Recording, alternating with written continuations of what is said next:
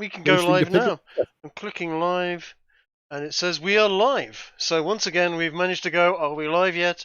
Yes, we are live as the beginning of the episode. Nice. Excellent. Wouldn't like to change a tradition. Well, speaking of changing of tradition, today's episode is going to be a little different. I am, quite frankly, not up to the task of having to DM an entire session today, so I'm going to be taking a backseat and allowing Ez to take over the role of DM for the following episode. I'm going to be here for moral support, tech support, and things of that nature, but for the most part, take it away, Ez. Oh, hello everyone. Shall we start with a recap of the last episode? Who wants to do the Top Gear thing? Anyone want to do it? I mean, I've just written one up for the actual YouTube thing, which is You've written it out. You do it, Trick. Okay. Let's have a look at it. Okay, so last week we argued over a bath. Grace killed a rat, and then we set fire to a field of flowers whilst digging up an old sword, gutted by an old friend. There you go. That's pretty much all we did, wasn't it? Did we do more? Yeah, I mean, yeah. Nice and succinct. Yeah. So there was just one detail, a very important detail that was missed out of yes. there. Kiki and Marsh were arguing about who was going to the bath first, while I was already using the bath.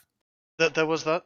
There was also a little bit of Kiki and Marsh were also a little bit arguing about who would keep the sword at the end as well. But however, once a certain rat tried to cut in line, that conversation was over very quickly. Yes, definitely. Cut in line is quite apt. Right. Well, the question of sword ownership will have to be put off for a future episode, as Marsh is not able to join us today. So yes. We'll put that one aside. Indeed. Anyway, we begin with the party entering the Golden Goblet, tired and slightly beaten, but feeling quite pleased with themselves, having finally defeated their ancient foe, the Weapon White.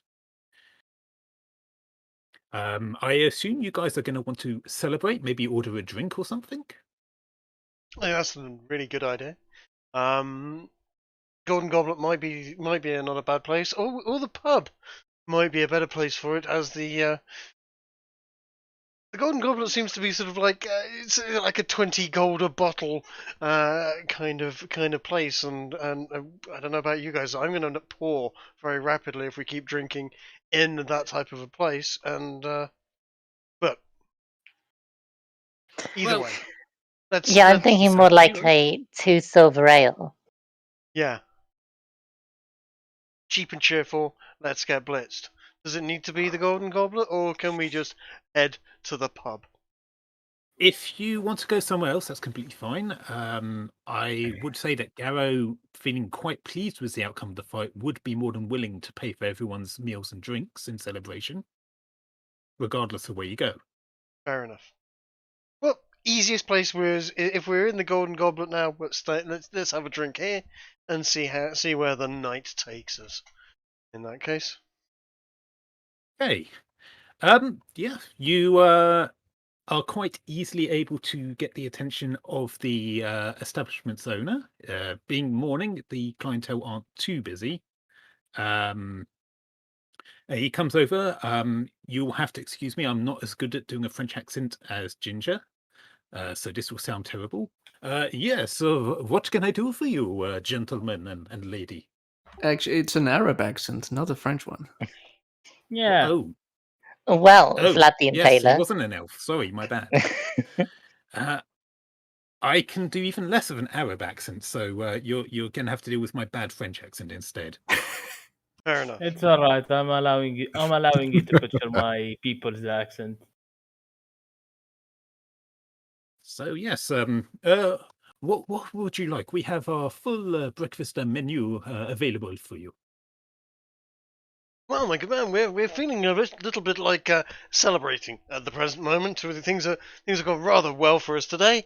Let's get a round of ales in. Does anyone else want anything of the nails? Meads, wines, brandies, etc. That breakfast, may I have it? But of course. Yeah, I would like some proper food as well. Booze. I want booze. Beer. You see him take out a notepad and basically write down the word booze 6 times. Yes. Oh, Party, something that is a meal in a glass, shall we say? He turns to you, Bruce, and says, "Would that be just for you or for everyone?" Well, I can only speak for myself with authority, but certainly A it'll be meal for me. in a glass, you say? Yeah. I would like to wave the way. What is he a waiter? He's not a waiter, is he? He's the owner of the establishment. Yeah, I would like to wave him to me a bit and say, I would like a lot of orange juice, but please put something in there as well. I would be careful what you wish for. Concentrated orange juice. No, a screwdriver. Yes. Sure. I'm going to say he knows what a screwdriver is, if not by that name. Anything else? Or do you want any food with your drink? I knew a tavern once that offered a meal in a glass. It was supposed to be quite nice, but turned out it was just ale and oats in the same thing. He frowns briefly. Well, if that is what you really want, you will see. Goodness, no! I'm making sure we don't receive such a hideous concoction. I assure you, my lady, we are a fine establishment. We only serve the best of the best. I would like eggs, a lot of poached eggs. Well then, show me your meal in a glass.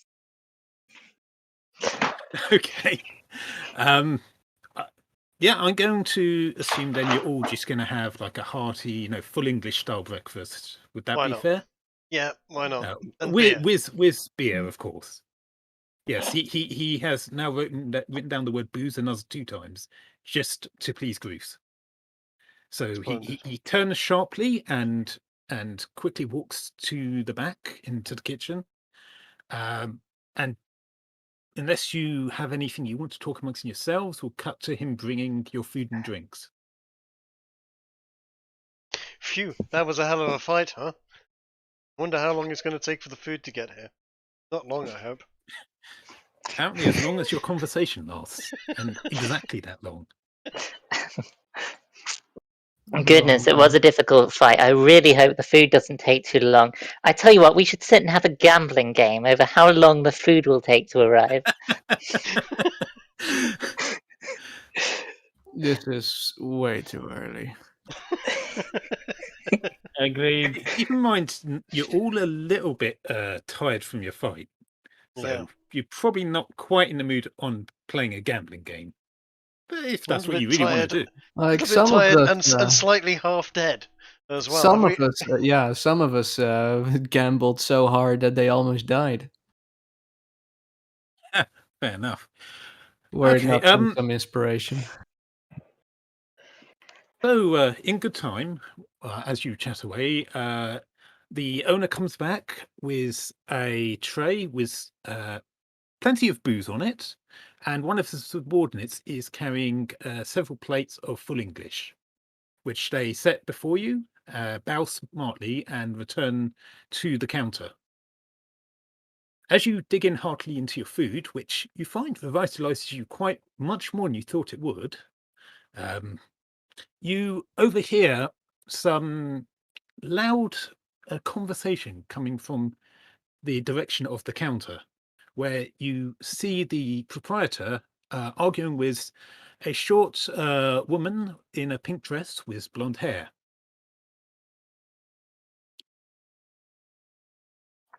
Okay. Clearly there's something interesting over there. Can we overhear what they're saying? Or did we You just hear can't the catch shouting? all of it, but you can tell quite clearly that the woman is quite displeased, and the proprietor seems a bit strange. The brief words you can pick up from it, it sounds like someone they were expecting has not arrived, and a major event of the town requires that person to be around. Beyond that, whilst they are quite sharp in their words, they are trying to do their best to hide the full conversation from the clientele. If you'd like to know more, of course, you can approach them. I don't know. Something is happening. Would you like to know more? I'd like to know more. Grace, Yeah, would you like to know more? You would like to know more. absolutely. I'm gonna take a wander over. I'm hearing my Roll20 go crazy. I'm Yeah, hearing yeah. myself Sorry behind. about that. So for some reason in my attacks, something was suddenly like it had a red line around it, and I didn't know why that was. So don't please ignore that the told it that thing. You're not actually casting Okay. spells in there. And I'm not For actually whom casting the spells. bell doth toll is all I'll say to that. yeah. Anyway, so as you head over there, do you just go over to listen, or are you going to introduce yourselves? Oh no! I'm gonna wander up and introduce myself. All Gracious, I covered, am. all Sorry, covered in mud and basically on 2 hit points or something, right? I'm on about 26. Oh, did we heal back up, or are we still left on what we were? You haven't had a long rest, but I'm going to Oh. say that the hearty meal has given you each of you We did level up. 1d6 plus. Pardon? So we did level up. Now I know in computer games when we level up, suddenly you've got all your hit points back. I'm assuming that's not the case in this situation. I'm gonna let Ginger make a call on that. I believe I did say that you had all leveled up prior to the end of the last session. And typically the way I handle leveling up is between one fight and the next, your characters just kind of discover that these things that they had been trying to do and failing up until that point, they can now suddenly do. So does that mean flash of light and suddenly all your hit points and mana points are back? No. Your hit points and such are still at a low level. But I will say that since he isn't here to argue, Gunnar would have used his prestidigitation to clean you all up as you were travelling back into town. Cool. I could have done that as well. No, Just- never mind. I believe Garrow would have pointed out that we can't traipse into a fine establishment looking like we've been rolling in the mud. So just to make sure, because I think I didn't roll it before. To level up, you roll your dice plus your Constitution bonus, right? Yes. Yeah, your hit dice Okay. plus your Constitution bonus, or you can take half of what your hit dice is plus your Constitution bonus. Wasn't it half plus 1? Is it half plus 1? Half It plus might 1. be. Yes. Okay, yeah, half plus 1 plus your con bonus. I'm just gonna roll for it. Hang on. Sure. No. Well, if you take the average, it's not half plus 1. It's the average of the dice, which is always, so for example, if it's a D10, it's 5.5, which rounds up to a 6. Get you. Which I suppose is half plus 1, but I can re-roll ones and twos, right? you can re-roll ones, not twos. Ones, okay. What? I didn't. Alright. I got a 1, and you wouldn't let me re-roll that. Hey? Oh god. I got a 1, and you said, No. "Oh, well, that's why we don't roll." I believe you got a 2, which is why I said that's why we don't roll. And we If you had stuck rolled a with it. 1... Well, if you did roll a 1, then go ahead and re-roll it now. But I remember you rolling that 1 and thinking, ooh... Well, I remember you rolling the 2 and thinking, ooh, if that was a 1, I would have said re-roll. Okay. Did you mark it down in your character sheet? Yeah. Well, that's All is well. I was just making sure we were all on the same page. Mm-hmm. Alright, I rolled a 6 out of a D, so I'm keeping that. I ain't changing it. You can scroll up and see what you did. You know that. Yeah, that's what I was doing. It's all good. We want to play games, not fight about numbers. Yes. Right, so I think that in answer to Trig's question, you have leveled up, which means that you would have gotten whatever you rolled as additional hit points, but you're not back to full health and full spells. Okay. That's right. Given that you have just partaken in a hearty meal, though, I'm going to allow you to heal 1d4 plus 2. I know that's rather generous, Ginger, but I hope you're going to allow me on this. Well, you could just say that as part of the meal, you had a short rest, which is healing via hit dice.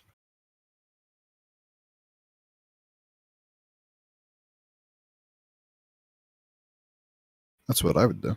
But I'm not DM for this game, so I'm shutting up now. That is fair. I didn't think about that way. Yeah, we'll count it as a short rest then. So instead of what I said, just roll your hit dice, and you'll heal that much. How many times can we roll the hit dice? Once, I believe. Yeah, you can roll as many as you like, but you only get a certain amount back each long rest. Aha. Well, I believe a long rest gives you all your health back. I'm This is pretty short much rest. back to health. I'm just saying. Yeah, I'm about halfway, but I mean, halfway is more than what most people in the party have. You know what? There seems to be a bit of confusion here. Let's just say you guys are back to your full health. It'll just keep it simpler. Fine.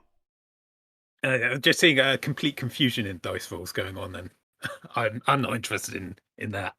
How does okay? I'm not expecting you to do a massive combat this session, so it should be fine. Please don't Cool. make me regret saying that.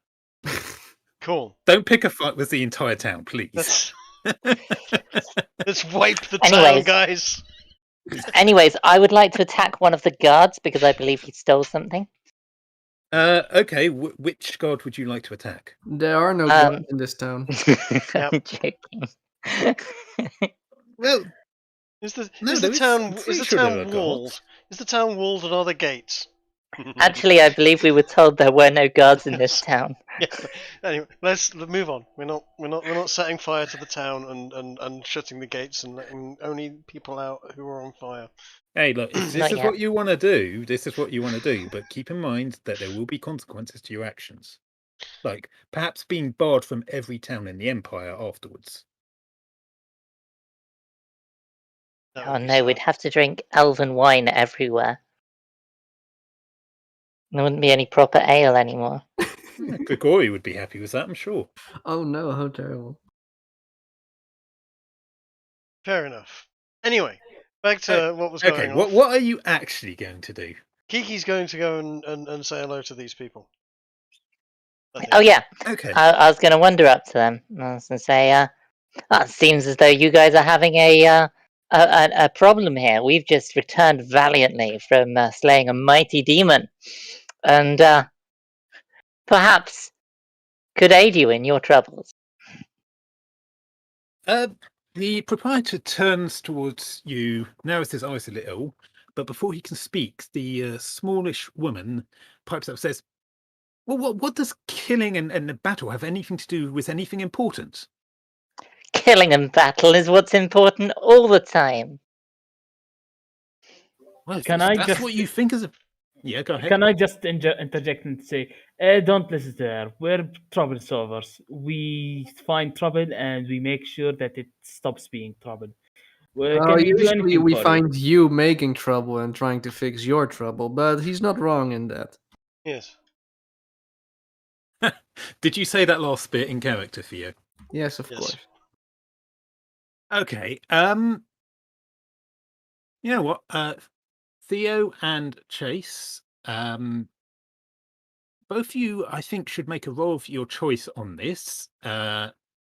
you're both trying to convince her, I suppose, that you can be helpful. Yeah. Yeah.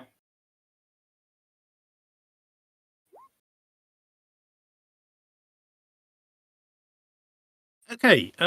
She was about to wind herself up into a big rant at you about what's the important things are in life, when Grigori's words placate her almost straight away, and she looks almost slightly relieved, as if a great weight has been taken off her shoulders.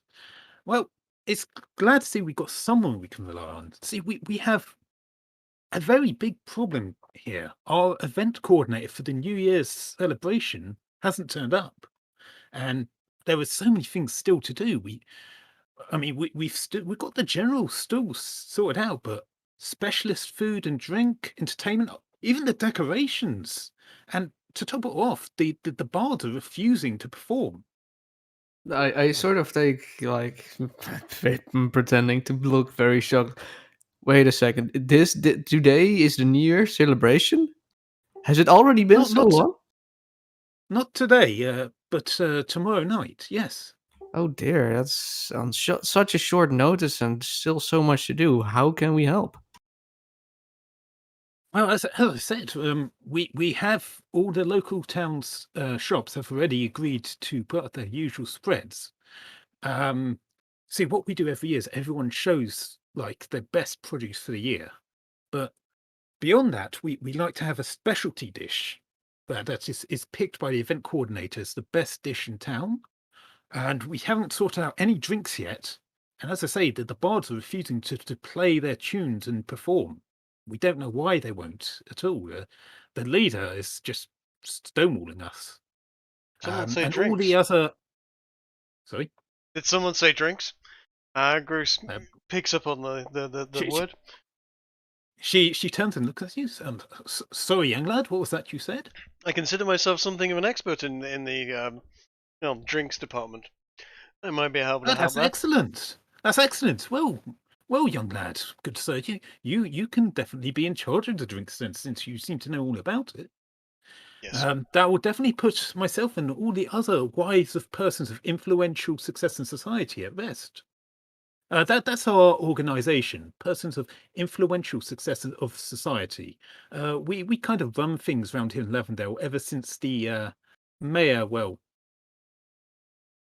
we don't go into that. But we keep things working while our husband folk keep the various industries running. So, if we've I'm got something sorry, that we did you still, say persons of influential success in or of society? persons of influential success and society? Do you is that an organization that you refer to as an acronym, or it seems like no, a large mouthful otherwise. Oh, what do you suggest we shorten it to? As I said, it sounds like something that would be much more simple to frame as an acronym. Oh, come on now. We don't have time for this. We need to help them with She narrows her eyes as she looks at you, Bruce, and then she blushes brightly and puts her hand over us. Good Lord, I'd never even thought about that. We're definitely going to have to come up with a different name. I will table it at the next meeting of the persons of. No, we can't call it that. At the next wives' council, we'll call it that for now. Fair enough. Yes, anyway, so the you wives' say council. you say the bards and booze. Actually, do you know what? I'm something of a musician myself. I wouldn't consider myself a bard, but I do like to strum the occasional tune on a banjo. Who are these people that we need to meet? And can you tell us where they are? We'll finish up our breakfast here, have a few more drinks, and then go and see them. Yes, they call themselves the Lavendale Society Dramaticus. They're headed up by this well, if I'd be honest with you, this pompous fool, in my opinion, named Frederick. He gets very easily turned into rants of non-importance, if you ask me. But if he doesn't give the green light, none of the bards do anything. Okay. Sounds like we need to uproot this Frederick and get them a new leader. Or just find out what. Now, how let's to... not We're not killing anyone. Well, it sounds like Let's we not just go need crazy to get here. him back on the menu. Yeah. Or sorry, not the menu, on schedule with us. Yeah. Now, don't get me wrong, my dear. Now we would be perfectly happy to get rid of Frederick, but we only have 2 days to prepare, and I don't think we'd be able to actually get the boss to do anything. They have a lengthy election period they go through where they all recruit to their guild hall and basically pump smoke out into the air of different color. I don't really understand it, but they say something to do with popes and something. Like I say, both are weird.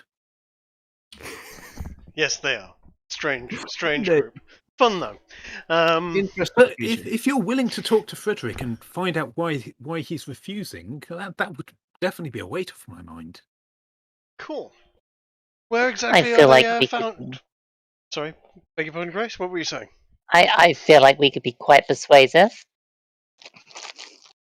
Yes. That's wonderful.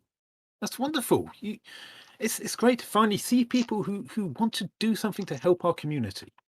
Now, there is one other problem we have, which is the decorations, and the most important decoration of all, because our decorators have not turned up to put the street decorations up. But the most important thing is we have this grand tradition, which I'm sure you've heard of in Lavendale, where we create an effigy of the lavender plant, and through special chemicals that, well, sometimes magic we use when we can't get the alchemists to give us the right material. When it burns, the leaves are burning in green fire and the flowers burn in purple, and it releases the scent of lavender across the entirety of town, so that all who smell it know they will have a fresh and strong new year. Okay. Now, we have been able to get the wicker built, but we have no way to get the green and purple flames, and I tell you, it will be disaster if we light it and it's not the right color. It would destroy the whole New Year celebrations. Yeah, Everyone you would definitely be- wouldn't want it to be the wrong shade of blue. Perhaps Precisely. Perhaps a This local young wizard. man knows exactly what we're talking about. perhaps a local wizard could color the flames for you. That or an would be alchemist who knows wonderful, but metals. our problem is we are not a big industrial town. We don't have any local alchemists or wizards. I thought I heard that there has been one that moved here recently. Well, yes, we've got this new guy who's taken up residence in the manor, but he doesn't really. He keeps to himself a lot. Do you might know where he lives? Yes, we know where he lives. He lives in the Yes, manor. the did old we know mayor's that? house. Oh, Yeah, he's the mayor's old house. but isn't that the Golden Goblet? Mm, No, the Golden Goblet is a drinking establishment in the more upmarket part of town. Yeah, but I thought that maybe I'm remembering wrong, but I thought that Ginge said that they sort of I've got a took the feeling you're mayor's house right. and I've got a feeling you're right, and I've got a feeling the mayor's house is sort of occupying two places at the same time at the present moment. I will ask Ginger to clarify on that then. Yes. It is a quantum mayor's house No. and exists in two phases of being. Yes. The mayor's house was the Golden Goblet. Right. However, it is located across the street from the big posh place where the guy has the rich folk has come in and moved in. Okay. Well, Wait, perhaps could you you want to repeat? help with the funding anyway. We'll pop up and see him, maybe. Who knows? What I believed I said last time I mentioned it was the guy lives around the corner from the old nurse house, which is now the Golden Goblet. Ah, Right. okay. Yeah, that sounds familiar. Okay. I just misremembered it. That's fine. You almost had me going as well, but I thought back and remembered properly. In which case, retcon everything I said that disagrees with Ginger. Fair enough. Retconning continue. Ow, ow, ow. Is the So cat back up you again? have the Golden Goblet's proprietor and the short woman in the pink dress looking at you expectantly as a group. Okay, You sorry, seem like you Go Madam, ahead. can I take your name? Sorry, we barged in there, overhearing what we were talking about, and ran in there. I'm Bruce. This is Grace. This is Grigori, and Gunner's not here somewhere. He must be down at the blacksmith's again. Garrow is usually around here somewhere, but he seems to have buggered off. Garrow is currently stuffing his face. He's Garrow, the enjoying large his chap over language. there, shoveling food into his face. He's our wizard, although an odd chap. Nice guy though. We like him. When he hears his name, he tips his hat towards you and then goes back to eating. Yes, as you can see, it says wizard on his hat. Yes, my dear. My name is Impedimenta. I am the wife of Vital Statistics, who is our chief drinking horn creator and seller. It's a great novelty and souvenir we sell here in Levendale. Ooh, fantastic. Fantastic. Drinking I horns, already you hate say? myself for picking these names. Drinking horn. Anyway, you say? go ahead. Interesting. Was it Yes, on? it's quite an artisan type thing, but very important in the town of Levendale, I assure you. Of course. I might want to You- acquire myself one of these drinking horns. Bruce, I would like you to roll insight. Insight. Yes. Where is insight? Or Insight is there. history, if that's a better role for you. But that was an awful roll. It should have been a good roll. I've got +4 in it, but Nah, well, if your history has a higher bonus, you can roll it instead. I'll roll it instead. It doesn't have a higher bonus, but it turned out better. Okay. Okay. As someone who has lived in this area before, you don't really know much about drinking horns being a part of Lavendale. Of course, you haven't been there in a while, so things may have changed. But you kind of question yourself whether or not she might be puffing herself and her husband up a bit in terms of their importance in society. Impedimenta and virtual statistics puffing themselves up? Never.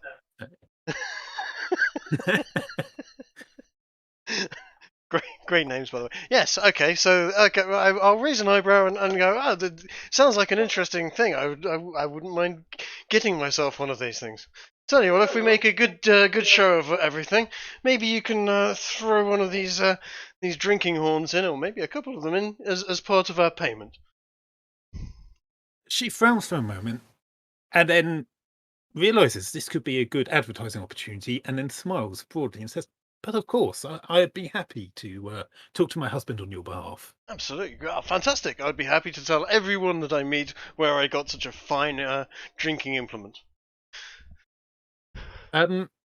She turns to CD and says, and what about this young fellow? I feel you forgot to mention his name. Everyone sorry, calls this me is CD.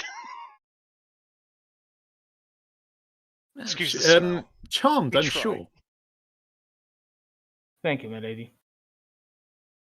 Do you want to say or do anything, Chase? I just said thank you, my lady, when she said she's charmed. Okay. Right. So she looked quite relieved that you guys seem willing to help them out in their moment of need.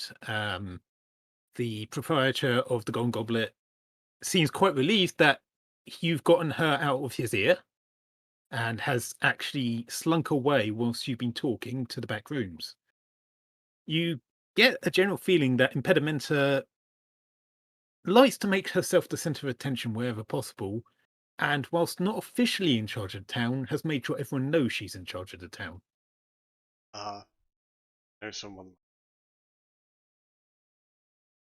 So, good, folks. What will it be? Will you be able to help us? We'll certainly give it a crack, or at least I will. Anybody else? Should we give this a bash? It sounds like a good laugh. Something to do. I don't think we have much else to do besides. It sounds like a nice. What is it? What's the word for it? Break of pace. Yes.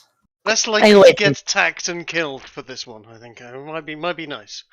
Very much so. I do always enjoy roughing up a few thespians. Now, all I'm going to say here is, CD and Grace, what Bruce just said is not a challenge. Please do not interpret it as one. Okay, why am I exactly in that included in that? I don't see it as a because challenge. you flirted with a hobo lot. I didn't flirt with a fucking hobo for fucking crying out loud. It just looked like it. You are. You're right. I apologise. That was me being a bit mean. Well, Anyway, Grace so- is actively making trouble. You are naturally attracting trouble. That's why. I can't I'll say anything summarise. to that. God damn it. Okay, guys, I'll quickly summarise what the tasks are here, and unless one of you wants to. So I no, understand you it. We can- need to go and find these bards, make sure that they put on their show, and secure all of the booze, and make sure that there's plenty of it to go around. Was there anything else? Yeah, so the last bit was they have Decorations. this giant effigy of a lavender plant that, Oh, yeah. whilst it's been built, it hasn't been given either magical or alchemical treatment to allow it to burn the correct colours and release the scent. I have no That's experience the in job that. for Garo and Gunnar, I think. Yes. Both of whom aren't exactly here at the present moment. Impedimenta, seeing you considering the various tasks, does add one small extra bit, which is if you aren't sure of ways to achieve everything yourself, you could ask the local trades in town for things such as food, and maybe some of our visitors who've come for New Year. I know certainly some people would be more than happy to be able to go back home saying how they helped save Lavendale's New Year festival. Not a terrible idea. Okay, guys, let's finish our breakfast, have a drink, and head out once we've Alright. got our charisma up, so to speak. Perhaps a fresh roast from the forest would placate people. Are you suggesting Everyone loves a hunting good trip? hog roast, right? Yeah, agreed.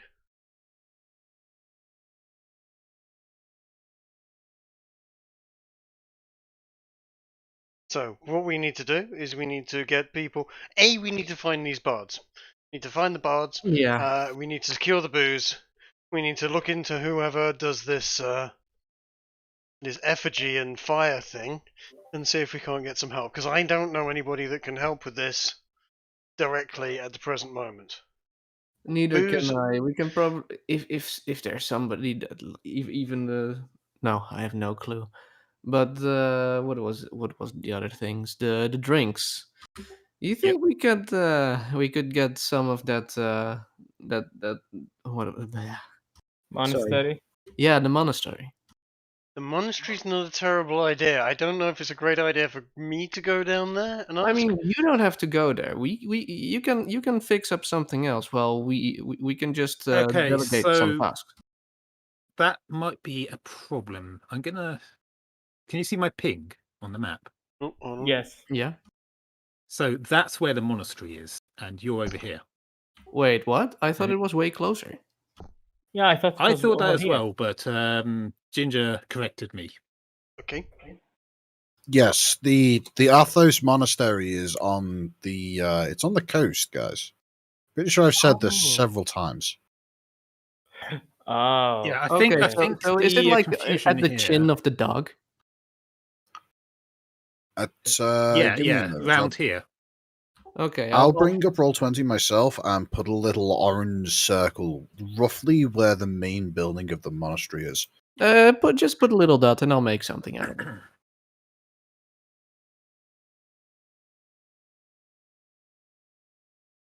Yeah, I think the confusion we've all had here is because Trigg's character was at the monastery but originally came from Lavendale, we assumed they were close together. Well, actually, no, it would be probably somewhere closer to around.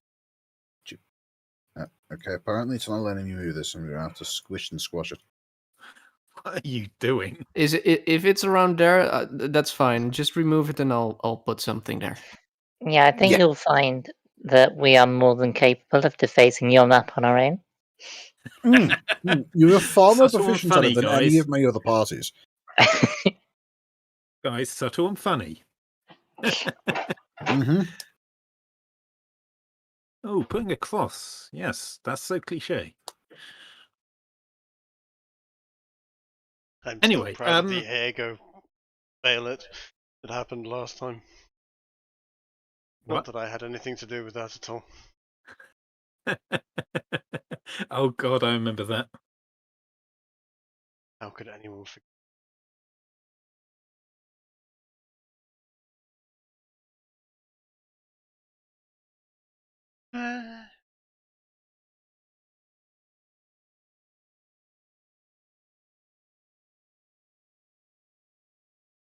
Anyway, so which problem would you like to try and solve first, or do you want I'd like to divvy up track between you? down. I'd like to track down the bards and whatnot. Yes, I Okay, feel like the so- birds are probably the best thing to do first. Yes. So, what would you like to do first to track down the bards? I Well- assume you've all returned to your table to discuss at this point. Impedimenta is still in the building, but she won't stay for too long. She has things to do. Very Right. important lady she is. Let's run over to Impedimenta and just go, darling, these bards. Could you tell me exactly where we can find Frederick? It's probably going to save us an awful lot of time, rather than wandering around town knocking on doors, asking for Frederick. If we knew exactly where we were going. Oh, of course. So Frederick will understandably be in his office in the Bards Guild. It's a relatively new establishment that was established towards the north of town. Basically, they sprang up as our tourism did. One night they weren't there, the next night they were, pretty much. Just follow the main road to the north, and you can't miss it. It's got a giant harp on the front of the building. Ah, okay, cool. Oh, and while I got you, just saving you some time for the effigy. You will want to talk to James. So he's a God, what's the word for a barrel maker again? A cooper. He's a cooper. So again, Main Street. Look for the building with loads of barrels outside it. James will be there. Okay. For the effigy, you said? So I didn't hear that, Theo. For the effigy, you said. Yes, so James is in charge of the effigy this year. We basically take it in turns to have different people in charge of it, so everyone gets a chance, because it's the most important part of the celebrations. Understandable. Right. Do you want to split up, or shall we head over there and do each one in turn as a group? I think it's probably better as a group. Yeah. That way we that can should be okay. pool our resources rather than, one go fine and the other one being an absolute mess and find Grace has nailed some poor Cooper to the wall. Or to the floor. Yeah, exactly. I think I'd do such a cruel thing unprovoked. I'm sure it wouldn't be I just- unprovoked. It's just what provokes you is Quite somewhat out of our. It's sort Unusual. of out of our reach. What we I Is just that a challenge? stare at her. I just stare at her. Like, what the fuck? She's seriously saying that. To her defense, you did cut in line while she was trying to get first into the bath. Mm-hmm. I don't think that's an excuse to stab someone in the chest. Never get in. When a lady's trying to get in the bath, don't get in her way. Yeah, Is and the don't lesson cut to in learn line. there. Yeah. Of course, there I'm are gonna other ask a steps. question, guys. for Are you stabbing- having this conversation in front of Impedimenta? No. No. We We're were expecting her to Okay. already leave. Right, so thought you're that- walking along the road while you talk. That's fine. Yeah. I Yeah, thought we were still sort of finishing breakfast. Yeah. I mean, Sure. yes. Sure. I think we've finished breakfast. It's, sausage, bacon, eggs. Just lots of pork products and an egg. Or two. Delicious. Yes, of course I was not simply provoked to stab someone in the chest by them cutting in line. I'm not a psychopath. There was a rat there. Of course I stabbed the rat. Who doesn't stab the rat when you're in a fine establishment? I can't believe you're actually serious. I mean, that's fair It enough. sounds I've like been to many euphemism. fine establishments and I've been stabbing many rats in those. He's actually serious. What the fuck? I think you mean cats, not rats. I know what I mean. Hold on a second. I have a phone call to take. Off out of character. Why did I stick with you guys? Bruce just randomly puts his hand to his ears and starts talking to his fingers. I'm kidding. So while Trig's taking this call, was there anything any of you want to do? I mean, I would like to. I mean, we're all just wandering down to the thespians, aren't we? Yeah. Yes, yeah, we are. the Bard Guild. Hmm. Okay. I'll give Trig a minute for his call, but otherwise I'll move ahead.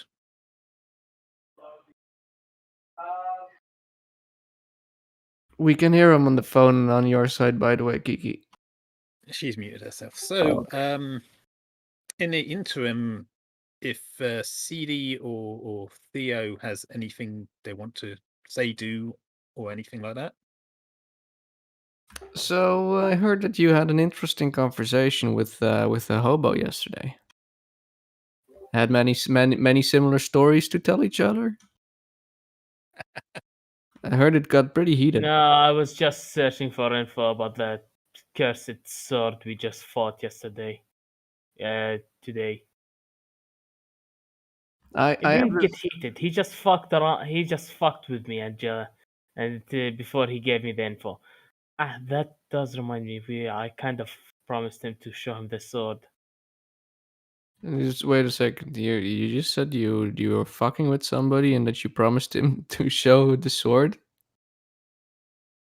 The blade we just got in the Sun Eater. Okay, you scared me for a second. I didn't know you were I didn't know you were like that. Oh no, that's in the domain. That's for the domain of elves. That's not for me. I certainly didn't think you had elven tendencies myself. I thought you were bad enough as it was. Excuse me, what's that supposed to mean? In any Well, case, you know the stories about their culture. You're never really sure what's going on in there, are you? What stories? What do you hear about druids? Yes. No.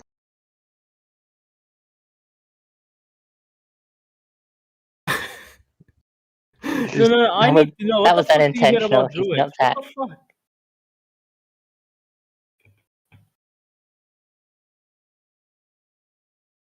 oh dear, it sounds like you offended his honor there, Kiki. Well, I'm I mean Grace.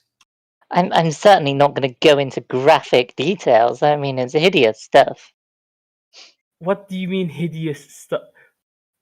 I think she means blasphemous. Now I get why they liked you so much there up in Ulrberg. Shut the hell up, both of you. Well, whilst The you fuck guys are you- talking and saying all this, a guy walking past you, looking somewhat like this, loudly says harumph, overhearing what Grace has said, and stomps off. Don't listen to them. I just shout at him. Shut it.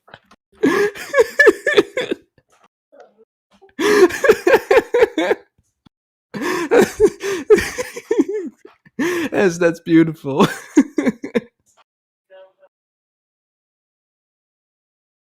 I guess Grace isn't getting any special drinks tonight. No special potion, no. Grace, does Trig sound like he's going to be long? He's engaged in a discussion, yes. I would give him maybe like 3-4 minutes. In fact, if we wanted to I know it's early, if we wanted to take a short break, I feel like it might be... let's call a Yeah. coffee break then, shall we? So Jolly good. I'll be back in a couple minutes.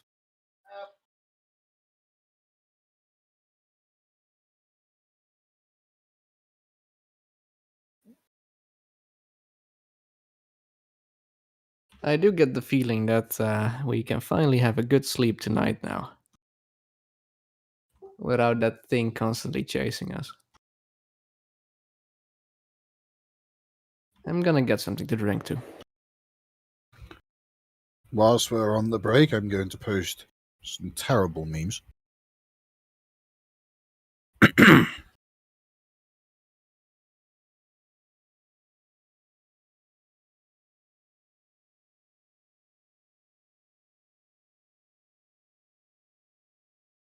Why did you post that? God fucking damn it.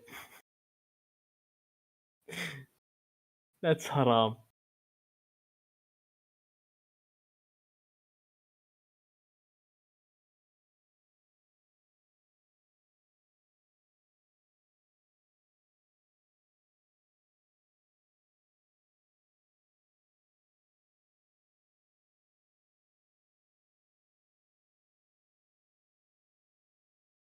And now for one all of the coders will appreciate.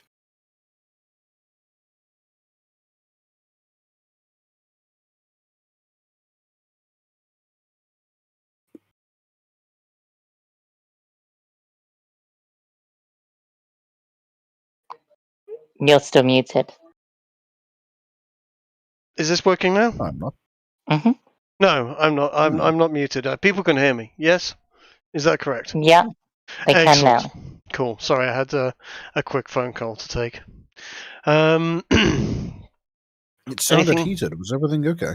Yeah, no, everything's fine. Just sorting things out because it's my birthday soon. We're just sort of sorting out whether or not and what we're doing, etc. Oh, happy soon birthday. Thank you. I'm not going to talk about it too much because I am massively, massively old now. Lies. Not quite half a century, but getting on towards it. What have I done with my hot glue stick? God damn it. Anyway, that's totally unrelated to other things. Did I miss anything?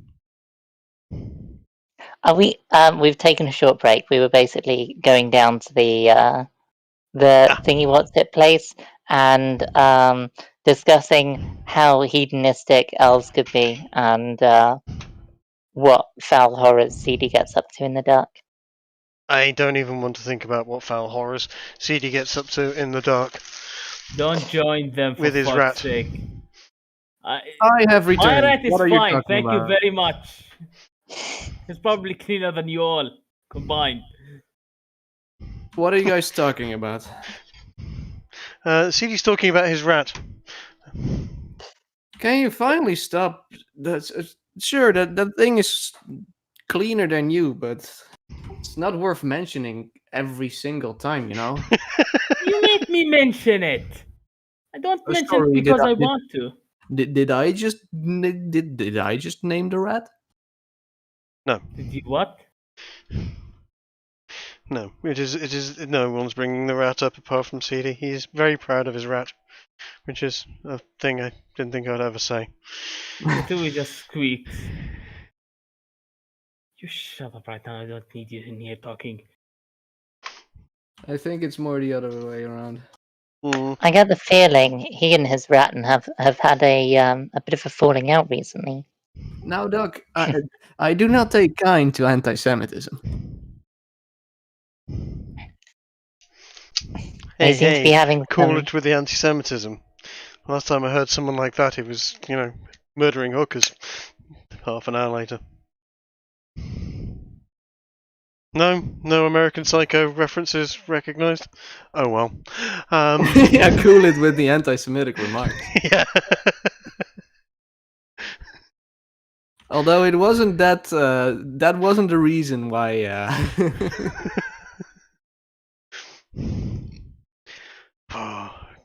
Can't recommend that film or book strongly enough, by the way. Amazing piece of art. He has lots of face creams. Lots of face creams. Yes.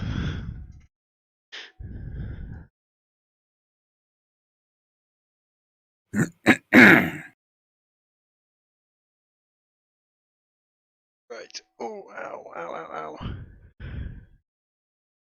Yep. Did your arm stab itself again? Yes, pretty much. All right, I'm back. Welcome back. Oh, you're back, Trip. Good. I am. You ought Yeah, to get no, I a just new had one of those. What, arm? Yeah. I mean, I already have a spare, but the hand doesn't work on the end of it, so it's a bit broken too. See, I would say you're armed and dangerous, but that would be a terrible pun. I just need to go and find James Cameron and get his props maker to build me some Terminator arms. Was James Cameron that did that? Was it James Cameron? Yeah, I'm it not was James sure. Cameron. Yeah. Well, James Cameron was the Avatar guy. Yeah, but he was also the Terminator 1 and 2 guy. Yeah. Yeah, I was surprised about that as well. No, James Cameron's very, very talented as when he's not, marching around the seabed. Also worth noting before we get started again, something that nobody ever mentions is that the Terminator 1 major action movie produced by Gale Ann Hurd. Nobody ever mentions that there was actually a landmark sort of female women's rights sort of thing. No, actually she was just the best person for the job, and she made a hell of an action movie. Not much of a women's libber as well, if I remember rightly. She's one of those that likes people to make it on their own merits, and she did. She made a freaking good movie. Interesting. Yeah, Gale Ann Hurd, great movies, great movie producer. One the feminists don't like to mention, along with Sigourney Weaver, because they're actually good and didn't need someone's special help. How do you write that name? Well, Gale Ann Hurd. Yeah. GALE ANNHURD. Oh, Gale Anna Hurd. Yeah. Okay. Yeah, I heard unheard. No. Yeah. No, she's very, very good. Got quite an array of good movies next to her. Anyway, I'll stop being a nerd now. And let's play D&D instead, because that's not nerdy at all. Stopping.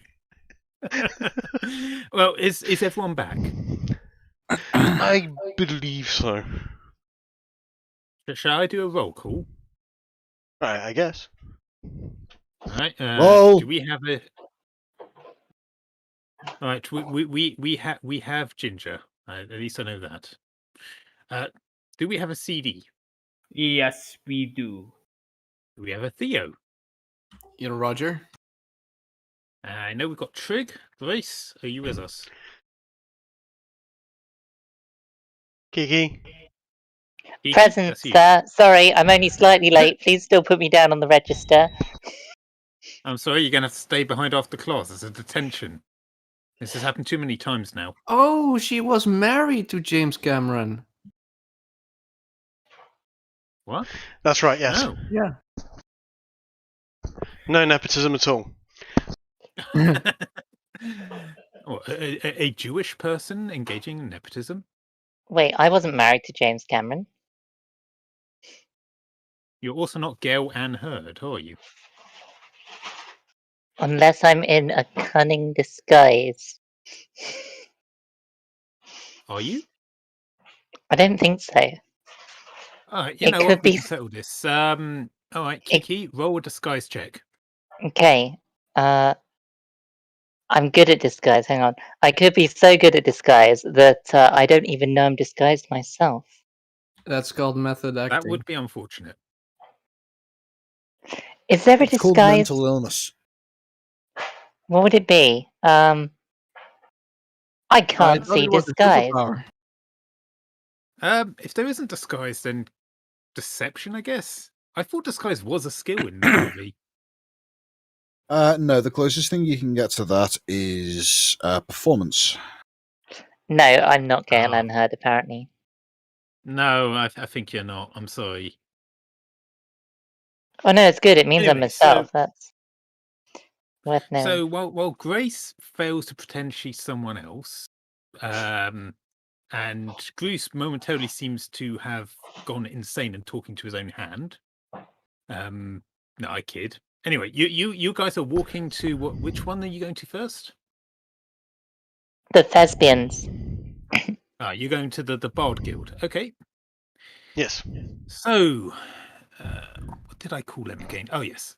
Yes, so you follow the main road. You soon find yourself away from the town centre. The buildings start to thin out, and just at the end of town, the last major building, it's a fairly simple box-like affair with a wooden, though painted bronze, giant harp at the front, and embossed upon the harp are the words Levendale Society Dramaticus, with the first letters being quite larger than the rest.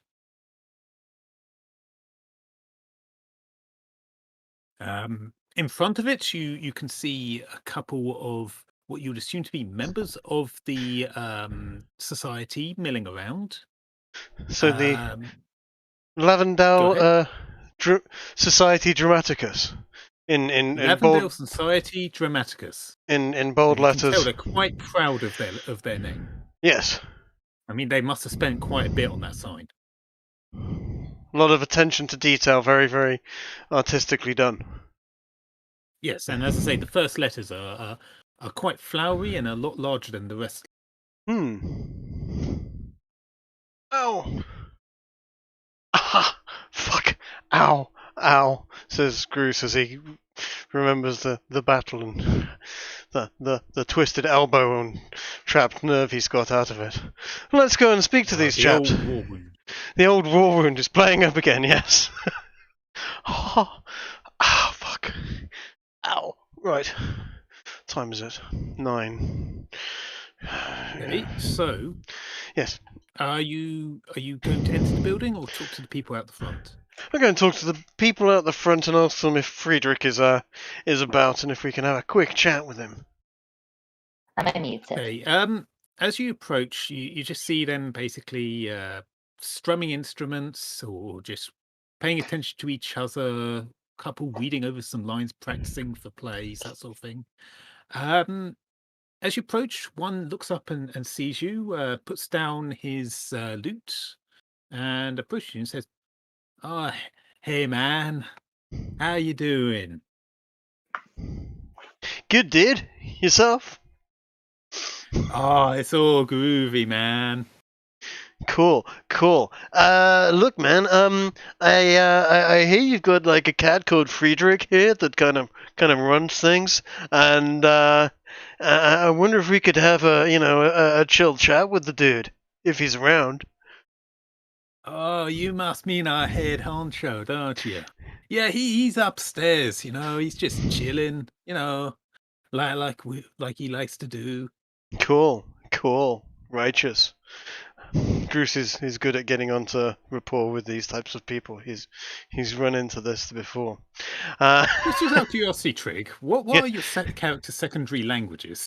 Dwarvish, because he felt like it was handy to have the language of people that brew beer, and Celestial, because he wanted to talk to the angels and gods. So, not Earth Elemental by chance.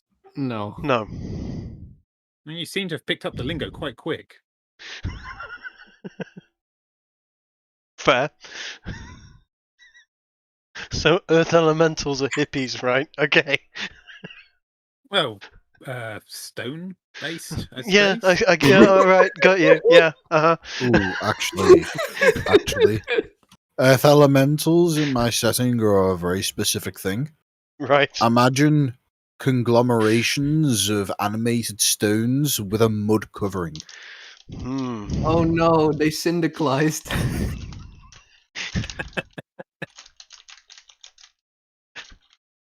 Well, maybe it wasn't Earth elementals then. But, Yes. I don't know. Perhaps golems. Then you speak golem. I don't know. I'm just being silly. Yep. You just stop taking me so literal. Yes. Okay. Anyway, yes. It seems you are quite fluent in the language of the stoner. Uh-huh. So, yeah. So this It guy comes just naturally. kind of stares at you with like an infinite gaze, just wondering if you want anything else. So we're good to just sort of rock on in there and chill with Friedrich then? Cool. Oh yeah, no. It's look, I'm starting to go Rastafarian now. I don't know why. Well, I don't know. So. But anyway, Hey man, is Yeah, everything man. alright? It's fine. It's fine. He has no any important appointments or anything. It's school. cool. So, right, let's just rock on in there and we open the door to the this place and do we see anything interesting in there? Is there? Yeah, you step into the main foyer, and you can tell it's been a hastily constructed building, not fully furnished yet, no paint on the walls. You can tell they tried to spruce it up, make it look more fancy than it is. What catches your attention most is the number of potted plants in the main foyer, just everywhere. And they all seem to be of similar species, though you can't quite identify it just by looking. Hmm. Well, actually, Can I roll for if herbalism? anyone has good what's the check? Hang on. My problem is I keep thinking in different versions of D&D. Do you mean Let's perception? bring up a character for a second so I can. You mean medicine, survival, nature? Survival's a don't good one. worry. Yeah, we'll go with survival. As somebody who has only ever played and DM'd 5th edition, I still forget some of the names of the skills.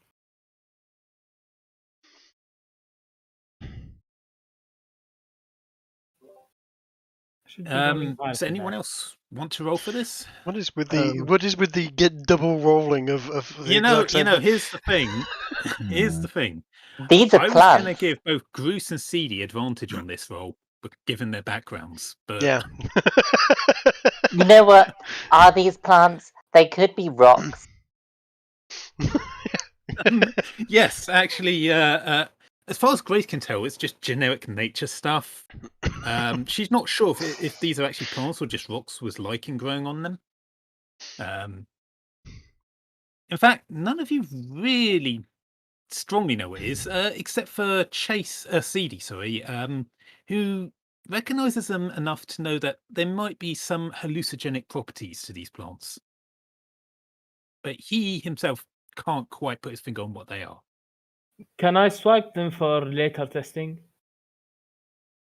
That would be a sleight of hand. There are some people milling around in the foyer. I would love to see CD trying to sneak out of the building with a potted plant. Oh, wait, hang on. Before you roll this, I just want to know, are you trying to just take some leaves or an entire Leaves. potted plant? Just the leaves. I'm not trying to take the whole fucking thing. Jesus. Dude, Okay. take the buds and the flowers. Take the buds, don't the leaves. The leaves are bad. You want the leaves. No, you can choose to take the buds if you want, Fine. but he's rolling for the leaves. So I should roll sleight of hand. Sure. Yeah. Let me just. Oh fuck! I'm terrible at that. Well, here goes nothing. 9. So, as you go to reach for one of the plants to pick some of the leaves, your hand gets slapped away by one of the buds. Hey man, what are you doing? That's not cool. That's not cool. Those are our plants. Sorry, man. I just wanted to see. I just wanted to see them up close. You know. He frowns at you and says, it's all groovy, man, but just don't take our stuff, man. It's not cool. All right. I'm sorry, man. Trig, did you want to try and take No, something? I'm gonna go and ask Friedrich if we could buy some of them. Okay. So in the foyer, what you have before you is you have about 4 or 5 bards milling about. Mm-hmm. Again, reading scripts, strumming instruments, that sort of things. In front of you, you've got the main staircase up, and to left and right, you've got doors. Cool. Okay. I'm not going to give you any more information because you wouldn't know any more about the layout of this building. I mean, they told us that he's up, so I guess we should go up first, right? Yeah. That seems reasonable. So yeah, you go upstairs, and upstairs you find basically a long corridor, not unlike the corridor you see in a school, with lots of classrooms left and right. And at the end, you can see one door with a nameplate above it, with gold embossed the word Frederick.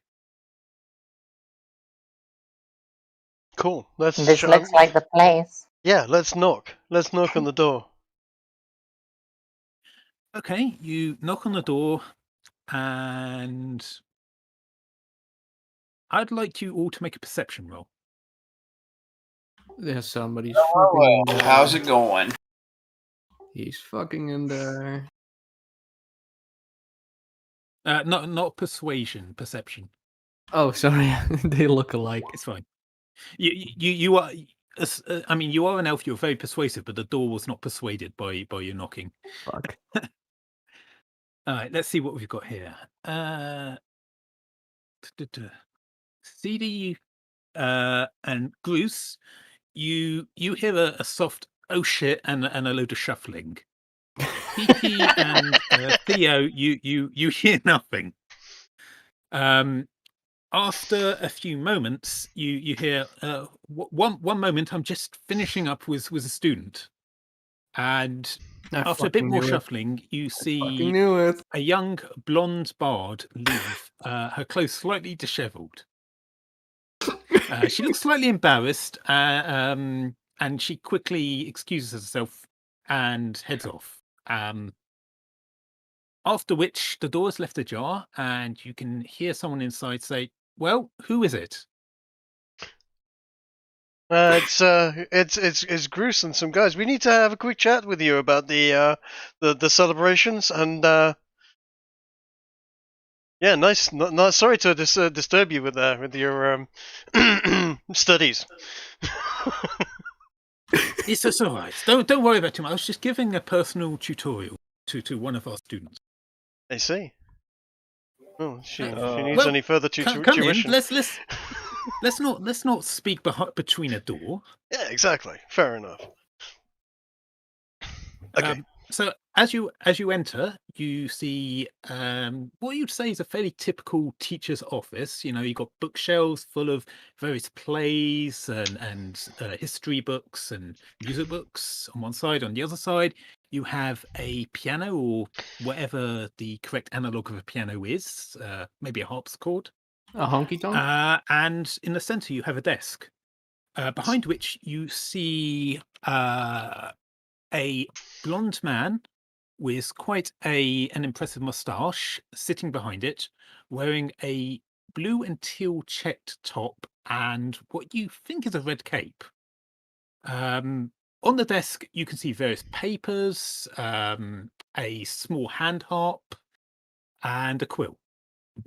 I'm assuming he's a capable pianist. I would say that's a fair assumption. I heard pianists are very skilled with their hands. I'm just going to drop this image in for you guys to give you a general idea of what he looks like. Ah, yes. I would expect nothing less. Right, so it's a shame it's a tiny image. There are. God damn it. Oh, I'm sorry. Can I get a bigger? For those watching, it is an image of Cacophonics from the Asterix comics. Tiny. Bad, low quality. There you go, Theo. Theo found a much better picture. There we go.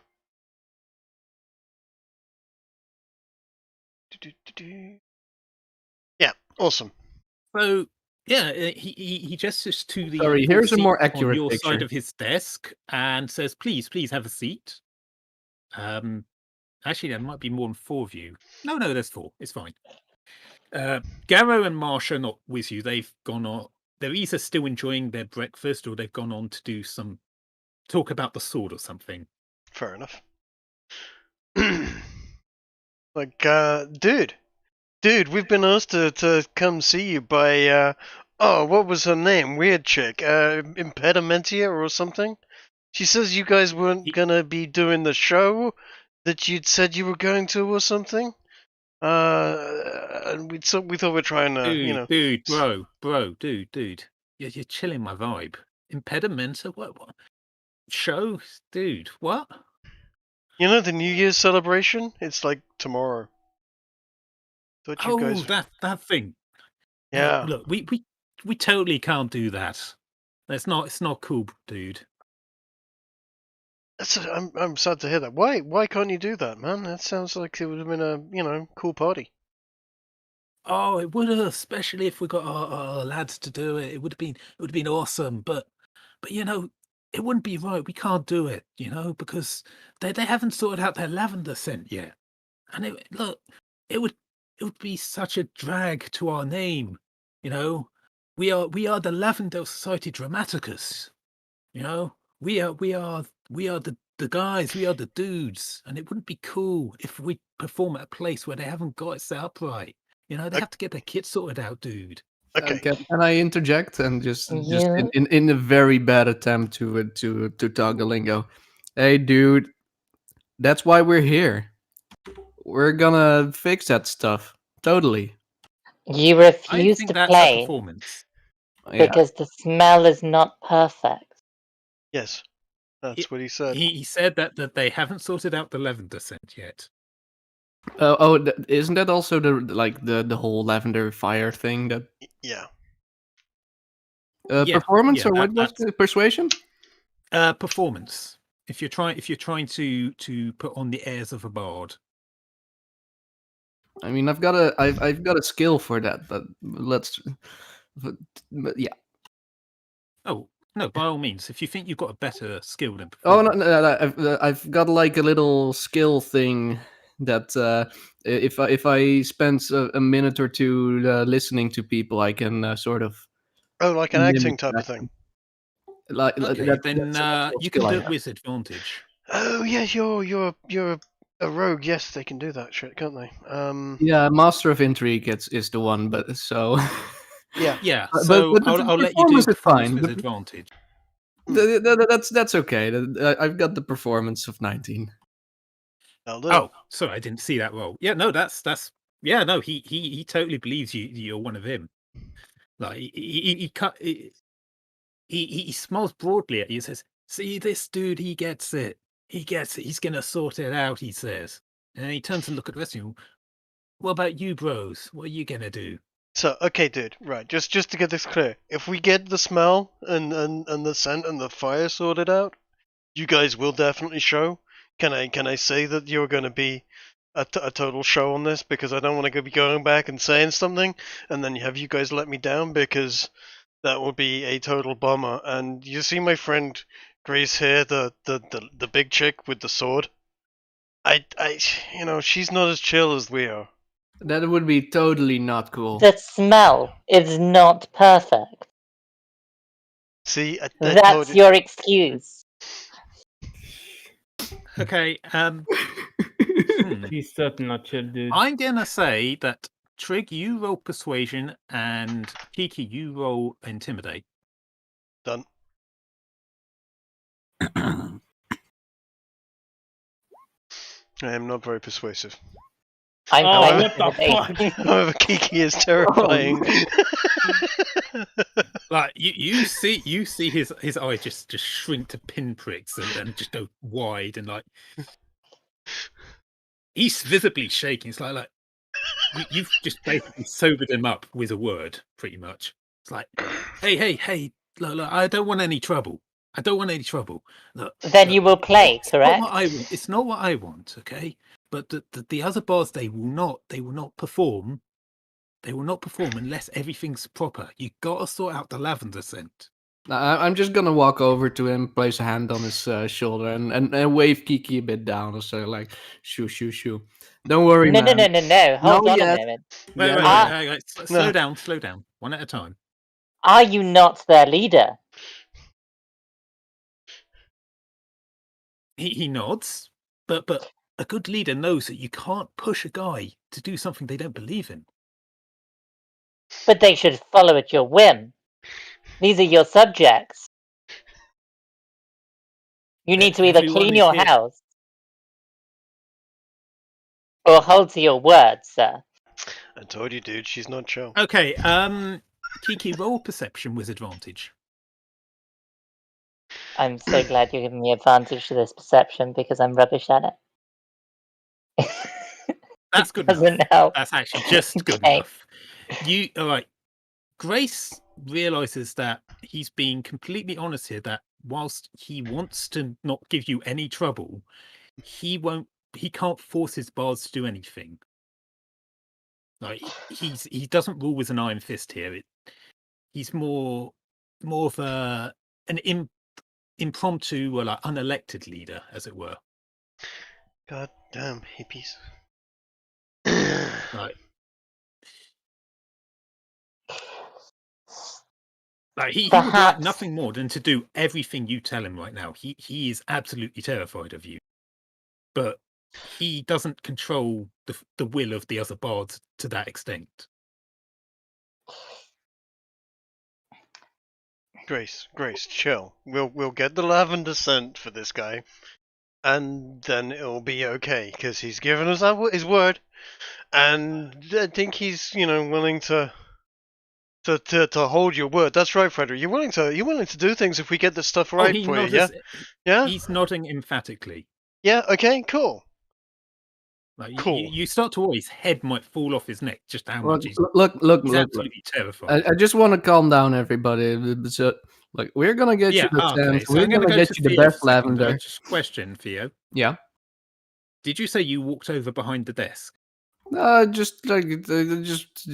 sure. To put your hand on his shoulder, calm him down, all that sort of thing. Okay, Yeah. I need you to roll perception. There's somebody underneath that desk, isn't there? No, but the floor is sticky. No, there isn't somebody underneath that desk, but there's also no trousers under that desk either.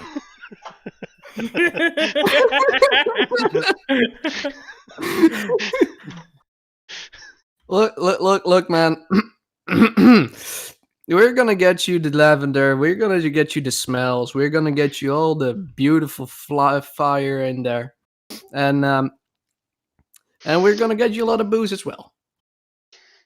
We're gonna get you all that stuff for everybody at the party. You guys just have to show up and play. But by the way, seems. Sorry. Yeah. And then I quickly go away from that side. Mm-hmm. You're going to say Trig? Yeah, I was going to say. By the way, Frederick, dude, we noticed some wild plants you'd got downstairs. Now I dabble in herbalism, and my friend over here, the druid, he too, he's much better at it than I am. And neither of us could recognize what you got down there. And what are they? Is that fun? He says with a smile. Oh, he smiles and says, "Well, look." He leans forward conspiratorially. Most people consider them weeds, but we found that they're really good at clearing the air, if you know what I mean. Okay. How much for them? Yeah, I was going to say if is it something we could mix in with the lavender smell to make the party go with a bit of a swing? Oh, he likes that idea. You can tell that he's smiling, but alas, he has to admit that he just doesn't have enough of it. See, the guild is still fairly new, and their garden isn't very big yet. Oh, I can fix that. I can fix that really well. You can? Yes, you see, I've got this druidic spell called Plant Growth. Tell me more. Let me just put it in here. It's something I just got after I've leveled up. That's convenient, isn't it? Yeah, It is. very. It's quite convenient, as a matter of fact. All right, let me just have a quick read of this.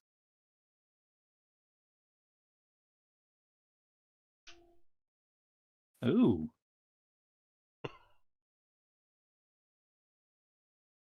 Okay. Interesting. So, how are you going to describe this to Frederick? Well, you see, dude, basically tell me what the garden is, and I can make every single plant in there overgrown and stuffed to the brim, man. We can have He's definitely interested. He raises an eyebrow. He's not quite sure what you're talking about, though. Maybe a demonstration 'Cause might be in You order. remember, CD. You don't look like a druid. Ah, right. Look, man, Right. just show me the He garden. took you and I as a can- rogue or something. Our friend here may smell bad, but he also possesses sewer magic. I don't smell bad. Look, Sewer don't magic. listen to- Tell me more about this sewer magic, Grace.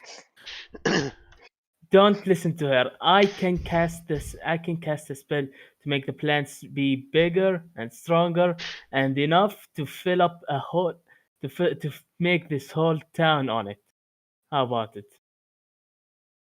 Oh, I mean, anything that helps the guild, I can't say no to, can I? Let's Sure. why don't we show give me it? your garden and I can. Yeah, let's cast do a the spell on it. demonstration. And all we'd like is a bit of a sample. Okay, so what he says that he's keen on that, but he says, look, I'll meet you downstairs. I just need to get my buzz back. You guys and he looks specifically at Grace, like, look, some of you are a bit of a buzzkill.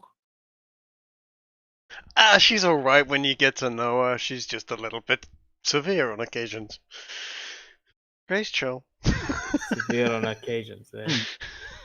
Yeah, don't get between her and a bath. I'll just say that. Woof. Hey, CD! I slapped CD on the back. The smelly druid. I'm not smelly. We literally cleaned up just now. All right. I'll make it clear. He doesn't believe you smell, but you have been described this by your party. Yeah. I am not. Just roll with it, dude. Don't ruin the mood there, CD. I smell And- just fine. right, Thank you very much. So he asked that you wait in the main foyer for him. And as far as where the garden is, it's round back. Any of the barge should be able to point you that direction. Just before you leave, though, he does present each of you with a single sprig of lavender. He says to you, "Happy Lavendale." And when you look at him, he just has it's traditional this time of year. Okay. Thank you. Thank you. Cheers, dude.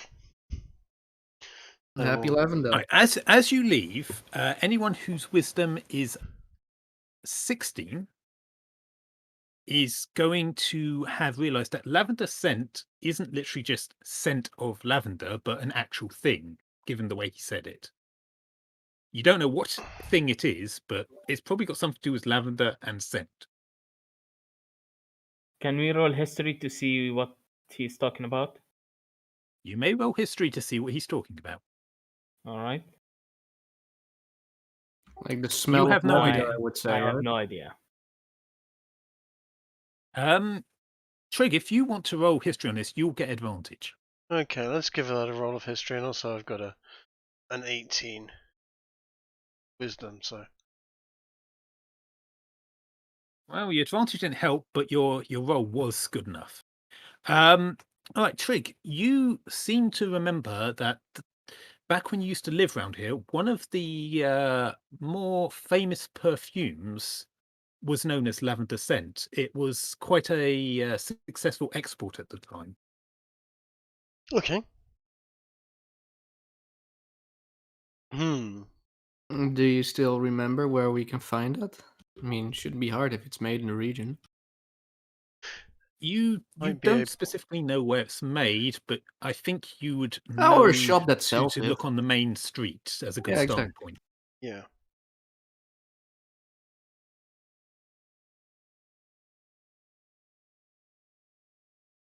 Cool. Let's go and Right. check out maybe the perfumier, or if there's something similar to that, or whatever. So are you leaving the Bard Guild? We no, we were going to go and do a demonstration of the of CD's ability to make plants grow rapidly, and Okay. You have a Well, couple if I minutes look in at the that main thing, it foyer sounds if you want to like do anything before. Sorry. if I look at that thing that CD posted, it looks like it's gonna take a bit of time. Right. It's for we just want a lot of that plant, so making it thick and overgrown is the target of that. The other effect in which No, casting it I for meant 8 years. I meant never mind. I No, just looked at the that's only if crafting he wants time to and read enrich the 8 land. hours. That's only if he wants to enrich the land, which has a more permanent effect.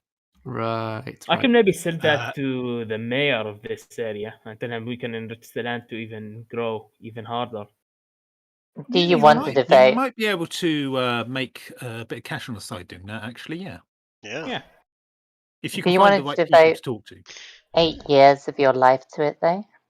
8 hours of my life. I enrich the land for 1 whole year. Yeah, I think when a spell says 8 hours, it means casting it as a ritual.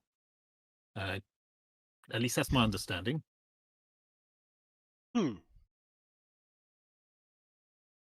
Anyway, so yeah, you'll have a couple minutes whilst Frederick finds his trousers. In the foyer, if there's anything you want to do. As I said before, you've got all the plants there. You got a couple of bards doing bardy things. Whilst he's collecting himself, I don't know, we can jam with him with a banjo or whatever. And You said there were a lot. How big is the top floor, by the way, or are we going back down? The foyer's on the ground floor. It's basically a big square-shaped room with a central staircase and 2 doors leading to the left and right, and then obviously the double door that you entered through. In terms of size, it's about the size of a small cabin. Like the room itself, not the whole building. Right. Can I see what other plants are there other than the than the weed? Yeah, you look around, but there's only one type of plant that you can really identify. Like, if there are other variations, they're too similar for you to tell the difference without doing a proper like comparison between their leaves and plants and such. Is it just me, or do these bards not seem to be fully in control of their senses? You don't think they have some kind of possession about them, do you? Grace. No, Grace. I don't think so. I think Grace, they're just in control. have you ever spent a lot of time around bards? I prefer not to. Exactly. Let's just get through with this as fast as possible and get on to the next stuff, shall we? It's that bards are a weird bunch. Okay, so are there any see attractive women Frederick- bards lurking around anywhere? That look, totally, yeah. I mean, for what the loose and blonde from friendly. before, you can see just outside the double doors. She looks a lot more composed now and seems to be reading something. Cool. But there's a couple others. There's brunette sitting on the main staircase, strumming a lute. Cool. He doesn't seem to be very good. I will go and jam with her a little with her music and just try and see if I can help with her fingering. Depending on which interpretation you want me to take of that statement, Trig, this will play out very differently. I could hear a laugh from the background noise of Kiki. It is amazing. It is amazing. But the laugh does not get picked up by Trig's mic, but it does get picked up through mine in the background.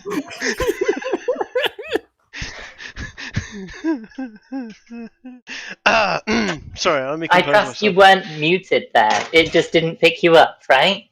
Yeah, that's it exactly. I wouldn't mute myself giggling like a maniac. Like a schoolgirl. Okay, so you're going to approach the brunette. What are you going to say? Hi there. I'll give you 30 minutes. Just say hi. Nice instrument. What are you playing there? It sounds familiar, but she looks up up at you shyly and says, it's a beginner piece," and she points out the sheet music she's looking at, which you recognise as some Stradivarius equivalent of Bar Bar Black Sheep. oh bless. The what? Hold on a second, Bob.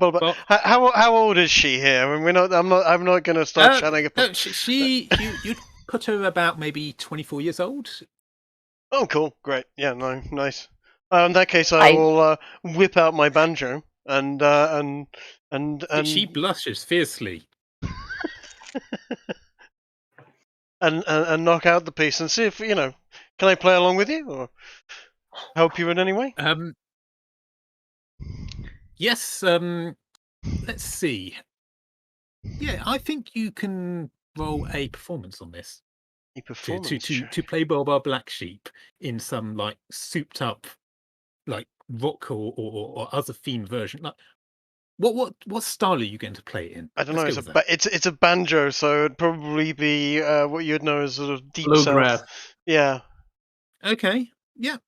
See if you can like basically upgrade Bar Bar Black Sheep to be something more complicated. That's 22. Oh yeah, totally. Totally. Yeah, you knock it out. You've basically found, Bar Bar Black Sheep as done by, I don't know, famous country singer. I don't know. I don't know many either. Yeah, cool. C-Stick Steve? See, yeah, sure. Okay, yeah, sure. Who? Exactly.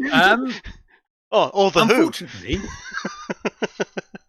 Unfortunately, Trig, you have just basically found your equivalent of Grace's Intimidate. At least when bards are concerned. Like, she blushes fiercely, and you realise that she's such a new bard that her lute wasn't even in tune. And now she's got such performance anxiety, she won't even let you tune it for her. She politely makes an excuse and excuses herself quite quickly. God damn it! Doesn't usually work that way. All the other bards, though, they're loving your rendition of Bar Bar Black Sheep. Like, you're getting applause for this. Cool.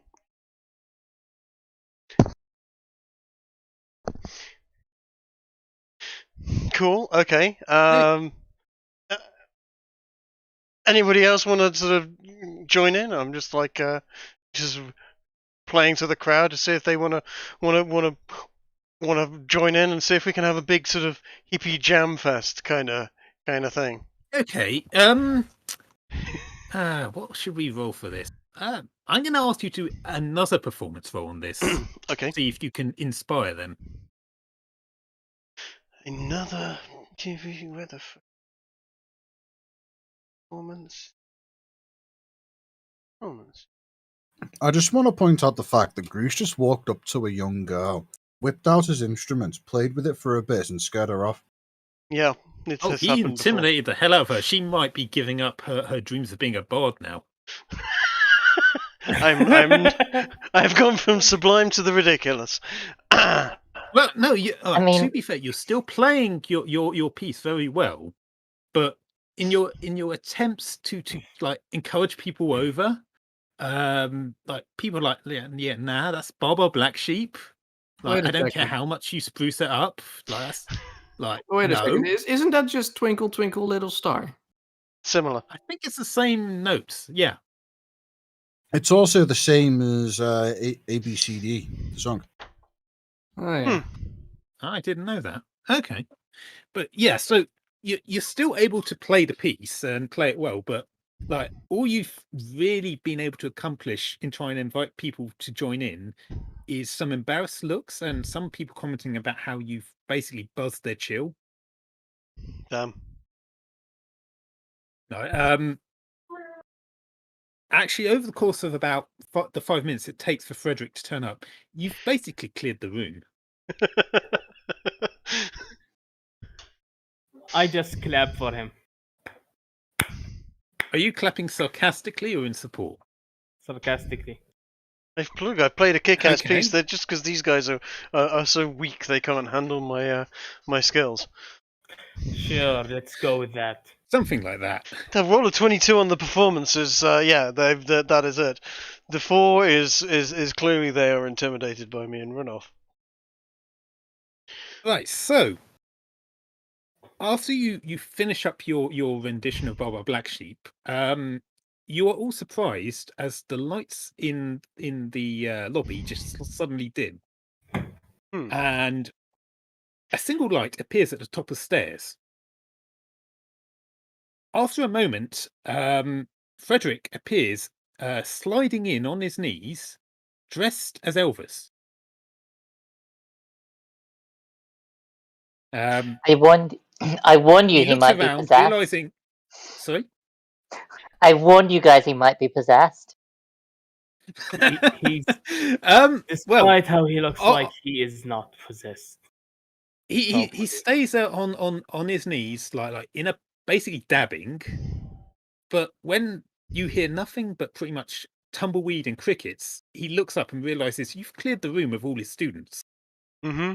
And he realizes his grand entrance has basically just been completely pointless, and he looks a bit upset by this. I liked He it. basically gets up, brushes himself off, and just kind of suddenly walks down the stairs. Hail to I'm the liking king, baby. this turn of events. Oh, he likes you, Luke. He appreciates that. Do you Give him require a an little exorcism? salute. Oh no, it's fine. I go for a run every morning. Damn. Not sure if I believe him. Well, you could roll if you, on perception if you don't believe him. I think it's. I think you mean insight. How in shape is he? Oh, yeah, no, he's in shape. He's not fat at all. You believe he does actually go for a run every morning. Okay. Right, so you wanted to show me this miracle grow formula you guys have? Yeah, CD, do Yeah, your thing, sure. dude. Just show me the garden, and I'll show you my magic. Okay. He leads you round out the front door and then round back behind the building, where you can see something about the size of maybe four allotments of tilled land, and the same plant that's growing indoors is growing up there, though larger, like up to about waist height. All right. I see that. I ask him, may I inspect the plants first before we start doing this? He's first he says, so how dramatic are you expecting this to be? Well, I'm expecting that everything is going to become so thick and the plants will become so thick and overgrown, you're basically not going to have to cut them down if you want to walk between them. Okay, he says, by all means, you can investigate the plants, but let me gather up some of my students. I think everyone's going to want to see this. You see, we here at the Lavendale Society Dramaticus love Dramaticus. So I've he heads noticed. off back round to the front of the building to gather up his students. All right. Can I inspect the plant in the meanwhile? Yes, you may. Well, what are you looking for in particular? I just want to inspect them to see them closer, to see what effects do they have on people. I want to roll a nature check in order to do that. Okay, yeah. Does anyone else want to join CD in examining the plants close up? Yes, I would like to do that. You want Yeah, to give me sure. advantage? Okay, Sure. let's all roll. I think that's fair. You'll be able to give each other advantage for this roll. So which role is this? Is it still nature? Is it Nature. investigation? It'll be a nature roll.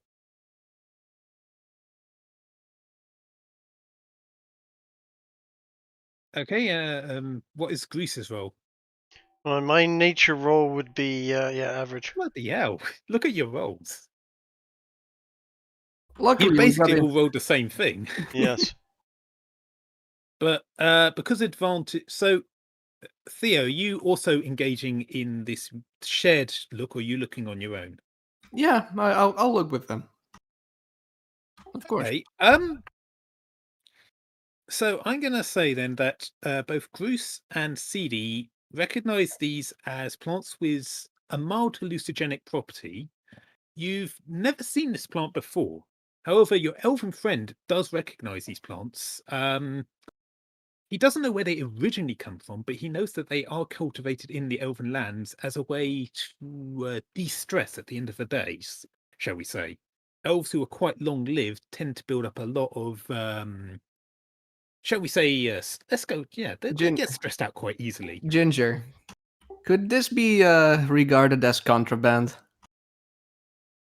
No, the elves would likely see this as something that is expected to be brewed into teas. All right. Not Oh, smoked?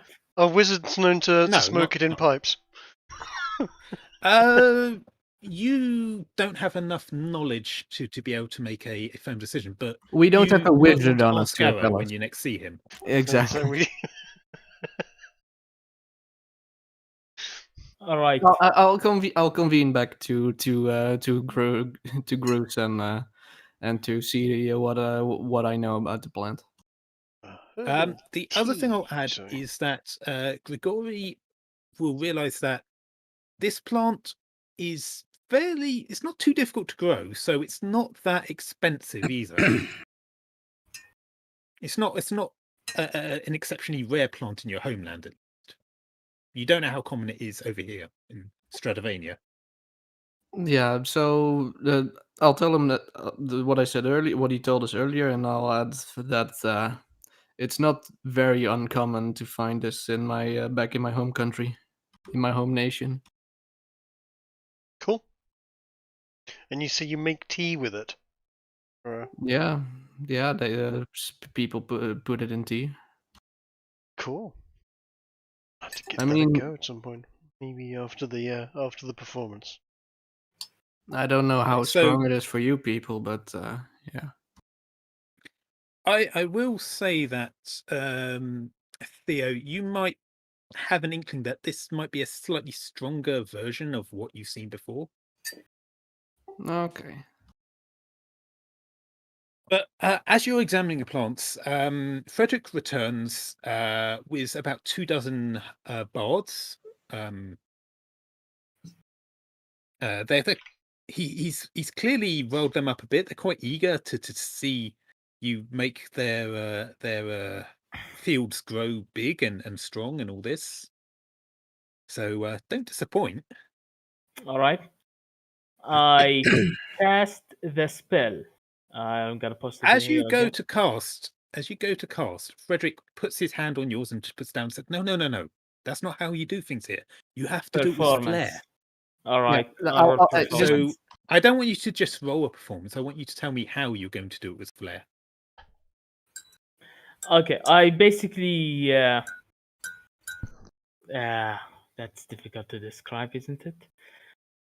I basically clap my hand really loudly, like a single one time, Okay. and then I start humming something lowly at a low volume at first, and then it quickly gets louder and louder and louder and louder until it's like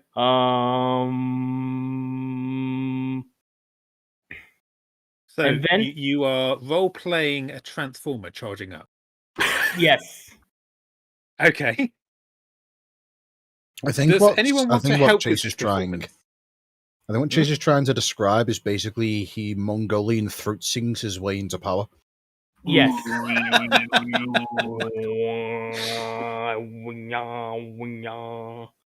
And then Would anyone like to help him with his throat singing? No. No No, takers. I'm just going to. No I'm just going takers. to watch Alright, I in see. amazement. We are all learning something new about you today. Yeah. Are there any nice looking bards and any nice looking female bards in the group? You know what? One thing you notice when you look at the bards is there's not a single ugly or fat bard among them.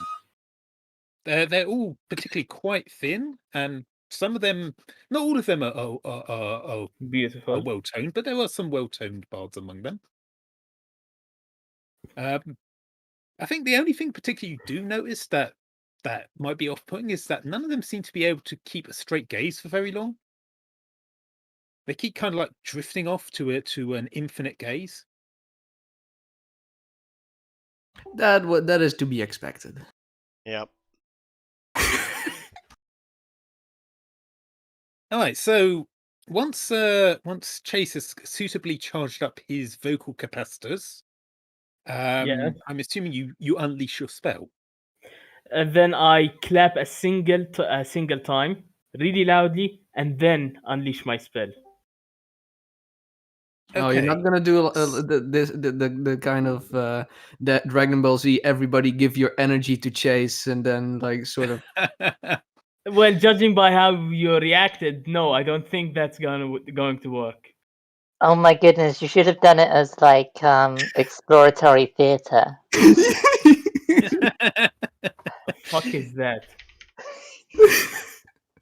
That's what most people say when they see it. Was that an in-character comment?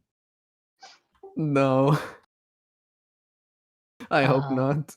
I don't think Kiki. I don't think. I don't think knows Grace what it is. would understand exploratory theatre.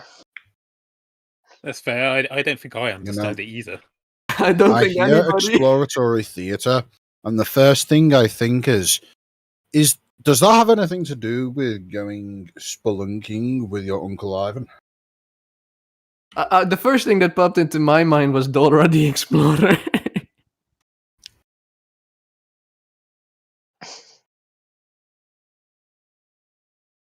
Have you guys Okay, never heard of anyway. exploratory theatre?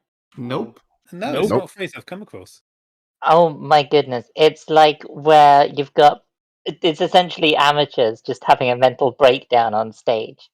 Think, It sounds lovely. We should watch it sometimes. Yeah, think This what's is the guy this is what in I pictured, Kiki. the Oh, downstairs don't guy fucking God. from Yeah, but Marsh isn't here today. Oh Anyway, so Right, I'll make it clear. Go ahead. I enrich the land and make and as soon as my second clap finishes, the plants Wait, seemingly. are you enriching the land? Because in No, which no. case this takes 8 hours. No, I'm casting the first spell. I'm making Okay. every plant thick and overgrown. Extra thick. Extra overgrown, yes. Extra thick. Yes. All right.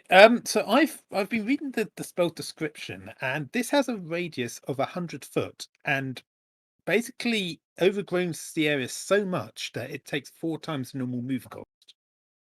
Yeah. So you've Mhm. basically made a 100 foot. Remember the garden they're growing is not 100 foot big. Hmm. So you've basically made a miniature super forest just outside the back of their building. Finally, I got the fuck back. What's up, guys? as well. Hello. Shush. Who's this? In a word. So we have a huge garden full of overgrown weed now. Yes. Well, weed and weeds, but yes.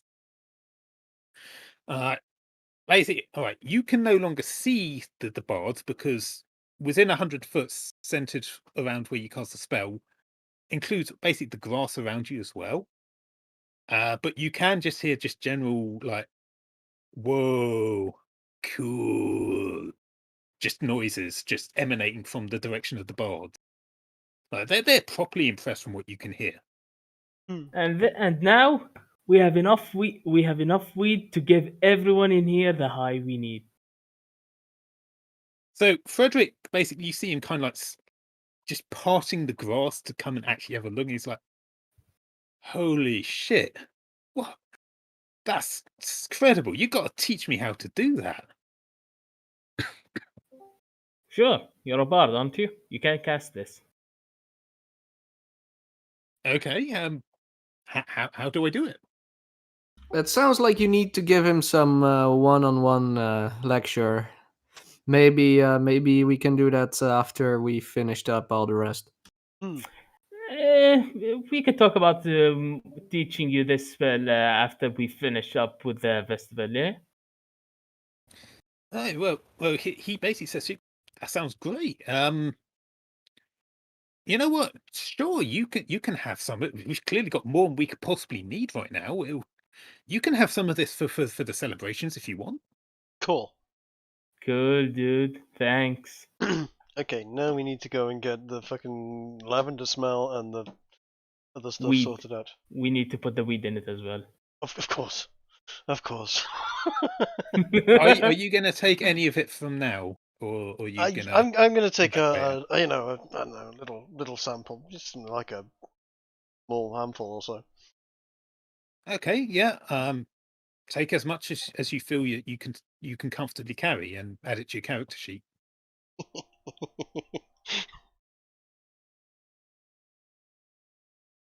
That goes for anyone else who wants to take some. Like Frederick's just happy for you to take. Like, you've really made his day. I'll take some leaves and put them in the backpack. I'll take some buds and leaves and put them with me as well, just to grow them up later. What can I count? What can I write this down as?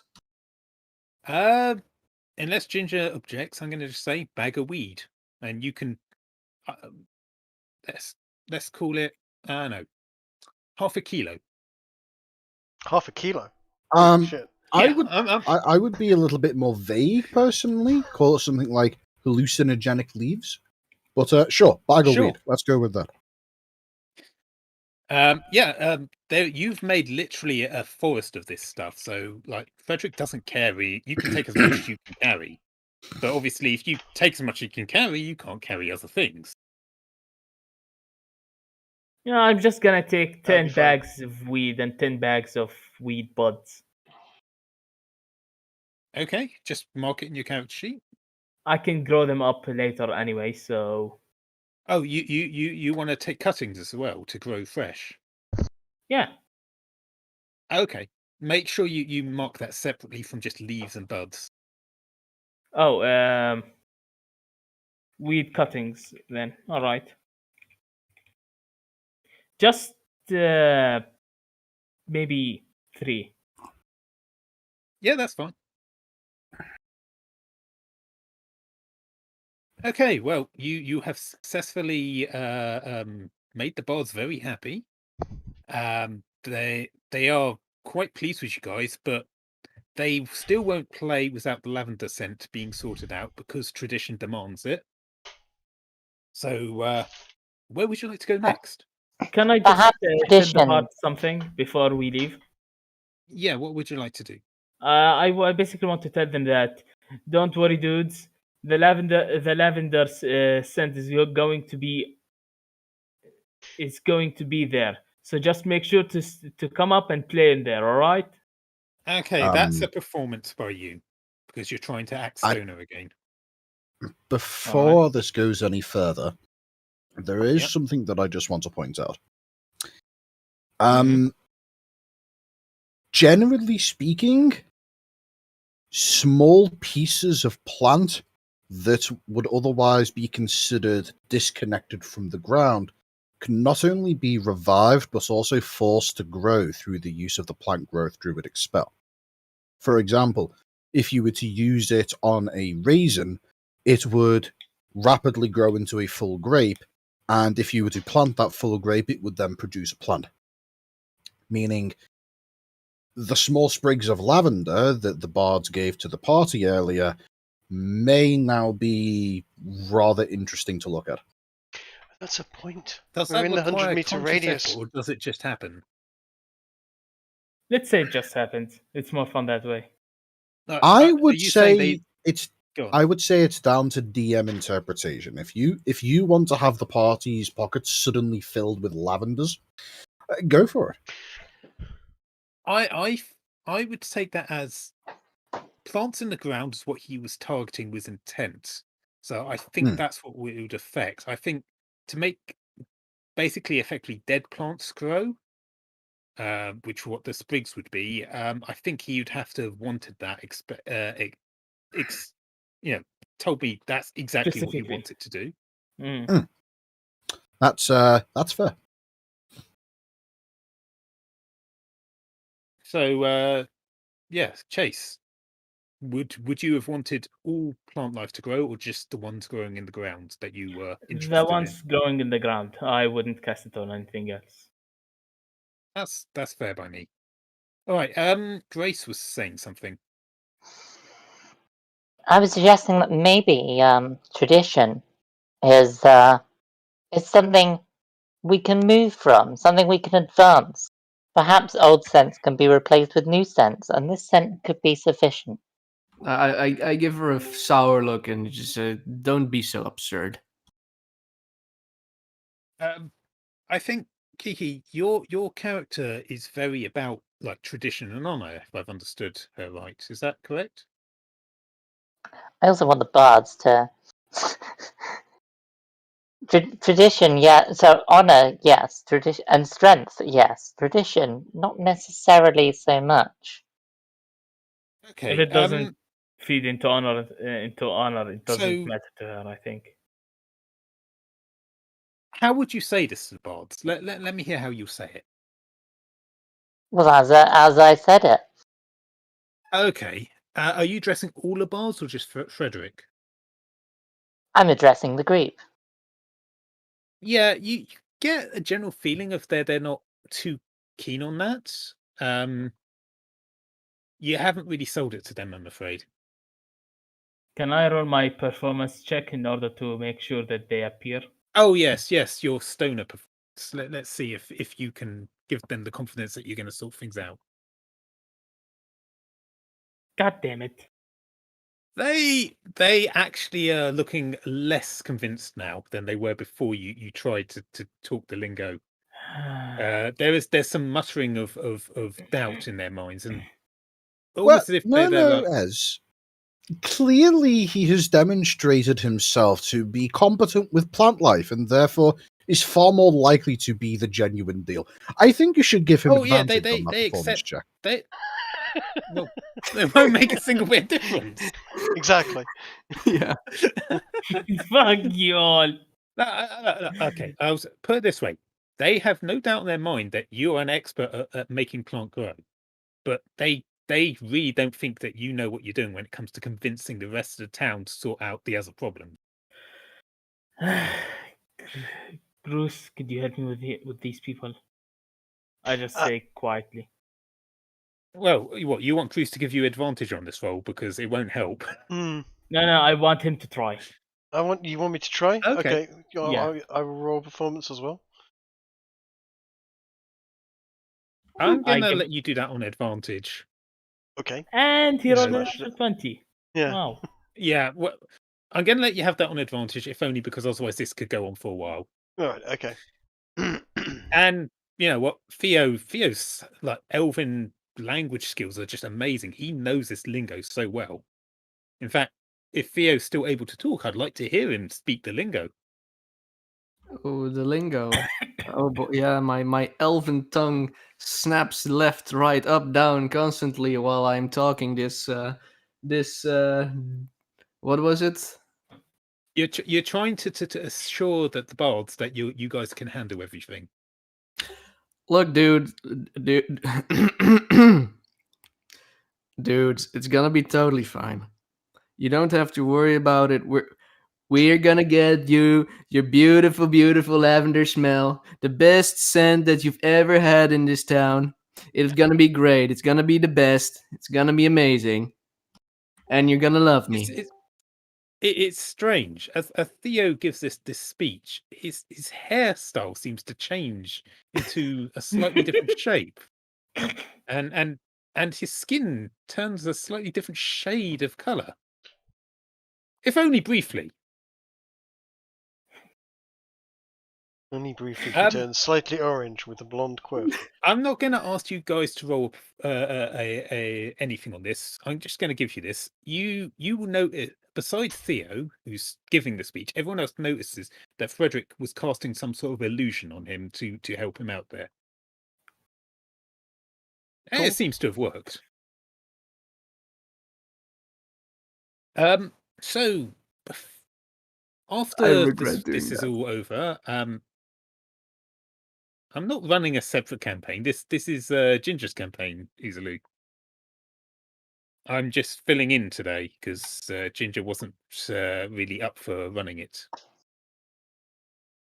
Yeah, pretty much. No, we're making Lavender great again. He's currently pretty feeling much. a little tender.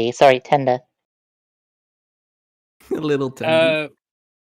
Yeah, where was I? Yeah, so after your performance and your little speech, the bards, they feel quite roused. They're quite good, and they start to disperse back to the front of the building. Frederick remains behind just to talk to you and says, "Look, just to make things a little bit clear, I'm not sure if you quite got it, but the lavender scent thing, it's not our tradition; it's the town's tradition, and you've got to understand, as bards, right? We've got to stick to tradition. That's all we have, and we're fairly new in this town, so we have to protect our image, right? Like you got to understand. It's not me, but the rest of the bards would never go for it if we don't do things right. The best way to protect your image is to be strong enough to make your own. Well, we're certainly willing to add to tradition, but we can't change a town's tradition just after we open. Fair enough. Let's go and get this lavender scent sorted out. I'm sure there's a perfumier or whatever they call it around here where they sell the smell. Exactly. And we'll get CD to grow large amounts of it, as he's our expert on things that smell. And well, it'll be good. If you're saying this in front of Frederick, he could actually point you in the right direction. We will be. Yeah, I'm saying this in front of Frederick. So he's going to give you the lowdown. It's basically like this. There are a number of perfumiers in town, given Lavendale's famous for flowers, and every year they compete to create the lavender scent. Oh. And basically, because the event organizer never turned up, there was no one to judge. So they're all fighting amongst themselves that they have the best scent. And as a result, they've all been too busy fighting and squabbling that none of them's actually brewed enough yet to fulfill the requirement for the whole town, because no one can decide who has the best one. Brewing, maybe we can get them all to give. Maybe we could get them all to share and give a bit. Let's go. Let's go talk to them. I think you're on the right tracks, though. I think either we get them to it to be a highlight of the party as to whose lavender scent is the best. So we have essentially 3 stink bombs go off and burst the place with lavender smell A, B, C, D, E, etc. And everyone cheers as to which one's the best. At the concert, of course. Yeah, exactly. Yeah, 4 more smells. 4 more smells. Okay. Precisely. So we'll bid Frederick a good day, catch him later, etc., and head down to the perfumey district, and unless anyone has any other idea, we'll see if we can get Kiki to intimidate the crap out of them all again. Yes, you could definitely give that a go. Seem to scare the shit out of the hippies. As you head back into town, you notice the crowds are a bit more populated than they were when you first arrived in town. There seems to be a lot more, I suppose you could say, tourists and visitors around now, as if in anticipation for the coming New Year event. Okay. Okay, that is funny.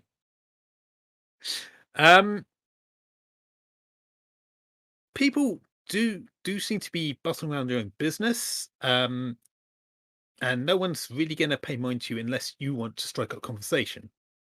In time, you find your way to what is the main street and quickly identify where the perfumier district is, basically by following your noses. You notice that the people on the street now are mostly not from around here and quite fancily dressed. And, well, you get the feeling that they all have built into their very nature a kind of look down your nose sort of mentality. If because they're from higher class or because they're always smelling perfumes, you can't quite tell. Before you, there's 4 different perfume shops that seem to be quite gaudy and definitely more successful than any of the others. But there is a total of maybe, I'm going to say 16 perfumier shops down this road. But you get the feeling those 4 are the most important ones. Before you decide which one to go into, you see someone thrown out of the nearest one, landing on their nose and sliding along the path a few feet, followed by someone who looks somewhat like this character, shouting at them, "And don't come back! You know that Unhygienics' perfumes are the best."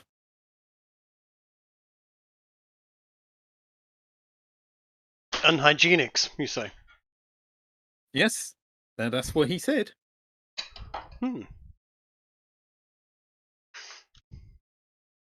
Okay, well, as they are clearly clearly French in some sort of way, they may well know better than most what they're doing. Let's try them first. He doesn't strike you as an elf. Yeah, I'm gonna approach the guy. Has this man wronged you? Which guy are you going to approach? The one lying on the floor or the guy who threw him out? The guy who threw him out, of course. Yeah, the guy who threw him out. He basically turns on you and looks at you, not intimidated by you at all, and says, "He dared insult the great name of the perfumier, Unhygienics." And to your credit, Trig, he does seem to have a slight elven accent, though he is definitely not elven. Someone that's putting it on. Well, yes, you get the feeling that's what's going on here. Sorry, perhaps you could correct him and the world at large by proving such a thing. He smiles slightly. I see you are someone who may have good taste. And he ushers you into his store, thinking he might be about to make a good sale. Inside the store, you see several bottles full of liquids of all the colours of the rainbow on several shelves all around. Generous amounts of unnecessary decor, fake gold leaf everywhere, cheap wooden chairs that have been made to look like they're expensive. There are doilies everywhere as far as the eye can see. The doily what? So you don't know what a doily is. How do I describe a doily? A doily is an unnecessary piece of lace that you stick in. The old ladies stick everywhere in their homes, underneath the plates and stuff. Yeah. The white bit of string. Yeah. Oh, those things. Yeah, they're fun. It's like a beer mat for a plant. Yeah, they look nice. They make the place pretty.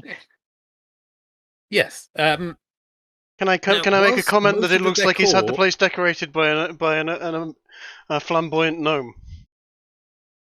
Well, one thing I will say is before you say that, whilst you can see basically most stuff just looks like tat and fake and gouty, the doilies look genuine. So I'm going to give you another chance whether or not you want to actually comment on the decor. No. Goose knows Jack all about decor anyway. Okay. He knows booze and intoxicants. I'm just wondering how gaudy this place is. On a scale of 1 to 100, I'm going to say 79. And in contrast to that, how gaudy is it? Sorry, maybe I missed what the first question was. You were saying Gaudi, and Gaudi is a name of a designer or That's something. a type of cheese, yes. Yeah.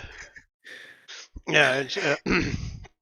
Gaudi is what you would think you were You know what? I'm going to roll with it. Cool.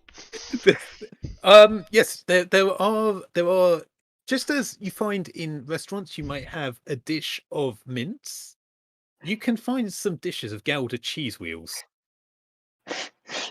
You mean Gouda? You mean Gouda? You mean Gouda? No, I don't think I do. I'm gonna point it out to the guy, and I'm gonna say this seems an odd choice for a perfumist.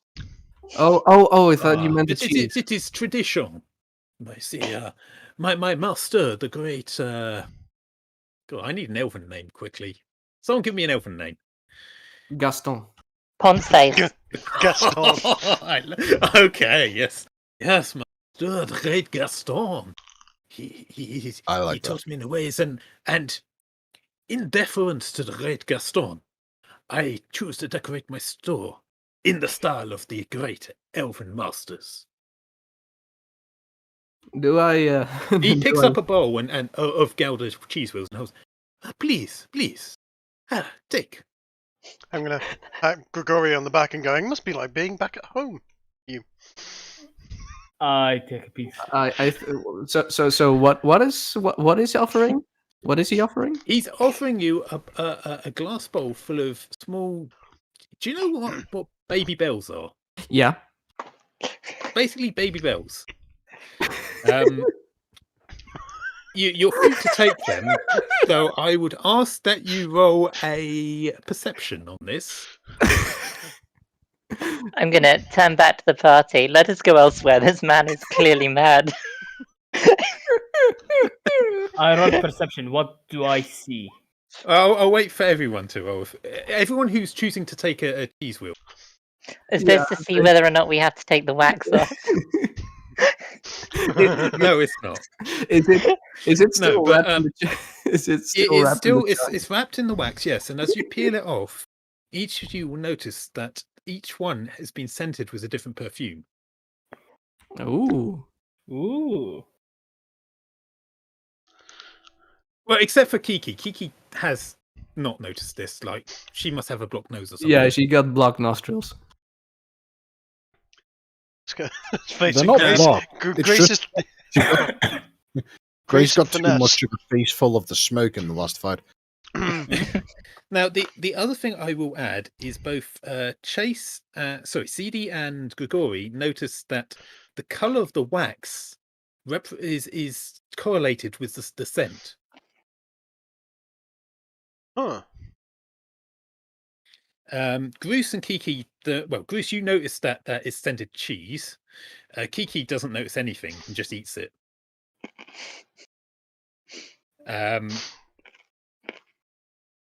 In fact, Kiki, you eat it so quickly that the unhygienics looks at you shocked, as if you've actually done some sort of faux pas.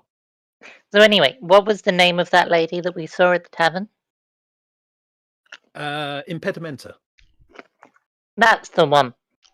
We're here on behalf of Impedimenta anyway. So you say you've got the best perfumes, and we understand the judging wasn't done this year. So we're here to give them all a sniff and see which one we think is best. I see. He warms up to you a lot. Like, despite your obvious faux pas in perfume sampling Elven style, And he says, and he puts his arm on your shoulder and takes you to his counter, just you, Grace, and says, but surely you can tell mine is clearly the best, so why not save yourself some time and just choose me? Do you have enough to fill up the lavender scent? I apologize, but no.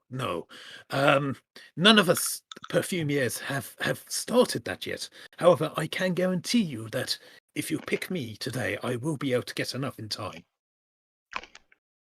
You guarantee yours is the best, and you know this in advance, and yet you have not prepared to be victorious. Well, you understand. Brewing that much perfume it is Expensive. as they say in Elven lands, expensive. If you are so sure that yours is the best, and can guarantee us that you can make enough, then do so. And having tested the others, we shall come to the conclusion that yours is the best, and your efforts shan't be wasted. I think that requires a persuasion.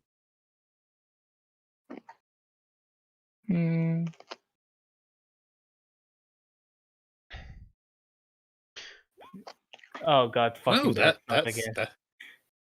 He raises an eyebrow at you and says, "Well, you make a good point. Surely the great unhygienics will definitely win." We must be seen to travel to all the others, of course. So we must still go Of there and course. witness what horrors they have. But of course. Yeah, I think you've actually convinced him this. I shall start the process immediately. It shall be done by the end of today. May we take a sample with us, just to felicite the bards? You know what they're like. Yes, the bards. We could do with a lot fewer bards around here. Me, but still, Of course, they they do seem put to on a have good some show. problems. I'd hope so, otherwise he wouldn't tolerate such mess. He pulls out from his apron a small vial, about the size of 2 shot glasses in volume, and hands it to you.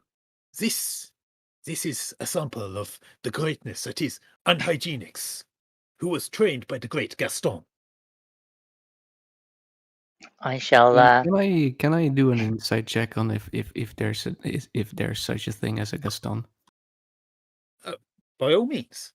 or a history check? I don't know which one would be better.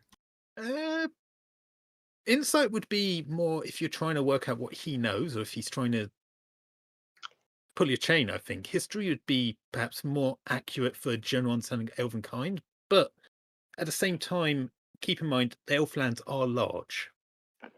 Fair point. I'll do an insight.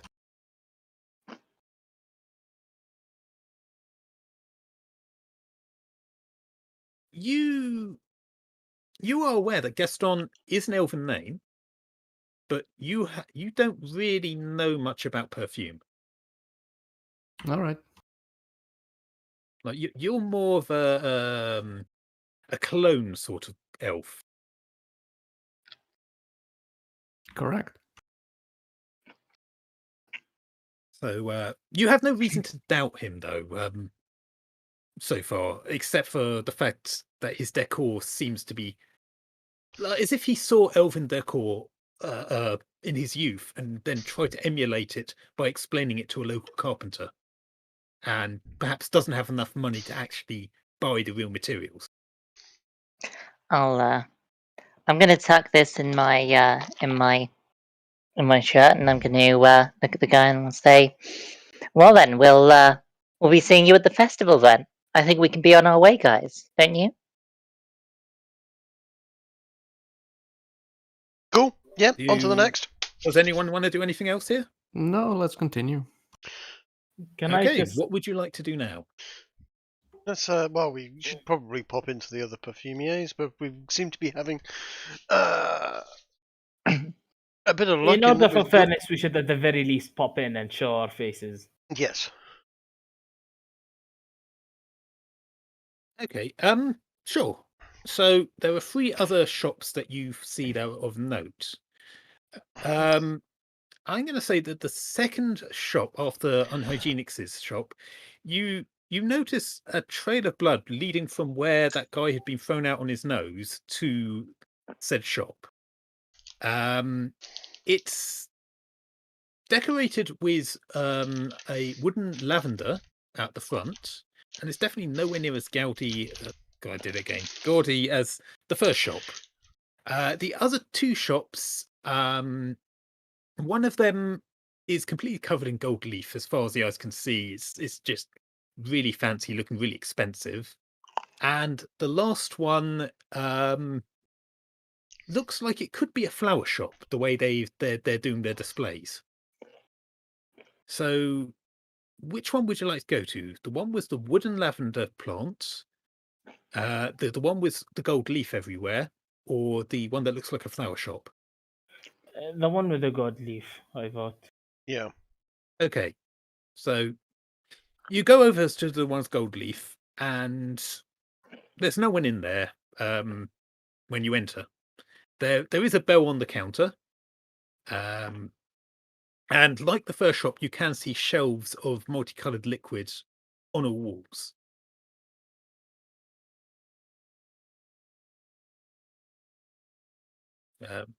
Okay. Multicolored liquid on the walls, no one around. Yeah. There is a bell on the counter though. Oh, we'll give the bell a quick ring. Okay. And whilst we're waiting, we'll smell the liquids on the walls. I'm assuming they're in jars and not just like an oily pattern on the wall that I'm just No. to They're sniff. like perfume. They're perfume jars. Right. So think of your stereotypical mana vial from RPG games. Okay. Where it's like slightly square shaped and folding inward towards the neck of the bottle. Okay. That's the sort of shape. So yeah, you ring the bell. You don't hear anything at first. How many? Okay, Theo. How many do you want to sample or try to sample?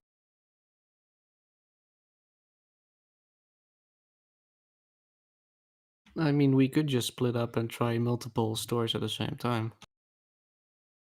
You could if you want. I would I like to don't go think- to the flower shop. All right, you go to the flower shop. I'm sticking with the group. All right, And so to keep it simple, I'm just gonna go in and say that I want to, just the whole spiel of we want to test it out and I want a sample. okay. You go to the flower shop. The person there listens to what you have to say.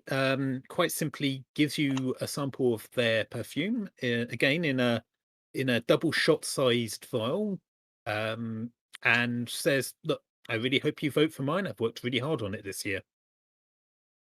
Yeah, if I give it the a little smell, the how does it compare to the other one? Well, no one has smelt the first one yet, so I you thought can't tell. I thought that you said that were smelling it with the cheese. Yeah, that's Those what I were various assumed as well. perfumes he'd brewed, but that wasn't his entry for the lavender scent of the year.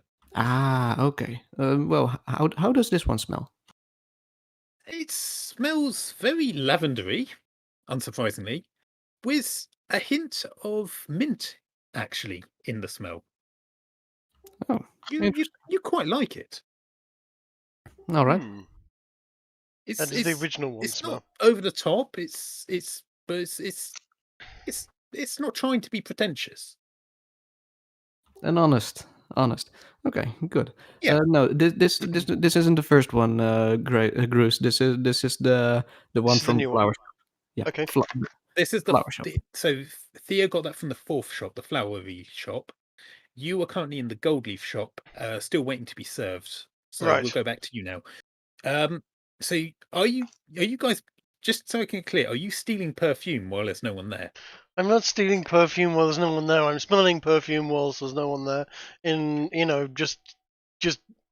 Whilst waiting for something to happen, waiting for the person to arrive. Okay. Let's smell what they've got on offer. I know nothing about Okay, this. I'm much more used to the smell of various alcohols and wines, and finding that it Well, smells different. You were pleased to find that most of the perfumes here have certain alcoholic scents to them. Some of them smell almost as if they could be drinkable. So we had a flower shop, a Goldie shop, the pretentious elven. So you had Okay. the pretentious shop, which was the first one, Unhygienics' store. You then had a shop which was decorated by a wood-carved lavender plant at the front. Wooden sign, There's one yes. which is covered in gold leaf everywhere, which is where the party is now, and the fourth one, which is decorated by natural flowers, is where you've come from, Theo. Okay. Which had the perfume that you smelt. Fair enough. I'm just making a list. That's all. That's fine. Oh yes, the fourth shop owner's name is going to be we're going to call him we'll call him Bob, because my brain is just not working. It's Bob of the flower shop. Bob's flower shop. Awesome. Yeah. Now, okay, so I'll go back to the gold leaf shop with you guys. So yeah, Cool. Trig, these smell like they could be drinkable. They really smell like they could be alcoholic beverages to you. Okay. Is anyone around? The frown at me. You can hear some noise as if someone's starting to come down a flight of stairs. Not too fast. It's almost as if maybe they have a walking stick. And you hear a woman shouting, "Coming!" The one that's most you reckon the one that smells most drinkable. I'm going to take a little sip of. Okay. I just look at him. Yeah, I shall frown at him. No, I'm not frowning. I'm just looking. Okay, it tastes like medicinal alcohol. It's absolutely vile. It doesn't taste anything like it smells. I shall give you the same look that the cat gives you when you present him food that has not yet been on the floor. In fact, I think there needs to be a saving throw on this. I'm going to say a Constitution saving throw. Go from wide eye to squint. This tastes Suspicious. so vile. Constitution saving throw. It's a shake to your system. Yeah, you're basically doubled over. You've dropped this thing. It's smashed to the floor, and you're just retching. Okay, cool, excellent, in perfect. the back of your mind, you're saying to yourself, "I'm glad I only had a small sip." Yes. I have a suggestion. Yes. Perhaps this should give him a roughly similar reaction to that time he decided to taste the bottle of wood alcohol that he swiped off of the goblin's corpse that one time. Yes. I can't remember that. Oh, yes, I do remember that now. Yeah, you know what? I'm going to say it's not quite that bad. You just rolled worse this time. Yeah. Has the shop assistant turned up yet? She heard the bottle smashing and said, "Oh, what's that?" And you can hear her arriving a bit further. You've got maybe, you reckon, 10 to 15 seconds to maybe hide the evidence. I'm not going to try to hide the evidence. I'm just going to say, as she walks through the door, "Gods, this stuff tastes awful. Why do you sell this?" I'm going to turn to the rest of my party. I'm going to say, I could fix this in a moment, but I feel like you should live with his consequences. You see this sweet old lady, with curly grey hair and very thick glasses. Look at you. Quite a short lady as well. She has to hop up on a stool to see over the counter. Says, "My dear, they're not for drinking. It's perfume. It's perfume." I frown. You mean you can't drink it? It smells so much like nice whiskey or brandy. It's supposed to.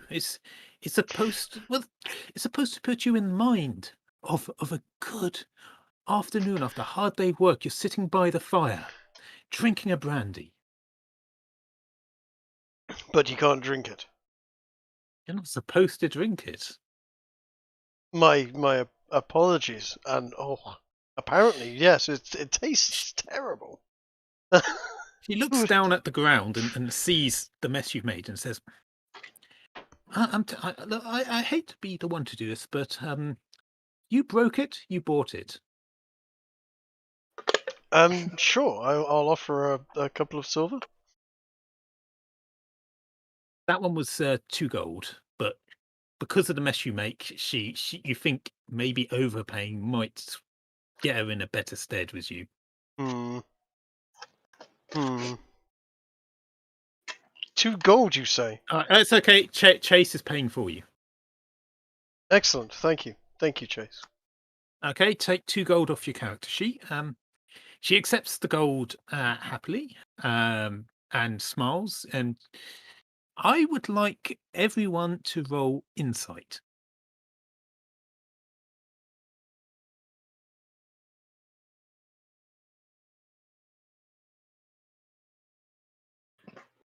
I'm a dumbass, but damn. extremely insightful. Yeah, okay. Bruce, you know definitely that she just managed to fleece Chase. Kiki, you're not 100% sure, but you think something dodgy went on with 2 gold for a bottle of perfume. And, well, we'll wait for Chase to roll when he gets back. I won't wait for him, though, to continue. So what brings you to my establishment? Well, we are basically trying to sort out the scent for the Lavendel party tomorrow. We're just sort of Are you the judge? sort of. We're just trying to make sure we get the scent sorted out. What we're doing at the moment is collecting samples of the various scents. We're going to have them judged and take it from there. And hopefully, you're definitely one of the front runners. Although if it was taste, I don't know if I could say the same. Sorry. Well, you're not supposed to taste it, my dear. Yeah, you're not supposed to taste it, my dear. So when you introduce yourselves as judges, she straightens herself up, brushes off her clothes a bit and says, well, in that case, my name is Irene and welcome to my shop. It is Flowers by Irene. Flowers by Irene. Excellent. So you do flowers and perfumes and other related things, nothing else? Well, perfumes made from flowers. Okay, I see. But as you can see, we have been experimenting in some other scents, which you clearly were able to enjoy in your own way. She frowns a little bit. Anyway, she reaches into her sleeve, as all old women store everything up their sleeve, and pulls out a small, again, 2-shot size container containing her entry. This is my entry. I call it Lilac Fresh. Okay, thank you. Do you take it? Yeah, absolutely take it, and give it a quick snifter as well. But I'm not going to drink it this time. Just Bruce, or is yeah, that's probably wise. Is anyone else going to smell it? I mean, I don't have to smell it. The fine gentleman from the other shop has informed me that his is the best. Are you announcing this? No, I would say Theo is probably the best person to sort of judge on these things, because elves being that much more gay, hippie flowery, and gay. Yes. That's racist. Well, Am I wrong in the idea that perhaps we should go back to the hippie bards and let them judge? No. No, I'm going to interrupt you. That you know that they don't really care about the perfume, just that it's picked because that's the tradition. Fair enough. And Basically, you just need to pick a good one. Okay. Also, Outie Bill, wonderful. Just give me the smell already. Fair enough. Okay. Right, so you have visited free shop so far and got free sample. Yeah, I like to just to test out the two that I haven't yet. Yeah. So the Okay, potential so for are you the- guys going to meet up in any of the shops or just on the street or what? I want to check out the in- fourth in shop, get front the of that. fourth sample, and let the gay elf choose the best perfume. I am not gay. Okay. Are you all going together into the last shop? The one Yeah. with the wooden carving of a lavender plant? Sure. Why not? Okay. You go into the shop and you find the proprietor, an older gentleman with a cane, holding an ice pack or some D&D equivalent to his nose. He looks to be in a foul mood. When you look around his shop, you know what? His shop seems to be a lot less well decorated than the others so far. It's a very simple shop, just a simple counter. No real doilies or decorations or flower pots or anything. And he isn't even really showing any perfumes on his he doesn't have any shelves except for one behind the counter. And even that, none of the perfumes have any color to them. They all seem to be clear. We must have been He sees you and mistaken. says, "Oh, so what do you guys want?" Well, I hope your perfumes taste better than the last place. He looks at you darkly. I'm not in the mood to be made fun of right now. Either you tell me what you want or you get out. Well, we're here to judge the lavender smell for the party tomorrow. I mean, we can leave without you providing any if that's your thing. But He looks at you and says, "Look, I don't need any trouble. I've already had a bad day. If you're genuinely here, you're not pulling my leg, then we can talk. But if this is just a practical joke, if Unhygienics has set you up to this, he's not getting my sample because I know he would just throw it away." No, we've got his sample here. We're judging them, or whatever. If our elven friend here is going to judge it, and but we just need a sample. Now, as I said, if you don't want to give the sample, fine. We'll make a decision elsewhere. But if you want to submit one, then we'd be the people to submit it to. Just hope it tastes better than the last place. He looks at you darkly, like he doesn't like you because you keep talking about taste. He's not even going to say anything, but he does not like you. Please forgive my uncultured friend. He looks at you and he does actually brighten up when he notices you're an elf. Ah, finally, someone of refinement enters my establishment. Very well. You have to excuse me, obviously. I had a bit of a fight recently with my neighbour accusing me of not being a real perfumeur. I mean, just because I've only just opened this shop doesn't mean I don't know what I'm doing. He reaches below the counter and he takes out what looks like a wineskin pouch and places it on the counter.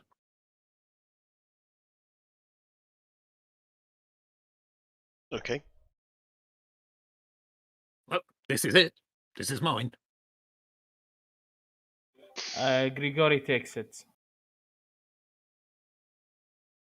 and smells it.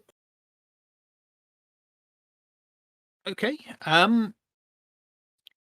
You find this one is quite sublime. It evokes in your mind a definite feel of lavender in the summer.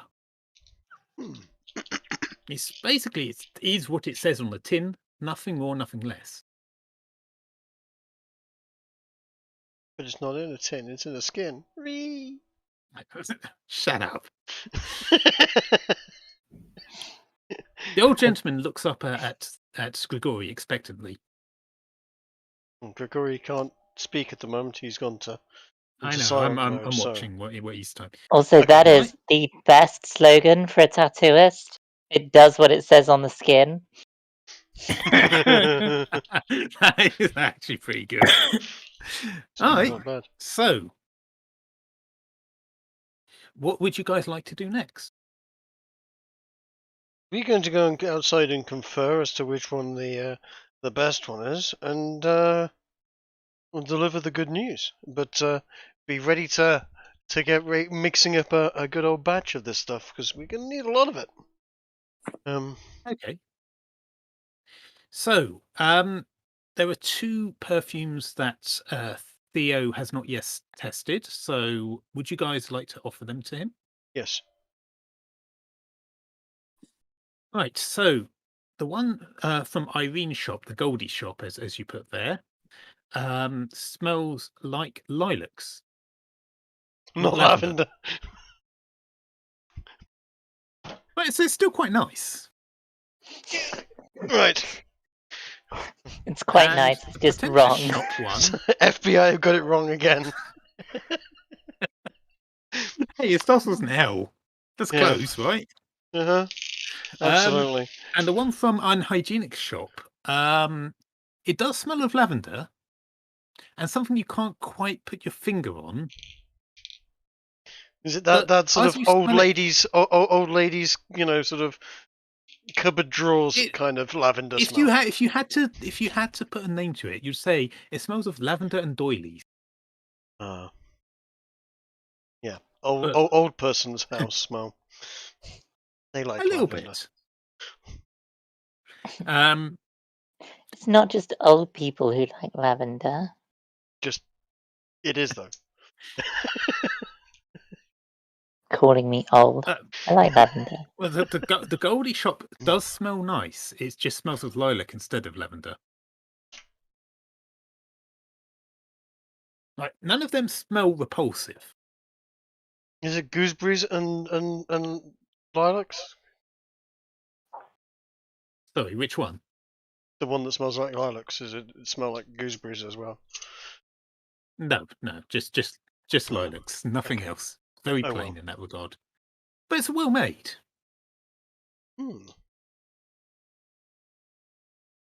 Sorry, that was a Witcher reference. You haven't played Witcher, though, I have missed you? that, sorry. Yeah, no. Not all of it, no. What's her face? Yennefer smells of gooseberries and lilacs. It's her scent.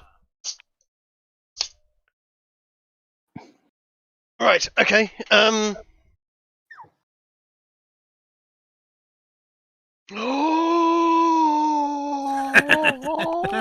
Oh, you've opened up a can of worms right there, Theo. Oh no, Theo. No, Yen is best girl. No, she's not. Anyway, we're not going to start this Is now. Yennefer the one Talk about where the the Witcher sun now. goes out if you kill her? What? Is Yennefer the one where the sun goes out if you kill her? In The Witcher, I don't remember anybody having that ability. Yennefer's just well, portrayed very badly in the Netflix adaptation, but that's hardly surprising.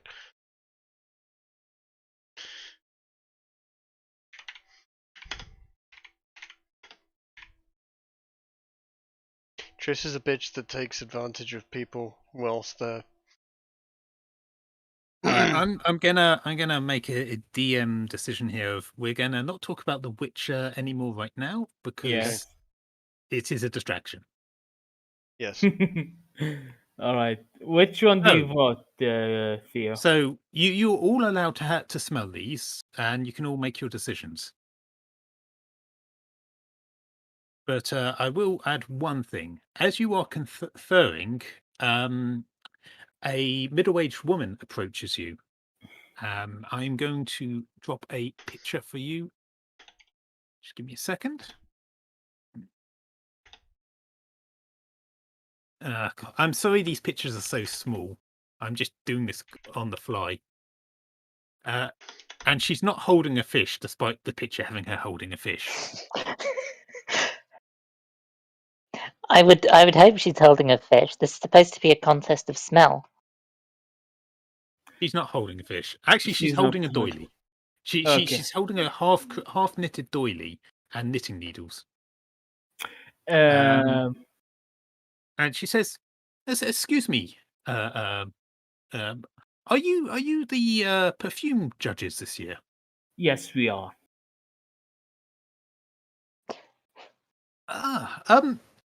My name is Baki. I'm Unhygienics' wife. I was wondering if you could find it in your heart to pick our scent for this year.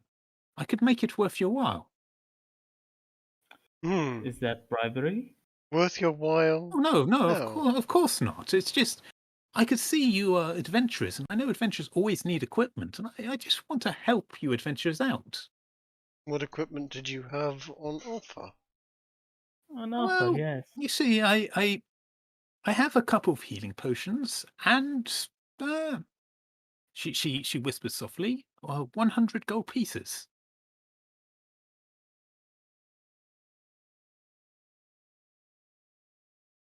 Hmm. Do not Now, be look, swayed, Bruce. we all know This is- that my husband is the best perfumer around here, but we need to make sure that everyone can really appreciate his perfume. So I'd greatly appreciate it if you would pick him as the best for this year. Do not be swayed by bribery, Bruce. That's a mere 2 bottles of brandy. Yes, but it's My dear, that's- this is not bribery. This is being a philanthropist, trying to help the local adventurers. yeah, I know. We'll see about that, ma'am. Anyway, Um, I'm just going to leave these 2 healing potions right here, and I'm just going to go put this doily down. And when I come back, if they happen to not be here anymore, I take that to mean that you really are in need of some equipment, and I'll be glad to donate 100 gold pieces to your cause. Okay, I'm just saying, I guys. just 100 gold thought- pieces and some. I mean, who cares? Do you really care if it's the best one or not? And you know, maybe we could get more bribes off other people. I don't care what the smell is, but I do care if we submit ourselves to bribery. Oh, god damn it! God damn it! but money. But money and Seeing healing as potions. you're really not going to even consider the money. Is it bribery if this is DM's just speaking a moment here. Is it bribery if the best person wins and it happens to be the person who wants to give you money? Yes, if they've bribed you. Well, she hasn't bribed you You're at all. She's just left 2 healing potions by your feet. you're really not Indeed, going to which hopefully will not get stolen. And I shall certainly do my best to ensure they don't. you're really not going to consider this, are you? Paladins. Okay. Oh, for fuck's sake. Right. Okay. Fine, I might as well do it this legit. I think- give I me think- the perfumes. I want to smell them. I think Theo's right. The cranky guy who didn't like my bad jokes, that we were in last, sounds like the right guy for the job. Even though Grace, see, the thing is, Grace has already convinced the guy to put on a huge batch of this stuff, and we're not. He's as far as you know, he's started mixing it up. Yeah, and we're now going to end up turning him down. Oh, for fuck's sake, I feel bad for him now. Yeah, well, to be honest, that would be somewhat dishonourable of a paladin to have said, look, we'll definitely pick yours, and then not pick it. I didn't say we'd definitely pick it. I said that if his was the best, then he would have no issue with, then he would have no chance of defeat, and thus would be best off making it in advance. Yes, but then again, you did also add the whole, we have to try everyone else's as a formality, and you never even tried his before you said all this, so, I mean, it was a bit chaotic of you, that's all I'm going to say. Yes, thank you. I mean, it did surprise me a paladin would say that, to be honest. I intended no implications. And yet, You're too stupid for intending implications, I get it. Well, yes. I really wish you there was a remind me- conscience saving throw. yes. could do Look, that's a you lot either- around here. You either do your best and come out strong, or you die and someone else comes out stronger for it. Either way, strength wins. Well, you might as well tell him that we're not gonna pick him. So, Well, if so you're that not he going to doesn't pick him, are waste you it. going to tell him that to save him his livelihood? Yes. Yes, you should do that at the very least. And Grace should do that. Yes. What, Because let she's the him one most likely to survive. become weak? Yes. It's your Don't yes. just- If you've told him that, if you convinced him that he's definitely going to win, and then you don't pick him, I'm probably going to be a bit pissed off that you've basically destroyed his livelihood. He Yeah, has the good convinced thing- he has convinced me that he will win, and I have convinced him that since that's the case, he should get started. Yes, All but right, you're I'm now gonna going to have to ask tell him that he everyone, hasn't won. but I'm going to ask everyone except for Grace to roll insight. 24. There's incredibly insightful people around here at the moment.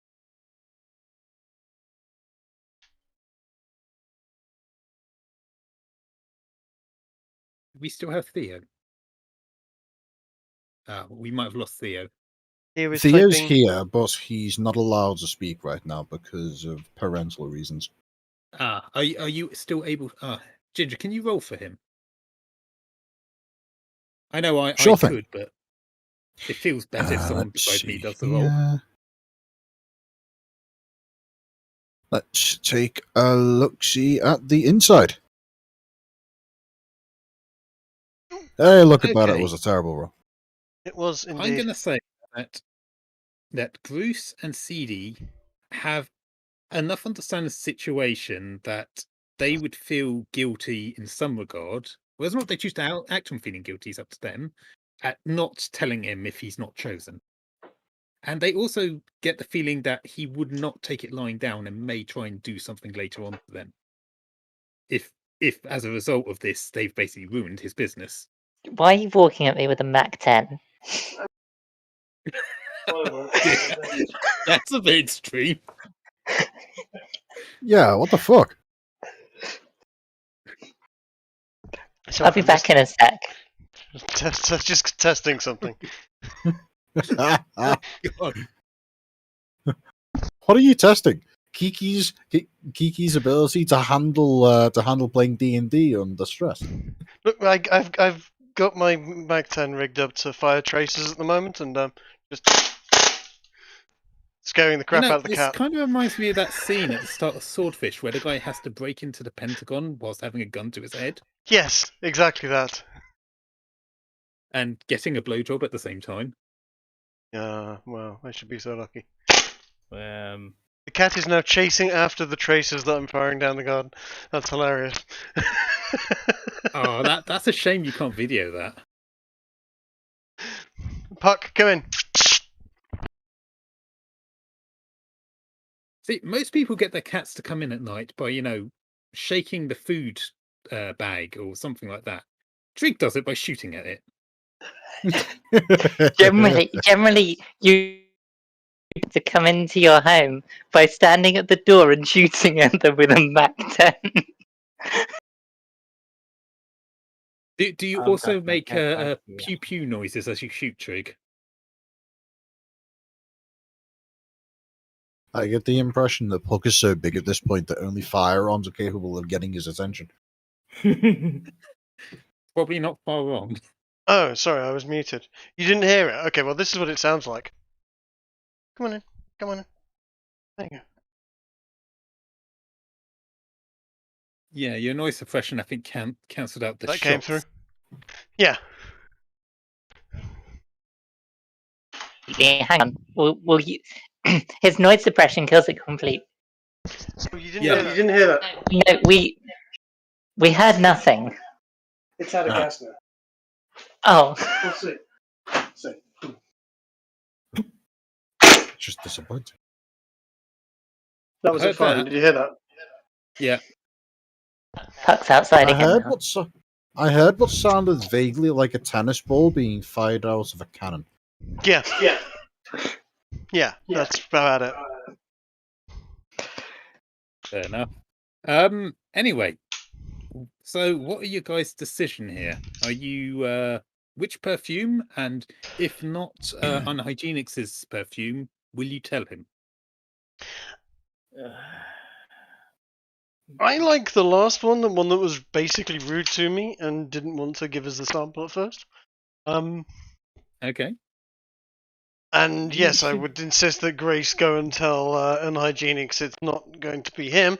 But, if everybody else votes for Unhygienics, then I'm happy to take the bribe that was been left by my feet. I also vote for the cranky man.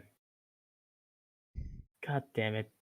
Grace, go tell him that his isn't going to win before he fucks up. Shall I also inform him that the reason it wasn't chosen was because his wife attempted to bribe us? Yes! Was You know that what? the reason Yeah, it wasn't do chosen? that as well. But was that the actual reason it wasn't chosen? It wasn't chosen Well, I'm because not- it wasn't the best.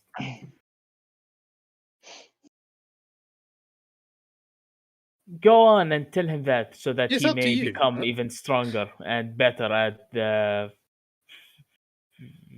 perfume brewing business. You know what? I shall return to him. Presumably he's in his shop. Yes. So you're going to the first shop again, yes?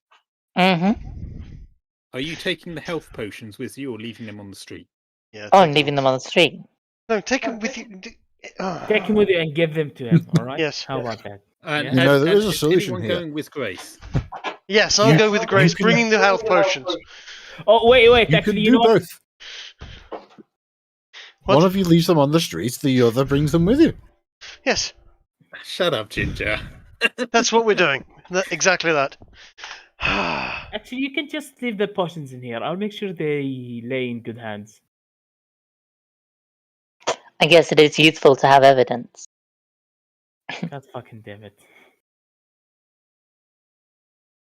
Is this considered CD, metagaming? I feel like that's CD, considered I think your metagaming. wisdom is high enough that you realise taking them for yourself would be an implicit acceptance of the not bribe.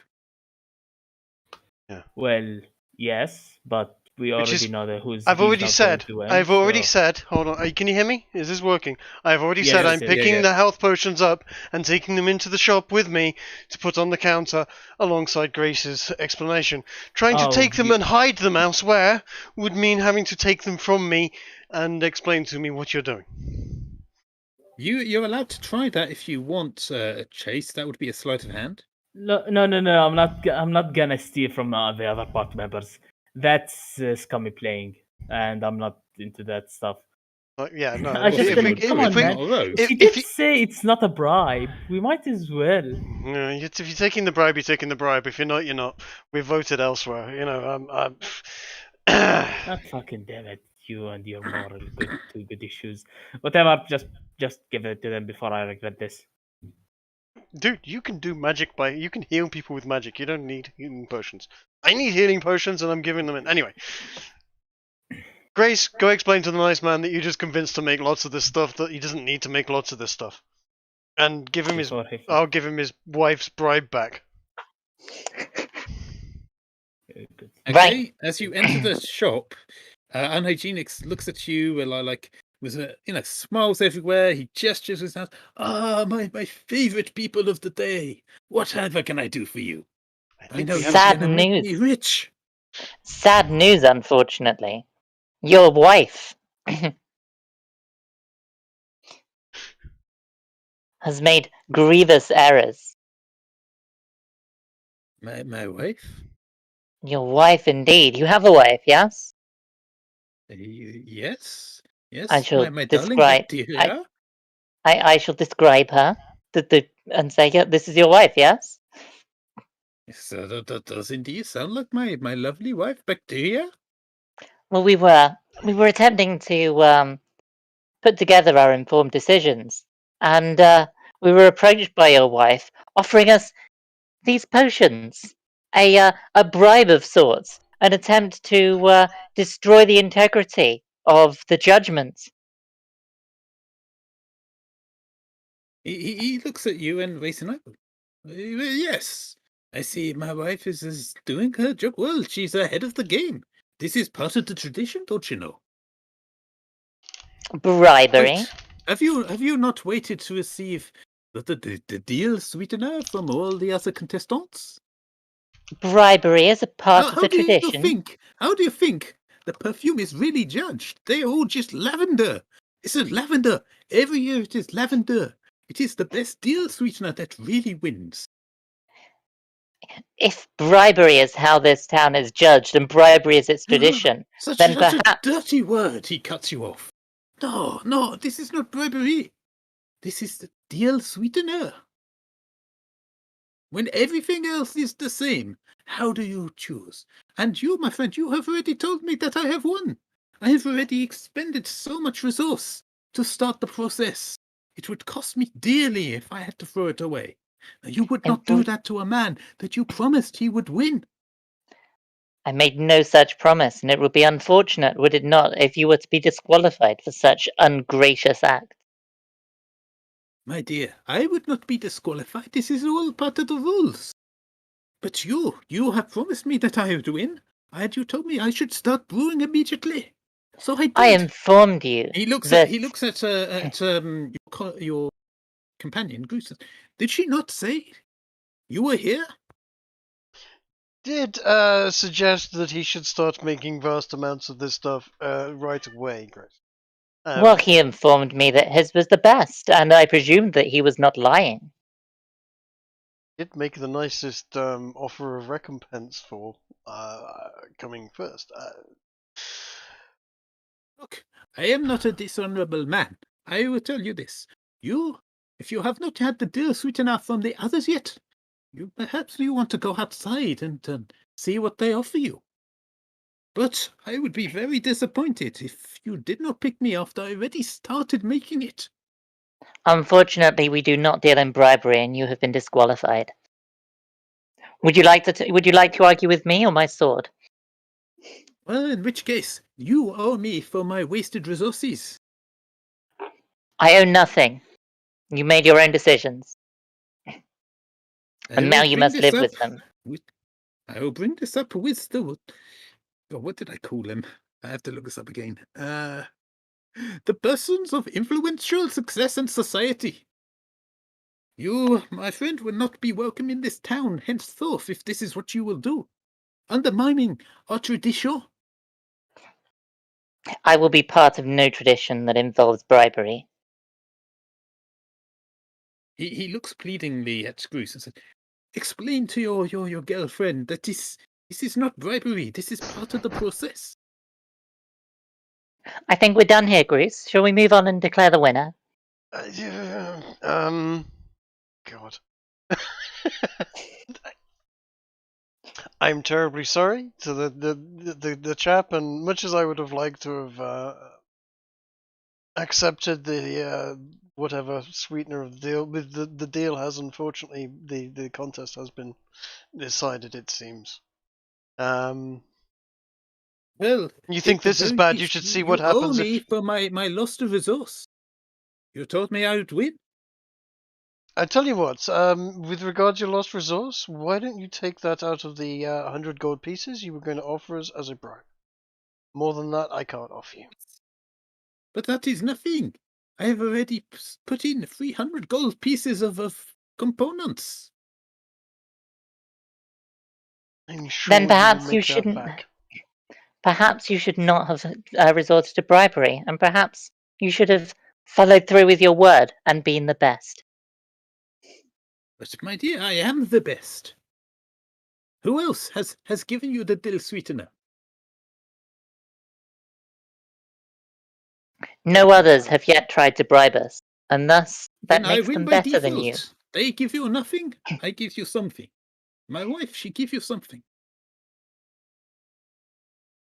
This man clearly doesn't understand my words. Maybe my swords can convince him. No, not again. What are you going to do?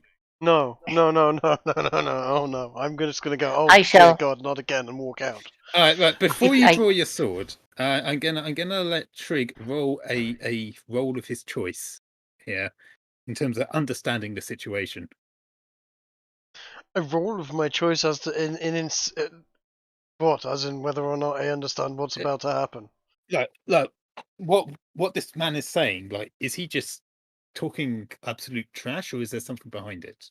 So some sort of insight test then. Yeah, insight or perceptions. Yeah, okay. Yes, you believe he's being completely honest with you, that Yeah. this is actually how the judging actually works. Like, generally people can't tell. Only absolute experts and maybe elves can actually tell the difference between perfumes. Mhm. Because all the perfumes are best and it's more a prestige thing. Who wins this is all about whoever sweetens the deal. They don't consider it bribery, they consider it part of how it works. Right. Grace, can I have a word with you outside with regards to this? I think we're getting a little bit too much point of honor, and I think he's just playing the game as he knows this game is played, and short of Then perhaps his opinions need correcting. Perhaps the whole town's opinions need correcting, because this is wrong. I hear you, and I get you there, but I'll tell you what. Why don't we? Why don't you go and talk to what was her name? And Which one do you want to talk to? the people that set us off on this job in the first place. Impedimenta. Impedimenta. Why don't you quickly run back, see if you can find Impedimenta, and see if this is normal behavior? Because breaking out your sword and starting, bloodshed and threats might be a significant legal faux pas on our behalf, and I wouldn't want you to trip up on your own. If this is normal behavior, then that means that this town is built on traditions of horror. Yes, absolutely it is. Horror in the fields of lavender and perfume and finery and wealth. Are you unfamiliar with the way that wealthy people operate? It is always terrible. So yeah, go and check. Then they I've got a must be feeling. corrected. This is always We shall the deal same with the problem in front of us, and then we shall move on to the next. And I shall present the. I shall draw a longsword and walk up to this guy, and then I shall. He basically wilts in front of you. He's not a fighter at all. Yeah. No, Right. I'm going to hand him the sword, present it to him, and Blade first or handle first? handle first. I do not strike He looks someone unarmed. as if You must defend it yourself. were some demonic being from another plane. Like, what are you doing? Prove your might, that you may be above law. My might? He doesn't understand sword, but when you say his might, he almost, it looks like a light bulb goes on his head, and he grabs one of the nearest perfume bottles and holds it out to you.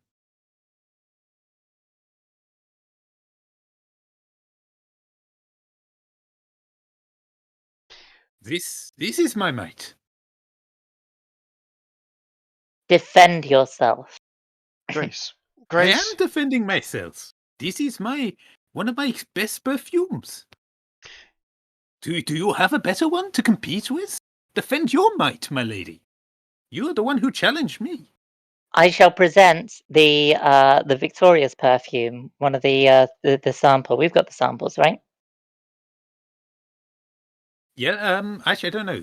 I think Theo's got Theo them at will the have moment. 2 of them, at least, and the other 2 I don't know.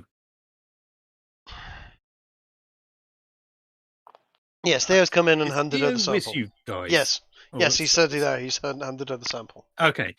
All right. So the 3 of you there and CD's still outside. Yeah. Yes, I think. That's fine. Okay. I guess. Yeah. All right. Which one are you going to hand her? The one we've declared victorious. Okay, that one from the wooden carved. The cranky man. Sure. Mm-hmm. All right. Are you going to present this to Unhygienics as your quote unquote weapon of choice, your might? He asked me to present what was better, and I'm doing so. All right, you're presenting your might. That's the words you used, correct? I asked him to present it to show me his might. Yes, and he is holding one of his best perfumes in his hand. He's not a fighter, he's a perfume maker. Yes. I know he's not. Trained by Gaston himself. Okay, can I assume then you've put your sword down in order to present him with the bottle of perfume? Yes, please Oh, the put long- sword down. The longsword is next Or to you could put him. it on the counter. Okay, fine. The longsword shall be on the counter. The longsword has been presented to him as a weapon to use against me. Yes. Yes, and he has chosen his weapon. And now you are presenting your weapon of the perfume, which you are calling your might. No, I shall present the perfume. I shall say this perfume has bested yours. Yours is not, thus, the best in the eyes of our adjudication, and as a result, you've told us lies. I have told you no lies. I have told you I am the best perfumier. I stick to my word as the best perfumier. And he sprays the perfume at you.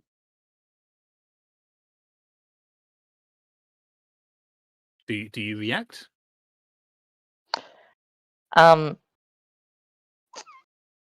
No. You get a spritz of perfume.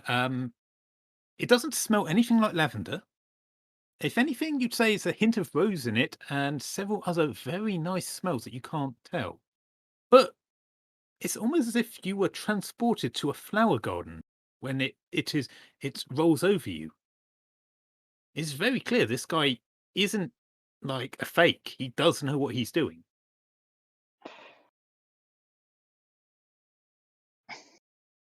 What do you do? This does not change the fact that you've lost. You shall either alter your practices and cease this bribery and correct your wife on these matters, or you shall challenge me with the blade. I have challenged you with my mighty weapon. You have challenged me with... He looks at the bottle. Someone else's perfume. You are without honor. Claiming someone else's as your own. You dare call me without honor? I'll draw my blade again. You dare you call yourself without honor, claiming you made something that someone else made. I make no such claim. You asked me to show you my mightiest weapon, and I showed you my mightiest creation, and you in turn show me someone else's creation. You twist my words. You are without honor. Groose, have you any reason I should not slay this man? Yes, he has done nothing wrong apart from be a perfumier. One who it seems is rather good at his trade. Grace, just no. There's no reason for bloodshed here. There has been, at best, a misunderstanding of the way this judgment is always made, time immemorial, and I think that mistake has been on our part. I think at best we can just apologize and leave at this point without killing the poor man for being good at his job and having a wife that cares about him. He kind of nods with Grace. But can I ask quickly, has Grace actually smelt the bottle that she's holding at all yet? No. Grace knows nothing of perfume. Okay. Would Grace want to actually smell the one she's holding? Like, before she declares it the winner, shouldn't she at least smell it? Wouldn't that be honourable in her mind? I mean, it's been judged. It's been decided. By who? Theo. By, yeah. And the rest of us. Are you not one of the judges? No. Okay. What are you guys going to do then? Bruce is telling you not to kill the guy, and you want to kill the guy. And on behalf of my companion here, I will grant you some mercy. I shall take your left hand No, do not. No, What? Grace. No, bad Grace. You've cost this man at least a You've little already bit of cost time. him 300 gold. No, I want an insight check on whether this 300 gold is utter tosh, because I'm sorry, no one gets through 300 gold By all means. that quickly. By all means, like, roll away. There we go. Okay, 16. I'm going to say, since you have a bit of knowledge about brewing alcohol at scale, Mm-hmm. you can easily understand that if he's told to brew at scale, he would have poured a lot of raw resource into probably a big cauldron somewhere, and his wife or a apprentice is currently stirring it in the back room. Now, he's probably not done either, given how much he needs to do, but he can only brew so much at a time. Hmm.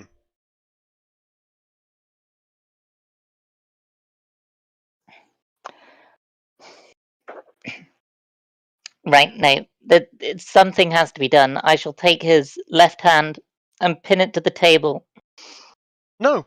Good God. Just stop mangling people for no good reason, woman. Right. Are you actually doing this? Yeah, with my left. All right, so I'm going to say to you then that his left hand is the hand that's further back. His right hand is the one that's holding the perfume, so that would be the easier one to grab. Yes, but I'm granting him mercy. If I took his right hand, which appears to be dominant, he won't be able to return to his craft. Well, A, you don't know that's his dominant hand, and B, if you try to grab his left hand, he will retreat. And there is a counter between you, so whilst you could quite clearly eventually grab his left hand, not that quick. Can I make a grapple check? I don't think you can make a grapple check at this distance, and if you close to be right up against the counter, he will back away. Surely I can take the hand that's presented and use it to hoik him over the counter and get the other one. God, I was hoping there wouldn't be combat this session. Sure. You may attempt a grapple check. That is strength, yeah? I might need a bit of help from you here, Ginger, on the combat. I can't remember how to do a grapple. That's why I'm here. That's Okay, strength or so athletics. to do a grapple check, both people. Well, Kiki first of all needs to make an athletics check in order to try and grab the man, and then he gets to make a check of his choice between either athletics or acrobatics. Basically, Can I the help person him? being grappled. Yes, you can assist if you want. You I'm can going give to him assist. I would advantage say, just by given that simply- there's, if I may, Hey, given there's Bruce. a counter between him and Grace, you could probably intercede before she can grab him. I'm going to And intercede. Yes. Yes. Absolutely. Like that would probably be a grapple between the two of you. I'm going to dart If in I in was an DMing acrobatic this- manner.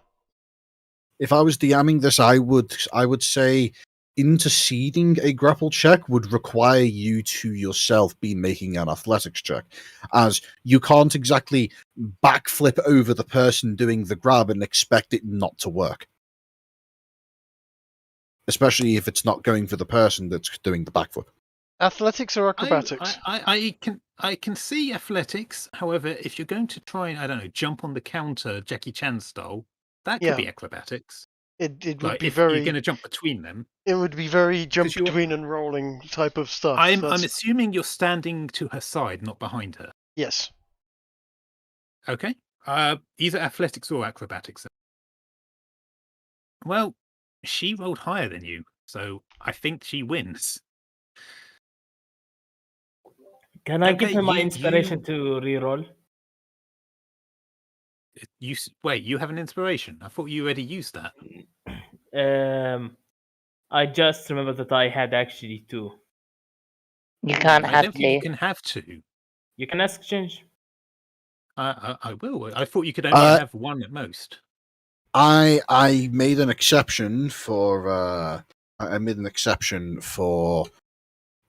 Chase a while ago, allowing him to have a second stack of inspiration. I'm not sure what it was for, but it was for something good enough for me to go over that rule of only one inspiration at a time. I thought you allowed him to give for it to my someone role else. playing how I got stabbed All in right. the chest. Yes, that's true. My question is that for everyone or just for Chase? That was just for that one time. Okay, so that's a one-off thing. Okay. Okay. So this Yes. is your super special inspiration. And Hmm. I'm going to say Correct. you can't use it to reroll what Bruce has done, but because oh wait, you're not in the room actually. No. He's I- Oh, outside. wait, I I'm not sure can't? you can use it Never if you're mind. not there. If I'm not there, then never mind. I Theo would is definitely saying say if he's not there, he can't use it. Theo is there though, and he has said he wants to help Okay. me. And can he give me That's fair. Okay. advantage on that? So, Where all right, the question I have for you, Theo, is where would you have been standing during the conversation relative to Grace? Theo is typing. Mhm.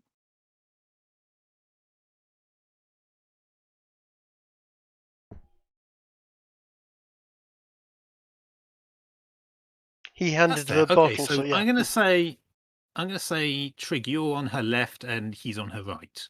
So Okay. yeah, you can have advantage on this then. Okay. So 27 beats 13. Yeah, you basically both just grabbed her and held her back, by the arms. I'm gonna ask that both Trig and Theo roll. What would be a good roll for this? I'm gonna say sleight of hand to catch the perfume bottle that she'll drop when you grab her. Well, those are good roll. That's a natural one and a natural 20 in stealth, though. Sleight of hand.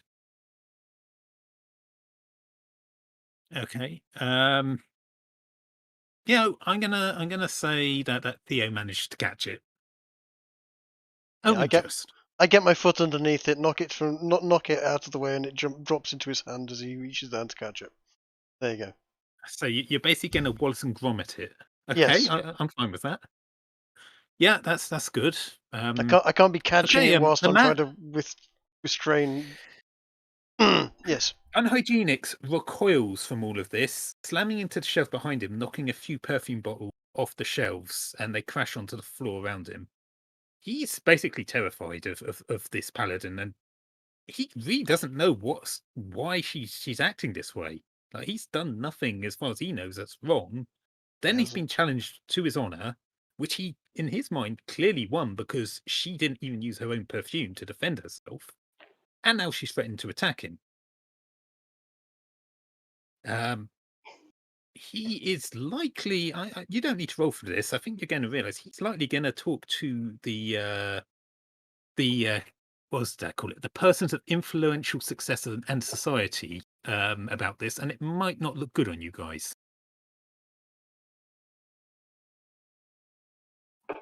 I've got to follow through. I mean, you haven't stopped me from grabbing him, right? Okay, I'm gonna Yeah, stop it just here for a second, and I'm gonna go to Chase, who's outside still. Whilst this is all going on, Chase, you were approached by an old lady with curly grey hair and thick glasses, who's carrying a basket full of cookies, and says, "My dear, are you one of the judges?" That I am.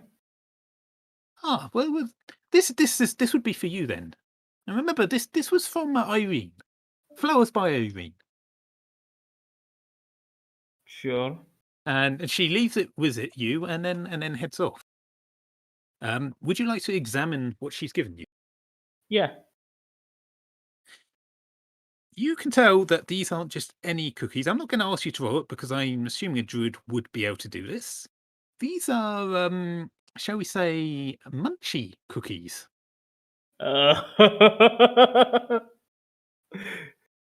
Would you like to try one? Yes. Well, I don't think I need to describe how it makes you feel, but you're rather happy. And while you're munching on this cookie, this middle-aged man comes over to you and says, "You wouldn't happen to be one of the judges in the perfume contest this year, would you?" No, man. I would be that. Ah, well, I'm here from Bob Flowers, and here's my deal sweetener for you. and he hands you a jar full of honey and a jar full of jam. What color is the He honey? also, sorry, What color is the honey? honey coloured, like golden. Oh, so it's golden. All right, never mind. It looks like Golden Wonder, if you know what that is. Oh no, I don't worry. I know what my family actually owns a honey farm. Alright. I would know what honey And he looks says like. he says to you that be careful with this honey and jam. It's from a very special plant. The druids gave me a cutting of it. Not druids, sorry. The bards gave me a cutting of it recently, and I had my bees do their work. Weed, honey. Oh, yeah. I think. Thank you very much for this. Okay. I'll be sure to take it into consideration. Okay, so what are you going to do? I open the honey jar and I dip a single cookie in it. Oh, well played. Yeah, you really like this. This is probably the tastiest food you've ever had.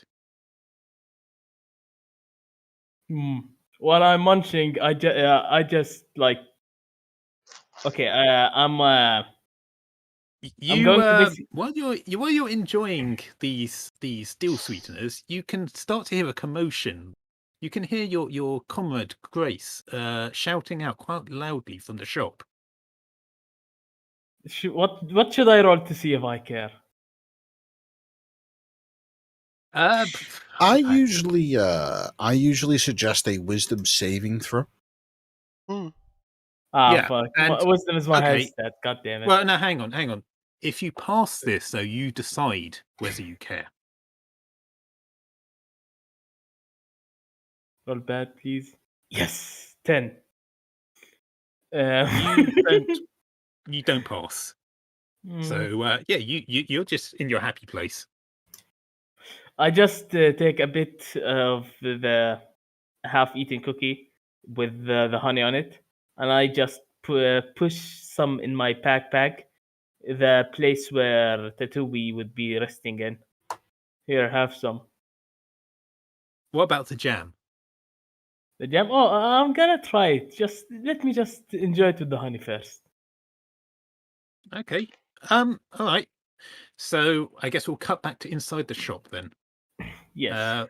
You guys have grabbed your paladin friend. What are you going to all do now?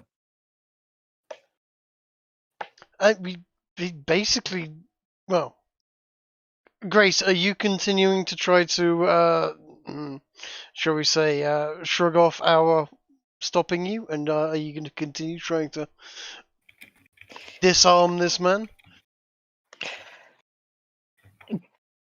Don't tell me you wish to stand as this man's champion. I am not standing as anyone's champion. I'm trying to stop you from maiming an innocent. He's not innocent. He's challenged another's honor. No, he challenged your honor. him. You challenged him. He brought out his best perfume, and you presented him with somebody else's perfume. Let's not get into that because that's a grey area, and I'm not sure you win on this one. That's just as I've said, Grace, this is how things are done. People do this. They offer the bribe, the deal sweetener, whatever you want to call it, as part of the deal. Nobody knows the difference. It's all lavender smelling gunk. This is not how things should be done, and perhaps with one less hand to work with, he'll be more driven. Are you going to maim all of them? If we go outside and find that all perfumiers have offered us similar sweeteners, are you going to maim all of them? Yes. I mean, this town just. Oh dear God. Okay, I'll tell you what. There are 16 other perfume shops on this street. Just pointing that out. I just. And I'm not going to describe all of them. Grace, we're trying to sort out a party, not go around memeing the best people and the most well-paid sort of people of standing in the town. Everyone's going to be a little dirty here if you look for it. They're wealthy. That's the way it is. That's not everything needs to be sorted out by the sword. I'm just saying. Blasphemy. Presumably, have they broken away at all?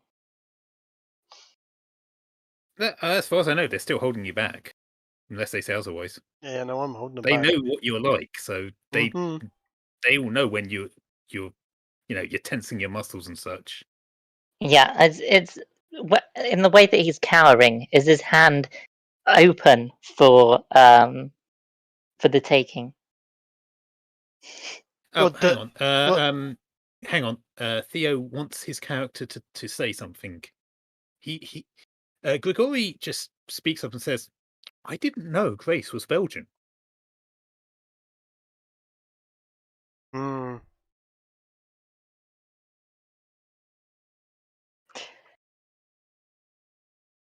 With all this commotion going on, Yeah. out of the back door, you see Baki approach. She's got she's carrying a plate of cookies, and she's like, what's all this noise going on here?" And she looks directly at Grace when she says it. This foul creature here has attempted to bribe us for his place in the competition. We're teaching him a Her lesson. husband says, she looks at her husband and said, what bribing were you doing? What is she talking about?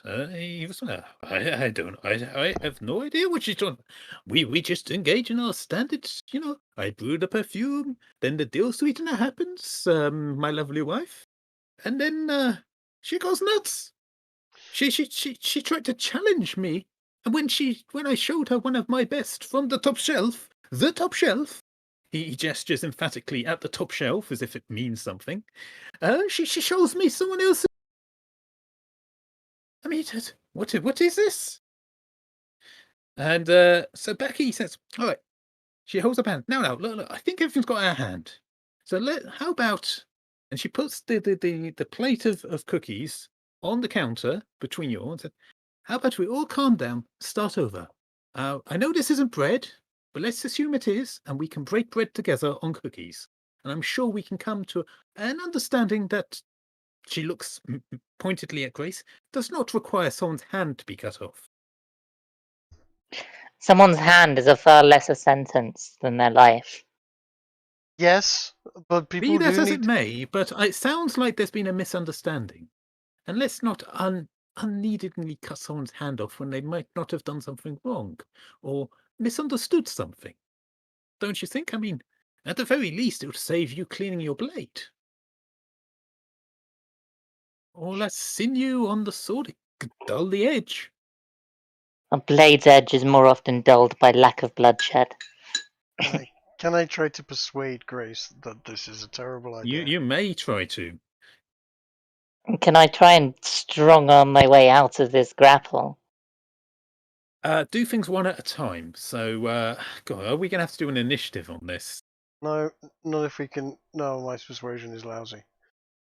Your persuasion wasn't great. Theo, do you want to try and persuade? Oh my God! For you, just shot. No, okay, no. Yeah, no. Neither of you are very persuasive. Advantage? Maybe they get I like to one for imagine advantage. I like to imagine that isn't a misclick. I for a moment didn't, but what was that, Chase? You want to do something? No, I would have rolled that this was one of them giving advantage to another. Instead How- of just two Well, flat that jurisdiction checks. could be the case, but they both rolled separately here, I think. Yeah, Yeah. you're right. How- I'll tell you what. No. Okay, fair.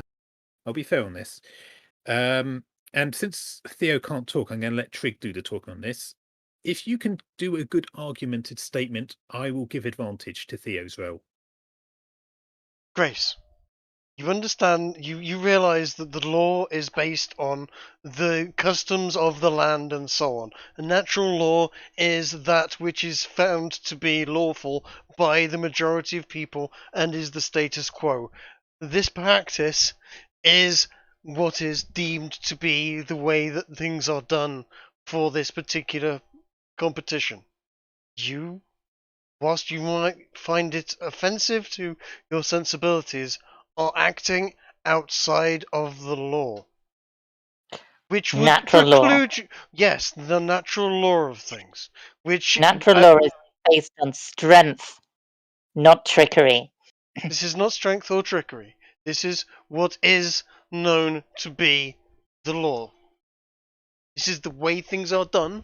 The way things are done differs. Yes, his argument, his gifts, whoever gifts the most is the strength of their argument, is the strength of their participating in this competition. Just because you don't understand it doesn't mean you should start maiming people, which will then mean the law of the land will stand against you. You will no longer be able to consider yourself a righteous paladin. You will be a criminal. Do you understand what damage that puts you and your standing? You will become a criminal. You will be hunted by lawful, law-abiding members of, the law, sheriffs, legal people all over will want to hunt you. You will not be able to look at yourself in a mirror and consider yourself to be an honourable paladin anymore. Do you really want this over some elven perfume? This is nonsense. Are we branded a criminal by someone who engages in criminal acts? Yes, you would be branded a criminal. I'm gonna say that's good enough for an advantage. Kiki, if you're not happy with his argument, I will allow you to roll a religion roll. If your understanding of your religion is greater than his persuasion, then he failed. Gotta beat 22. Don't beat 22. Please don't beat 22. Great. I think that's part of what he says resonated at some level with some of your understanding of the way the universe works in your religion. That knowing the rules of the game perhaps is an important part of upholding the law, because not everyone sees things in the same way, and not all countries act in the same way. And I would further say, Kiki, if that sounds like bullshit for what Grace would believe, please supplant it with something better.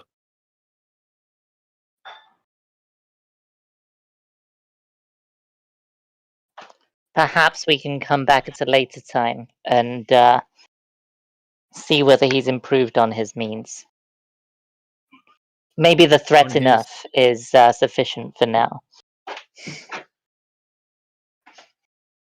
Okay. So do you relax physically? Are you like, can people see you're no longer trying to kill someone? I shall take I shall take the sword from the table and resheath it. And I shall say to him, "Do better. We shall be back." And I'll sheathe the sword and relax I myself. assume your comrades have released your arms? Not just yet.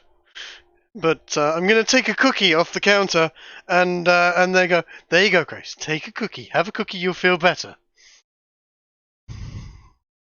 Do you take the cookie? No choice. I'm going to shove it in her mouth. Can I strunk my way out of this? Can I? What's it called? You're still being held by both arms, yes? Think so, yes, yeah. but I am quite strong. There should be a roll you can make to try and avoid being forcibly fed a cookie, but I'm not sure what the best one for that would be. It's more to break out of being maybe grappled. Maybe that'll be a dexterity check, perhaps, to see how deftly you can dodge the cookie. So do a dexterity save. Against me? No chance, sorry. You didn't even need to roll for that. Yeah, no, you try and dodge it, fitting the cookie coming from the right, but Trig just feigns and it's suddenly in your mouth before you realise, and you're just chewing on it. Like as soon as you taste it, you can't help the taste of it. Just it's so Moorish. You just start chewing whilst grumbling about how you hate it, and you don't like that you've been forced to be fed it. But you can't help but eat the whole thing. And I would like you to make a Constitution roll.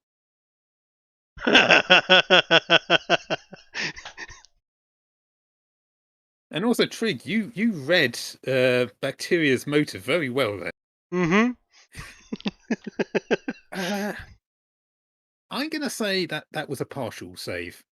So yeah, you're feeling slightly lightheaded, like slightly happy, but you know you can't really you don't lose any balance or anything. Uh, a bit like that. What Theo has posted. Yes, I will.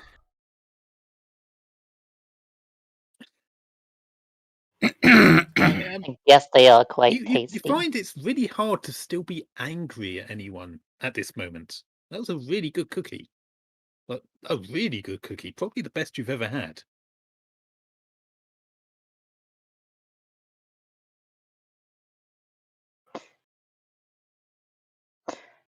So what would you guys like to do? I'm gonna apologize to the nice fake elf, and we're going to take Grace outside, and yeah, apologize as much as I can for the mess, and we're gonna go outside and see what's what outside, and so on. Essentially, Okay. Outside, are you manhandling Grace out, or Grace, are you leaving on your own? we're just guiding her out gently as she's now, placated with Do you cookie. take any more cookies as you leave? I'm gonna definitely take a cookie for myself. They look delicious. Are you eating it? Yeah, absolutely. Constitution save.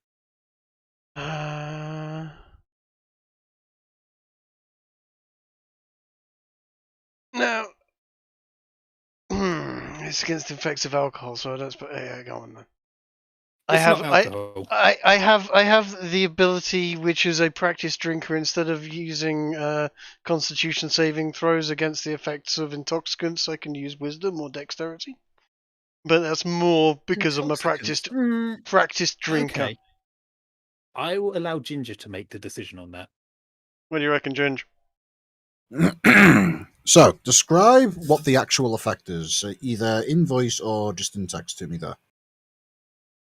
It's a rather strong munchy cookie, shall we say. It will make him high. I would say no. Your practice drinker feat does not take into effect here. Fine. I'd say that is a bare save, just about. Okay.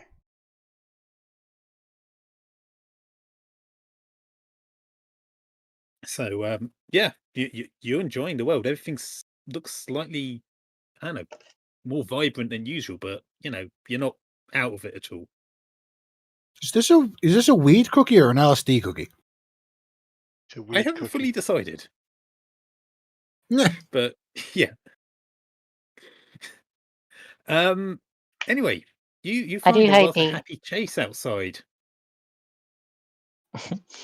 I do hope he cleans up his act. I mean, that place did smell quite nice. Hey guys, what was all that commotion just now?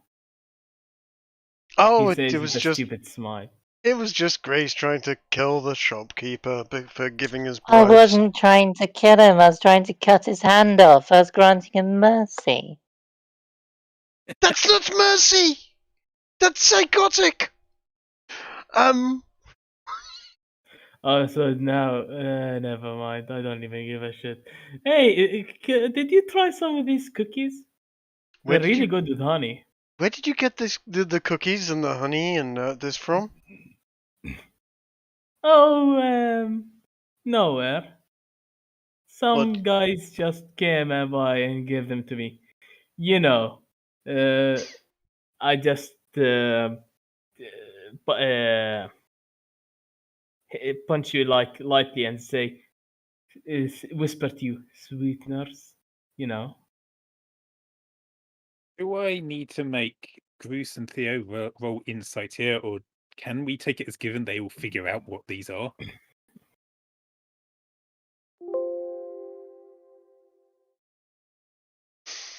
I don't know. Your call. I can roll I if you think like. you guys are probably wise enough that you don't need to roll. I think you know what these items are, and they're not just random charity. Uh huh. And these were I deal think you sweeteners, realise right? he's accepted 2 deal sweeteners from different parties. Mm-hmm. These were deal sweeteners, yes. Yeah, sweeteners. See, Wink, Grace. wink. See, Grace. Are we going to go around and maim all of the chief perfumiers in Lavendale now? No. Don't do No. that. No, Come we're on. not. They're perfectly Have nice a people. Have a cookie. have a cookie with honey on it. Mhm. Come on. It's good. I mean, we should promise. get rid of the practice. It's not very good. It's a nasty thing to do. Yeah, it's Why? alright. They're nice people. Everyone Do does it you every take once the in a while. cookie? Incidentally, The cookie with honey. has the surly man with the best perfume actually brought us a deal sweetener yet? Oh, I haven't heard anything from him. Why are we fighting I for him will take again? this moment to point out you don't even know his name. He didn't give you it, whereas Yeah. the others made it clear who they were. Do we at least know the name of the shop? Because that's You know which shop it is. It's the one with the carving in front of it, but you don't know his name, and the shop doesn't have his name on its front. the shop doesn't have a name. No, it has a name. It says the Lavender. That's all it says on it. The In Lavender. fact, All there's right. quite a few shops on the street called the Lavender. All right. So we just if we know the shop, then it's all well. Come on. I didn't get anything from him. Why did we vote for him again? Nah, it doesn't matter. Come on, it's a deal sweetener. It's really sweet, man. We should go and tell Incontinenta that we've found our people. So just gonna ask, Grace, did you take the cookie dipped in honey from CD? You know what? Yes. Okay. What was the rule on multiple pints again? There was a -2 each roll. No, it's just it's the value that you need to achieve in order to pass the check increases by 1 each time. But since that was It's pints of -1. lager, and this is something a bit more intense, going up 2 would be appropriate, I'd say. Yeah, and it is also dipped in the honey. So okay. Mm-hmm. Roll a Constitution saving throw.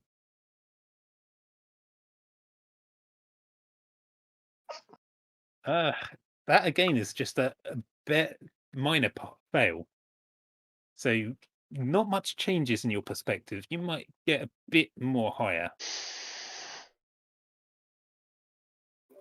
It also has jam. Wanna try it with it? I think we should. Are you trying to roofie the paladin? I'm just trying to enjoy my life, man. Come on, don't ruin my parade. Okay. You want to try the jam? Yes, we wanna try the jam. I'll try it with the cookie, and then I'll give her to try it with the cookie as well.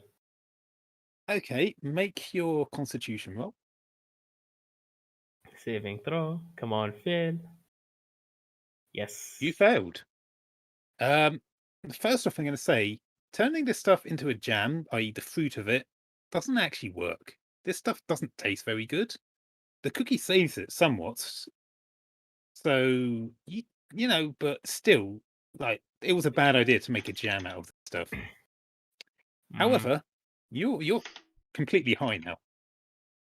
If you've ever watched South Park, you're Towley.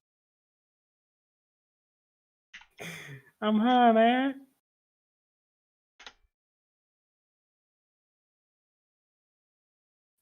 Yeah, you hand the jam to Grace. Grace, you would have seen him make a little bit of a face when he tried it. I'm not sure. It doesn't look very tasty. The cookie is Right, still good. You can have the cookie without the jam.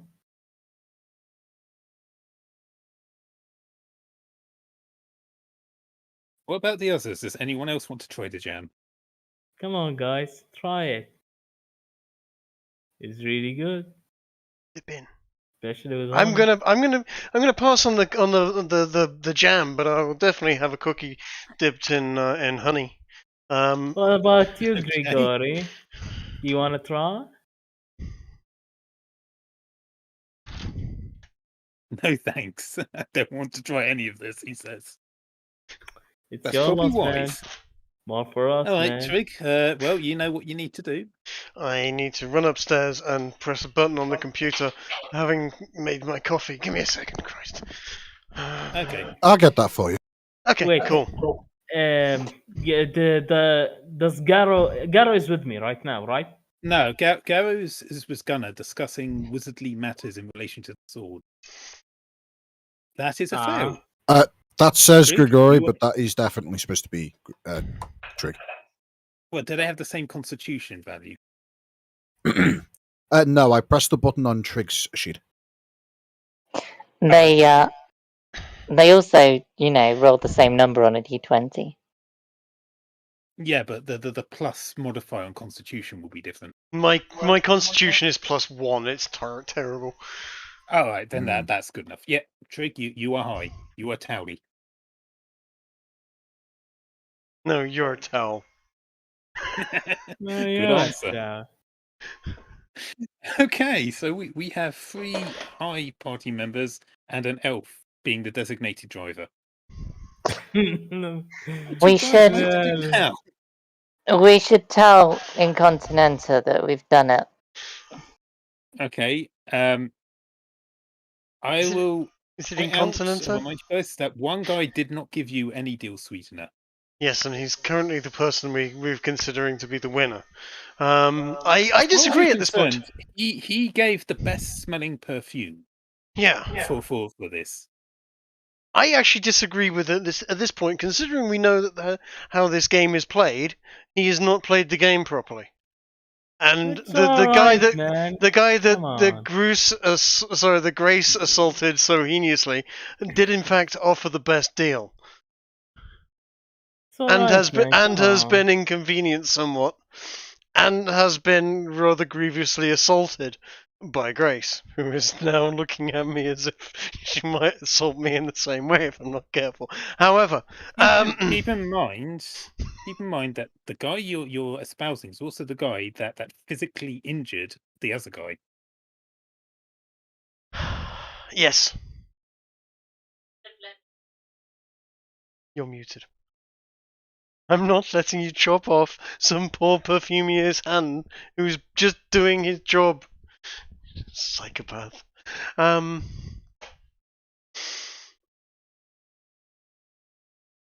I am willing to interject on this for Grace's benefit and say that if you don't like the tradition, perhaps you could try and change the tradition to be more appealing to you, perhaps by declaring the winner the one who didn't do things you didn't like.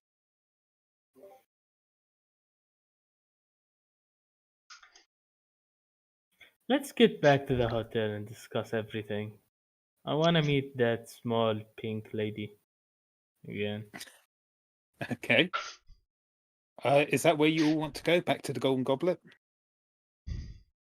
I guess, sure.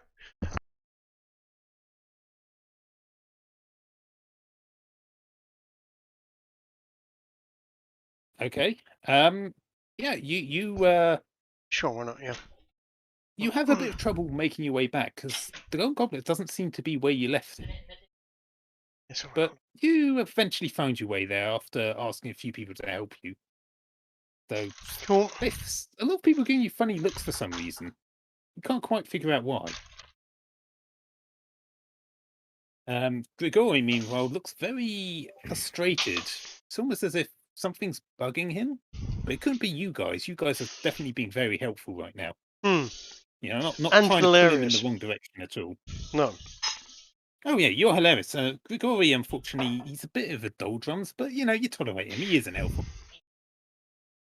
Yes. He has an elven sense of humour, as Grace puts it. Who is currently muted. When you No, you won't get picked up by my mic. Yes, but whatever. Okay. Trig is arguing with himself.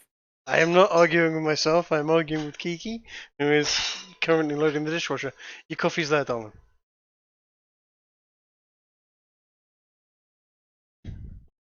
Right, I'm going to go back upstairs so I don't echo. Because apparently I echo. My mic picks up everything, like you heard with the Mac 10, you know, which wouldn't go through Trig's mic, which means that, well, Trig can talk, and you know, it won't get picked up. If I say anything, or if he says anything in the nearby room, you know, it'll come through my mic and it'll double up everywhere. Fair enough. So I must be Okay. muted in his presence. Well, I'll wait for Trig to have returned to his desk. Oh, I'm back. All right, so you enter the Golden Goblet, and it's still quite quiet because it's still fairly early in the day. You know, it's just before lunch. You see the tiefling owner behind the bar, and he welcomes you.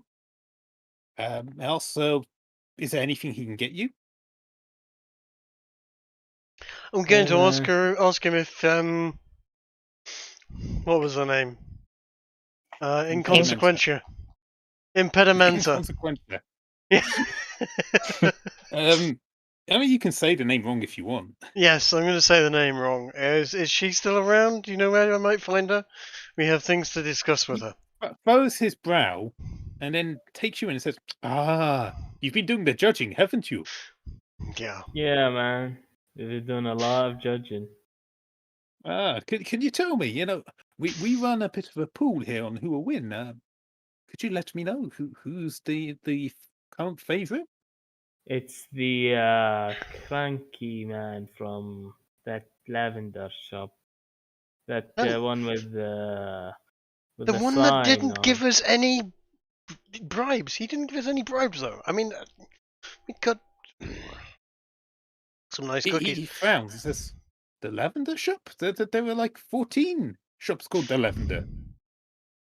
It was It's the one with the handcraft sign, man. Handcrafts? Oh, do you mean the one next to Unhygienics' store? Yes. Was the hand-carved lavender? Yeah.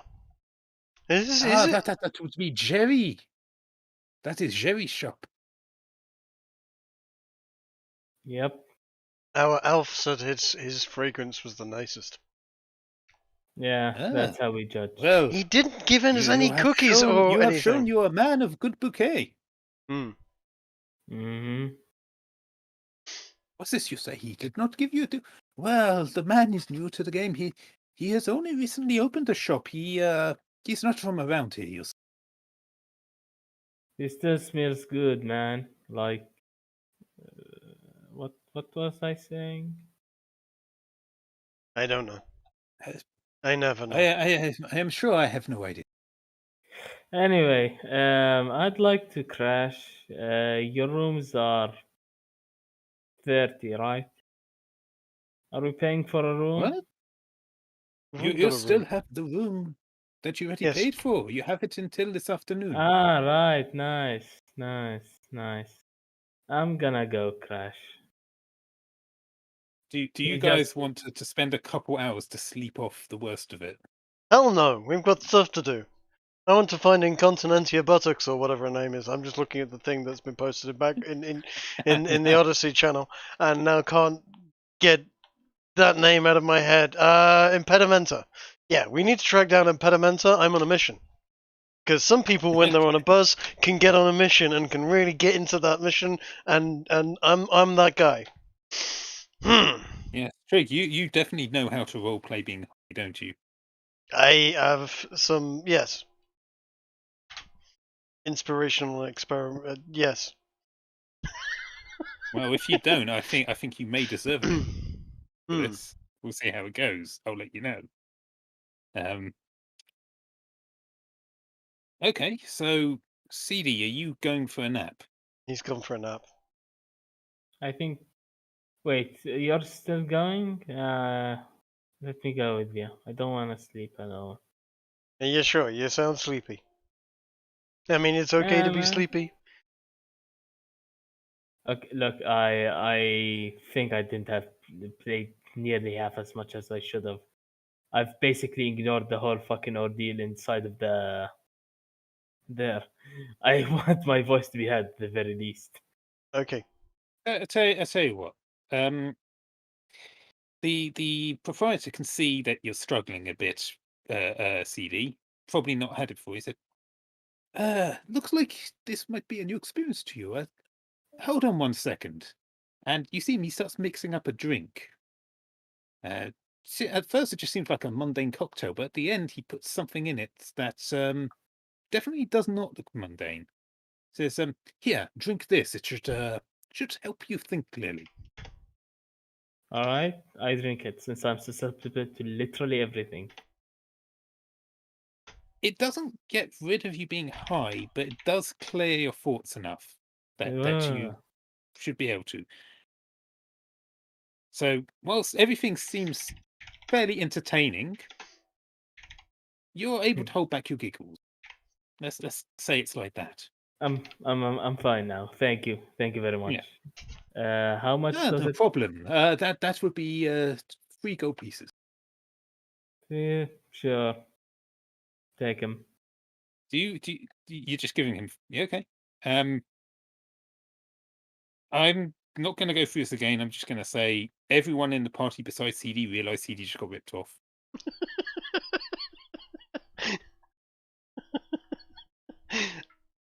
Mm. If anyone else wants this drink to help them think I clearly, don't need that drink. I'm having a good time. The sky is very pretty and blue, and the clouds are looking good, and everything is very, very colourful at the present moment for me. And I'm gonna find this Impedimentia chick and tell her she has a silly name, and that we've sorted most of the stuff out, and now all we need to do is get the colourful smoke. what And about Kiki? No, I don't need the drink. I'm fine. Okay. And Theo doesn't need it because he never got high in the first place. If I were not fine, I could fix it in a moment. That's actually true. You do have paladin-y powers to purge poisons, don't you? Yeah. Indeed, she does. I'll tell you Fortunately, what, I'm fine. yeah, go on. I will allow you, if you wish, to roll an insight to work out whether or not you think you're not actually as fine as you might first think. Fantastic. Let's roll that.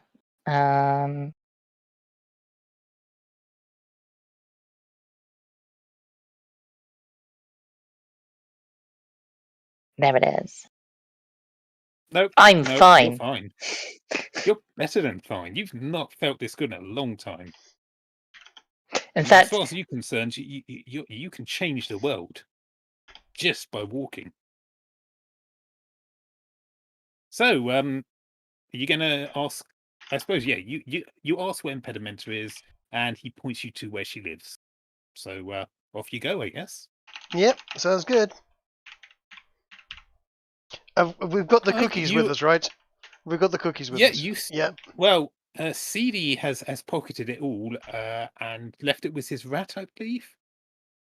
ugh. That rat is going to be I think his mashed. rat has probably been partaking. Maybe not the honey and the jam because that would be sealed, but the cookies, I don't see why he wouldn't be able to.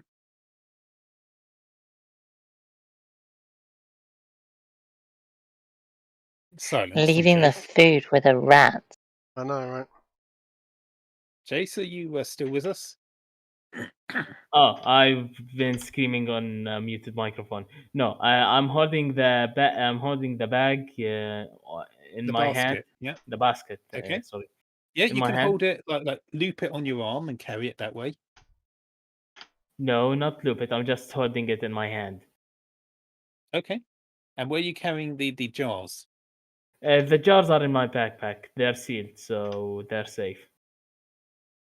Okay. Yeah, okay. You find yourself in front of a quite it's a storefront upmarket, and you can see a lot of drinking horns in the windows. Would you like to go in? Yes.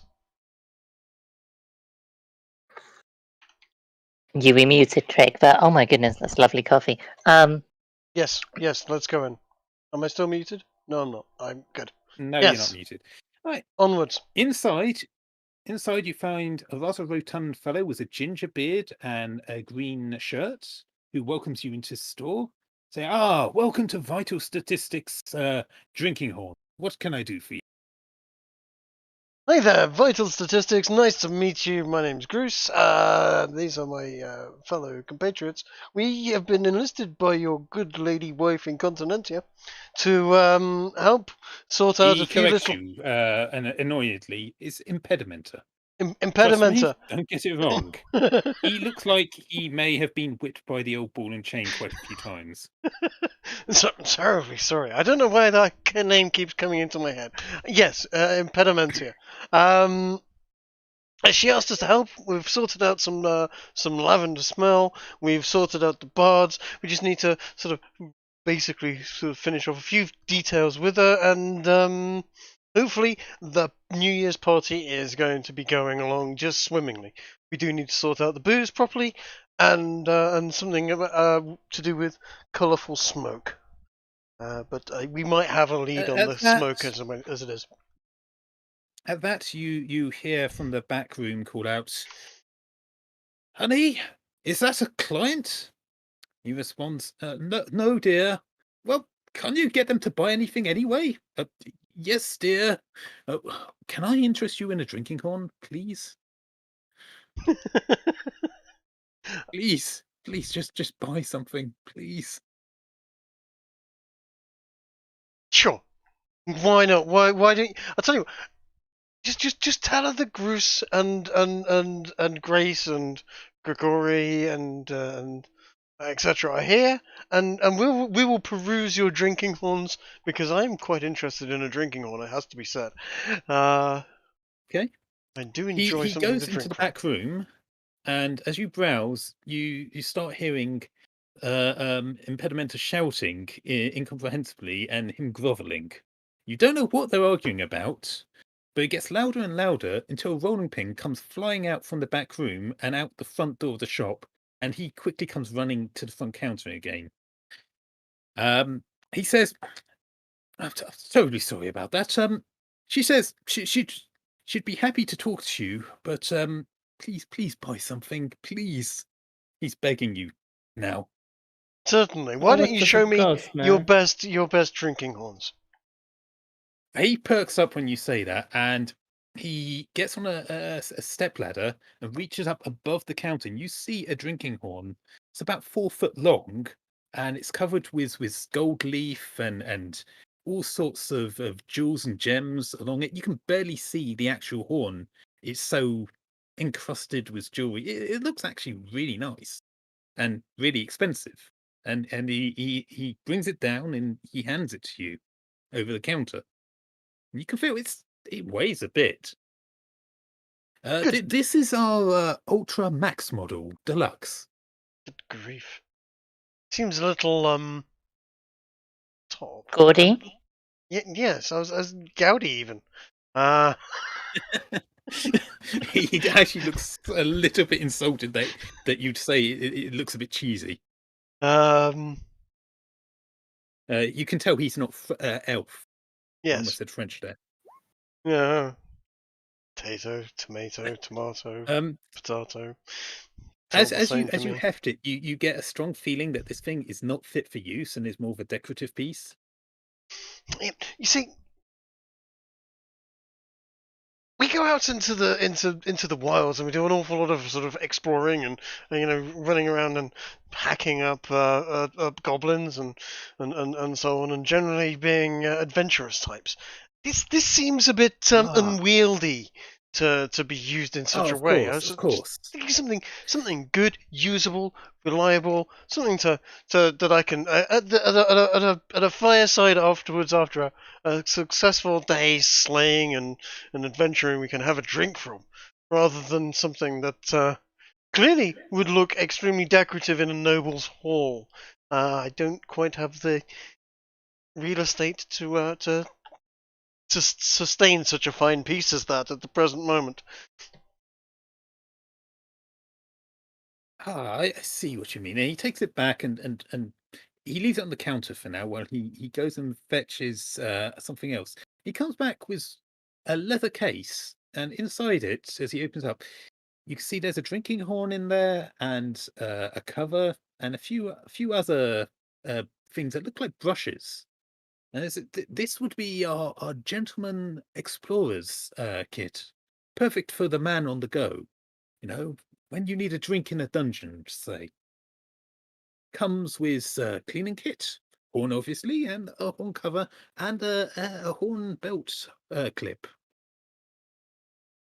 A horn belt. If you look closely, you can actually see the logo vital statistics emblazoned on the side of it. Outstanding. I mean, this sounds like a very nice piece. How much is such an item, by the way? Oh, something like this I couldn't let go for less than you can see like the abacus going in his brain. 15 gold. By the gods, 15 gold, I could buy my own bar. Certainly rent one out for the night. Oh, he looks a bit taken back. Okay, look for you, because, and he looks sidelong glance towards the back door of the shop. Is like, look, I'll let it go for 12 if I just need to make a sale, please. This one isn't gem encrusted. No. This one is more utilitarian, Ginger. I see. 12 gold. Oh, 10, please, just please buy.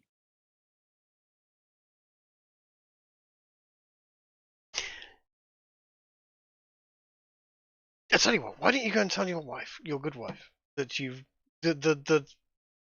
we really need to speak to her promptly.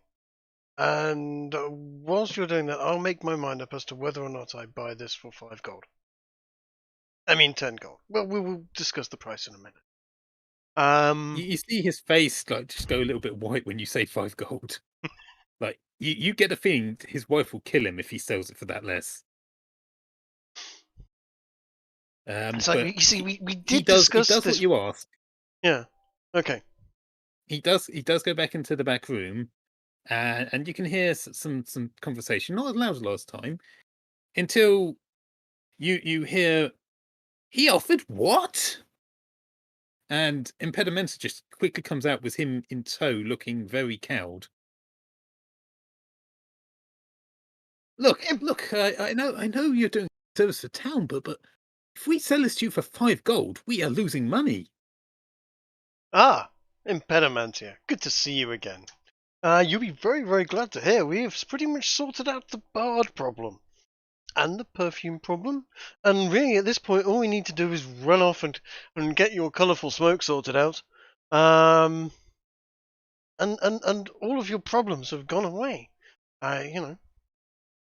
Surely that's worth a discount on a Her face horn. just completely transforms and says, well, the women's committee is quite pleased with what you accomplished. And she looks at her husband with disapproval, as if he's done some heinous act, like a dog that's soiled the kitchen rug, say, and said, by all means, take the gentleman deluxe's kit. Oh, as payment for all your hard work getting the bards and the perfume sorted. Might ask, which perfume is the one we are going to go with? I believe his name's Jerry's the one. Is that the one? Was that the chap's name? Jerry. Yes. Really? Yes. Really? The one with the lavender carving? That's yes. Yes, I think so. Yes. Oh, We should. Mr. Atrix. Yes. Jerry, yes, geriatrics. That's right. That's the chap. I didn't remember his name. But we haven't made the official announcement just yet. I thought you might like to make that announcement as it's your organisation. Oh, no. I can't. I totally couldn't because well, I haven't been given any of the deal sweeteners.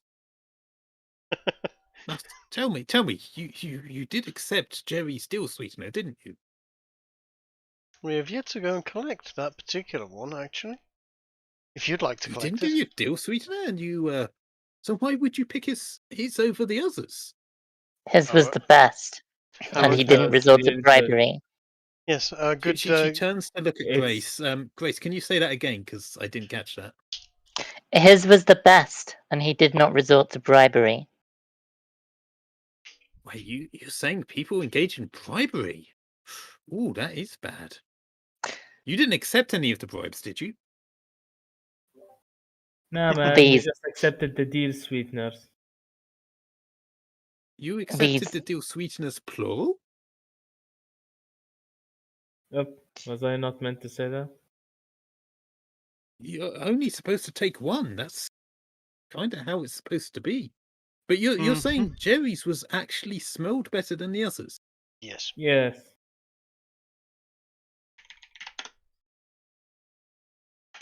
Wow, that is.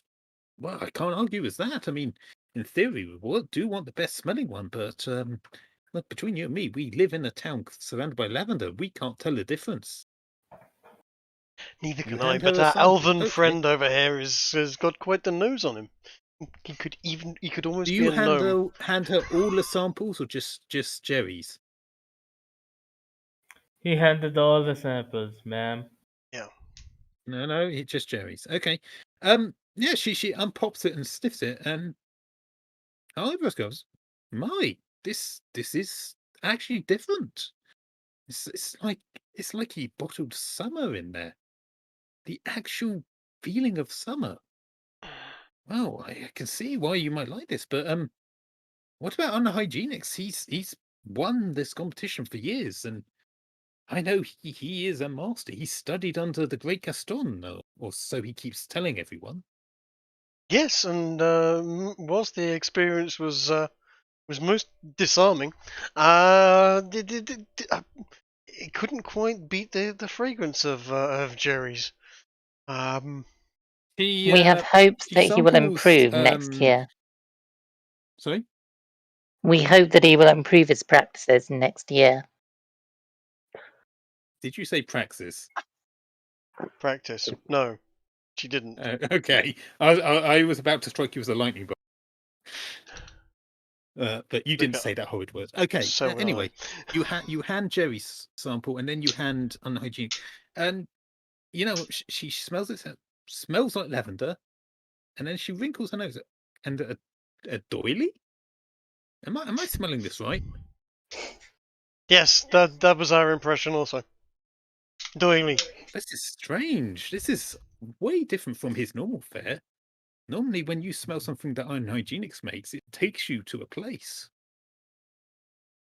But if this is genuinely Jerry's, he clearly is the better of the two. I understand that now. Well, in which case, I think, having seen this, I'm going to have to talk to the women's committee on this. But I think we may need to import an elf as our smell tester for future events.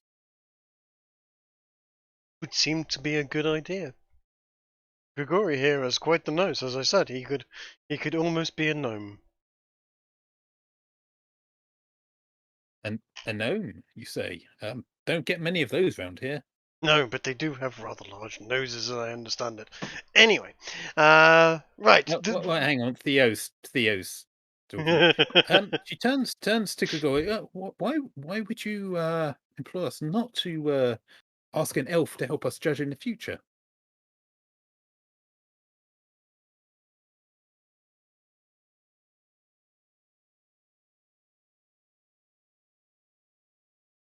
Apparently, we lost someone. Waiting for the Oh, who have we typing. lost?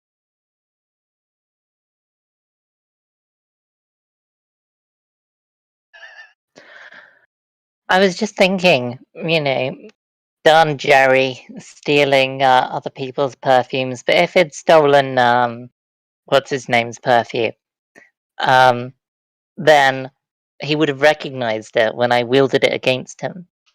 Yes. Well, Jerry never stole anyone's perfume to your knowledge. No, I was just suspicious for a moment, out of character, and then I realized no, he would have recognized it when we waved it at him in his shop instead of cutting his hand off. Yes. He never actually smelled the perfume you proffered, so Unhygienics does not know that. But he assumed since it wasn't something he gave you, it must have come from someone else. So, yes. Gregory has spoken, and he says he please don't implore her not to employ elves, as he feels that elves aren't properly aware of their customs.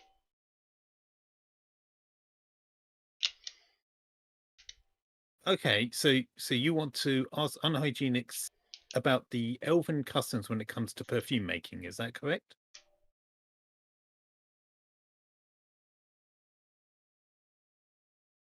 Know the samples. Ah, the one, yes. Doily? Doily. Yes. The doily one is his. I'll Yes. tell you that. You are sure that's his one. You don't know why it smells like doilies. That is strange. But you do remember seeing his wife was knitting doilies, and there were doilies all over his shop. You may be even so far to make the connection that perhaps she dropped one accidentally in the sample. That may have ruined it this year.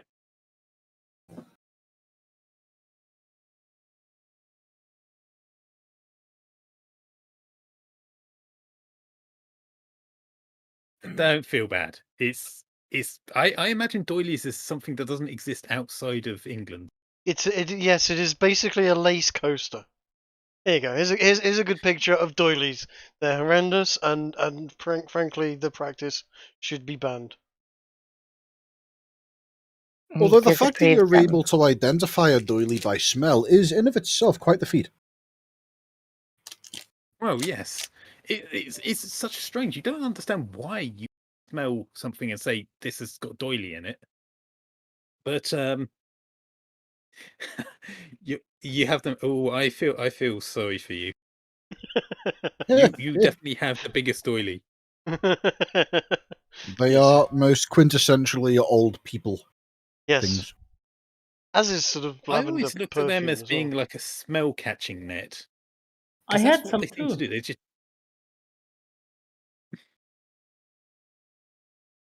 they look nice, but they do pick up a musty smell over time. Yeah. Yes, Romanians they have doilies too, don't they? It's the European, perhaps, maybe not just English.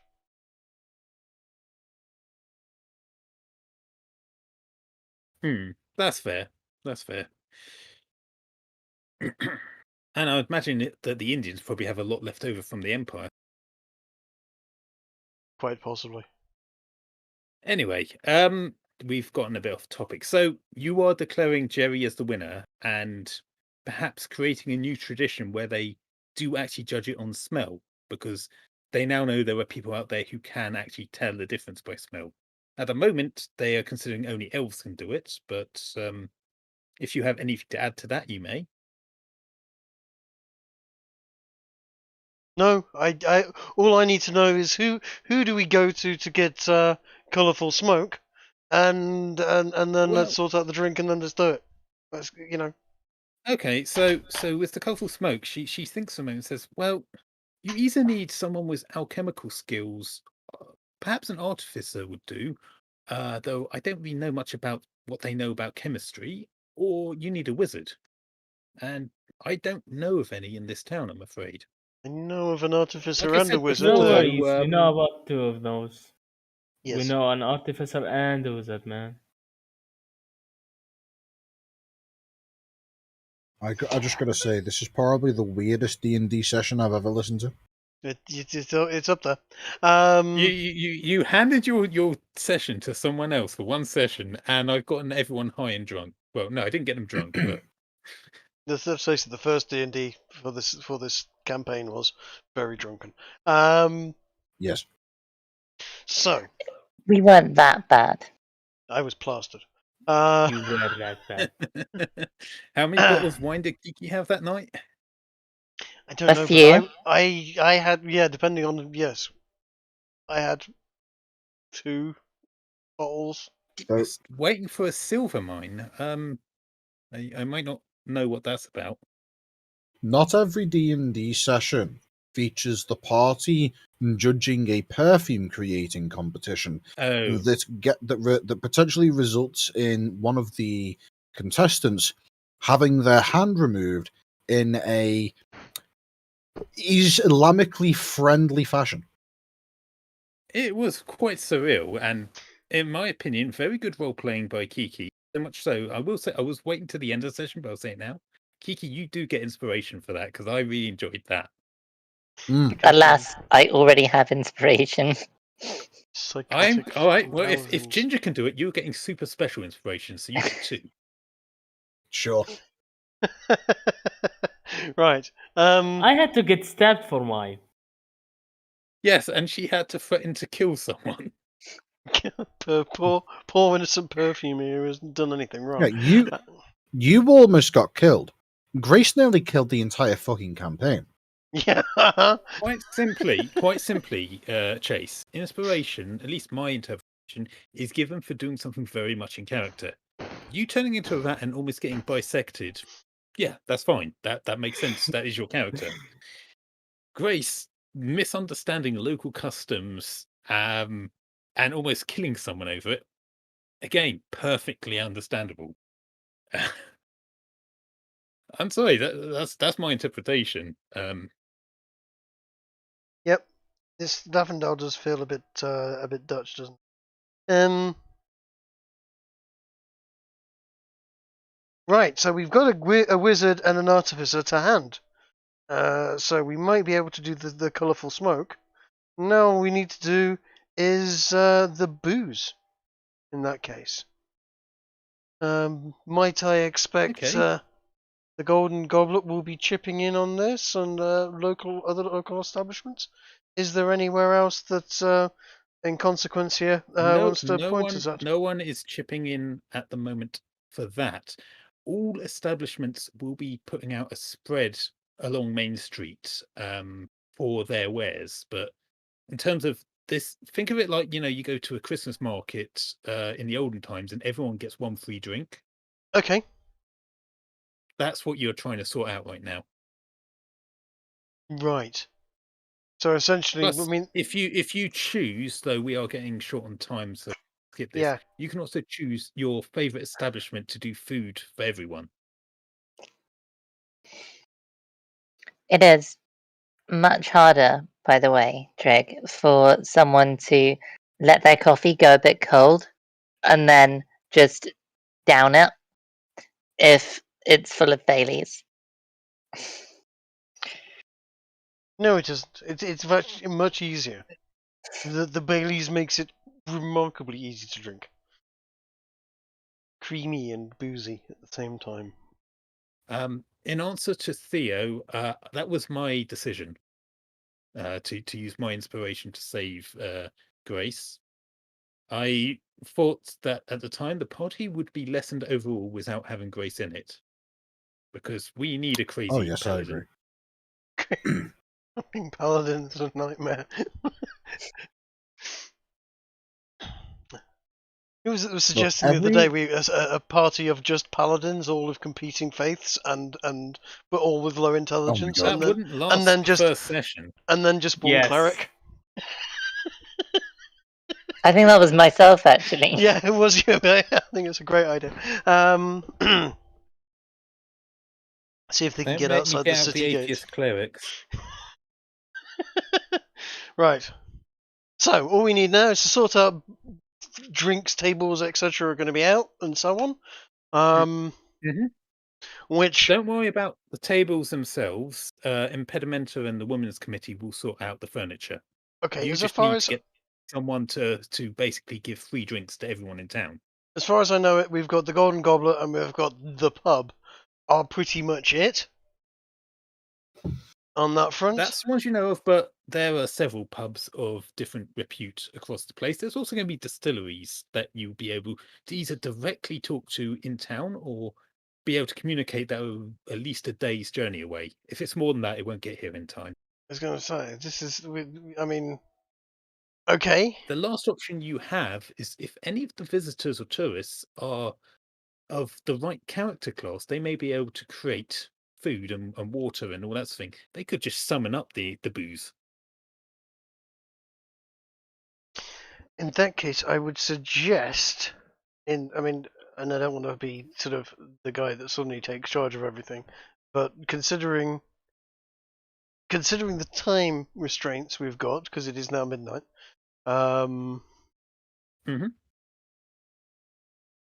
we could essentially send people off to various pubs and see if we can sort of sort out booze, or whether various organisations can pitch in for that. And once we've got that sorted out, basically press play on the whole thing. And Sure. In which case, I would like each of you to tell me where you're going to go to get the booze, one each. Unless anyone's got wants to stand in against me, I think Garrow and I have built up quite a reputation with the Golden Goblet. I daren't go into the pub myself, as people might recognise Gru's free. I've been making enough of a spectacle of myself today as it is, knowing that there is a price on my head in this town. Fair enough. It's actually a good point. So it might be worth rolling the perhaps just in secret to see what the chances are that somebody would have recognised him. All right, so my thought on this, it had crossed my mind, and I was going to leave that to the start of the next session to be a single roll, because if someone had recognised him, they might have gone to talk to the various people so they could confront him as a group. I'm trying to streamline this a little bit, so we can do that roll at the end of the session between you and me, Ginger. Yes, I think that's for the best. Okay. Bruce saves a man's hand and is immediately kicked out of the town. I like what Theo says. Sorry, 1 second, Kiki. I'll deal with Theo first. Yeah. Okay. You're going to go find the best food. Trig, you're going to work with Garrow at the Golden Goblet. Kiki. Yep. What do you want to do? Do you want to go and find other pubs? I'll go find a. I'm going to go to a brewery. Actually, presumably there's some breweries here that serve some local ales. Yeah. Are you going up market or down market? I'm going down market. Let's give the little guys some name recognition so they can become big guys. And CD? I go to the up markets. Same thing, breweries. Upmarket breweries. I'm going to say from now, if you're going for the upmarket breweries, you're going to be rolling at disadvantage because, well, they're going to turn their nose up at you. All right, never mind then. If that information, you can still do it. I'd rather not someone turn their nose up on me. I'm gonna go with I'm afraid that's just something you're going to have to get used to. Savage. I'm gonna go. No, I'm not joking. If you go to upper class parts of towns, as yourself, as CD, they're going to turn their nose up at you because you're not highborn and you don't look high. Well, I do look high as fuck. It's just I don't look highborn. Well, that's true. That won't help your case. I should go with Grace because okay. Other than the fact that's fine. Then Grace gets to roll with advantage on an investigation roll. I'm fine with that. Yeah, someone has to look out for her. Oh God, I hope it's not CD. It's only CD. Investigation, yeah. Yeah, with advantage. Yeah, okay, you find nothing, you guys. Theo has found a couple restaurants that are willing to donate finger food, and he's done a good job of that. And that, everyone's going to love these. He's sure of it. Trig, you are going to talk to Golden Goblet, so Yes. you don't need to do an investigation. I'm going to let you, unless your investigation's better than your persuasion. Investigation. I have 0. Persuasion. I have 0 on. Both of them. I have nothing on. I'm better at performance. Okay. But you've got Garrow with you, so he can give Yes. you advantage. You pick a skill of your choice. We'll just go with roles instead of role playing this to move it along quicker. Yep. Okay. We will just basically go on. Yeah, persuasion. Basically, want to talk them into sort of putting on some. Essentially, what I'm going to suggest is he's going to have some wines and bits and bobs that are probably samples, etc. That aren't the stuff that he would normally put out. Stuff that might be on the turn, stuff that's on the edge of going off, but is still much better than most people would get their hands on normally. And rather than him throw it out, he could offer it to the general peasantry out there and let them know of the good name of the Golden Goblet, whilst getting rid of some stuff and maybe even putting in a tax write-off to the. I think you might have offended him by implying that any of his food could be less than top dollar. Oh yes, absolutely. No, it will be top dollar. I wasn't saying that. I was saying that eventually, after a period of time, food and drink goes off after it reaches its sell-by date, and once it's Again, gone I think you might have offended him by implying he sold food near or past its sell-by date. I'm not. I'm just saying that it might get there if he hasn't sold it. If he doesn't have any like that, then my mistake. But Perception, no. That does feel like either persuasion or maybe a performance. He's not going to buy that just on you speaking alone. You do need to. Okay, with advantage, I will give you that. I mean, if he's got Garrow nothing will but the help you with top, that. if he's got nothing but the best quality, then he's got nothing but the best quality. In which case, then he can put that out. Whatever he has is that he seems fit. Sees fit to. I think you've convinced him that he'll give some of his stuff that he probably won't sell before he has to throw. That's won't what I was be suggesting. a disservice to the town. Yes, exactly. All right. The last thing you guys need to do is sort out the coloured fire for the burning lavender effigy. Now I'm talking to Garrow as we go about this and seeing if he knows anything, and also Garrow Gunner might know is something. happy you'd come to him on Whistly Matters, and he can do this, but he's not experienced enough to keep that up for the entire burning of the effigy. So he suggests that you ask around town to find someone with more experience than him, or maybe several of his experience level, so that they can swap out. I will allow for the sake of time just investigation roll on that.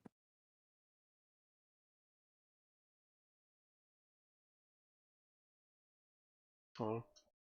There we go. Investigation. Eek. Nope. Does anyone else want to? Does anyone have try and anything find decent someone as who- investigation? Yeah. Yeah, I'll have a dig. I'll have a search.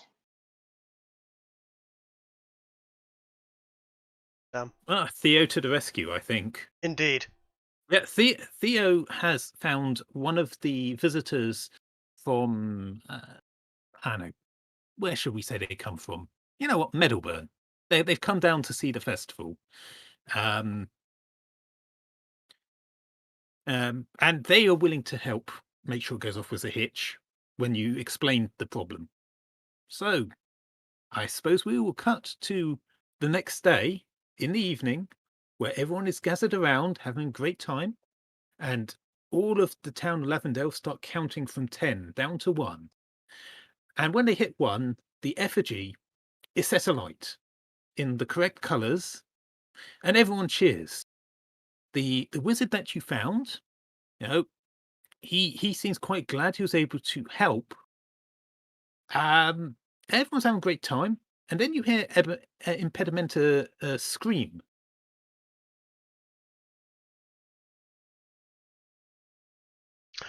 Okay. Do you do anything?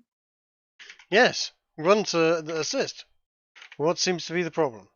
She doesn't seem to be any problem, but she's pointing at the wizard. That helps. Because she realised he is actually the representative of Lavendale in Meadowburn, who they were hoping to put on this show really impressively for, in order to convince him to push forward the lavender export tax break.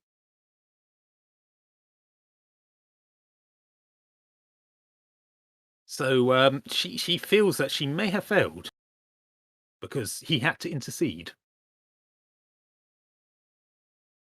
Would you like to do anything, anyone? Does anybody have any? I mean, we can try and calm her down. Do you have any cookies left over? You can. Yes. I'm going to say you have each got maybe half a dozen cookies left. Okay, well let's just go. Calm Okay, down, Theo, dear. Calm what's down. Here, have a happened- cookie. It's only it's only an advertisement. Doesn't Seedy get like Okay. calm emotions as part of his Yeah, he might do. sewer magic? Is that also a paladin thing as well? No, I get stuff like Zone of Truth and stuff at this level. I don't get. Let me just tell Theo what's happening. So you've basically completed all your tasks. I cut to the next night, which is New Year's Eve, with people counting down from 10. And when they hit 0, the effigy was lit, and everyone is, they're having a great time.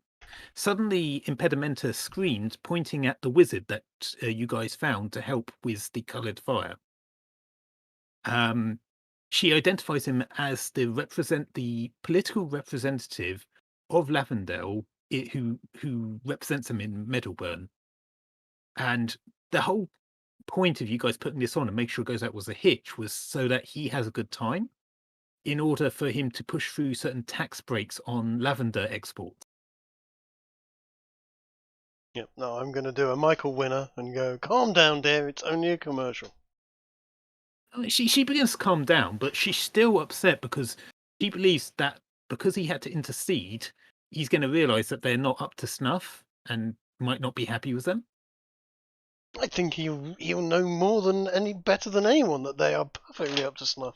In fact, he's been willing to put his own name to it, and to take part in it, to make sure it succeeds. I imagine he's well and truly behind the whole thing. Do you wish to talk to him? I will go and talk to him about this. Yes, absolutely. And Okay, what would you like to say to him? Hi, are you having a good time? Have you enjoyed the party so far? And thank you ever so much for your assistance with the colourful smoke. You find him like he's got one hand, he's doing various magical gestures to keep it going, and the other hand he's got a beer stein, and he seems quite happy, maybe a little bit tipsy. And Excellent. He chortles. Yes, I'm having a great time. It's always nice to come back and visit my representatives. Great, So great. what was you asking me again? I was just wondering if you were having a good time.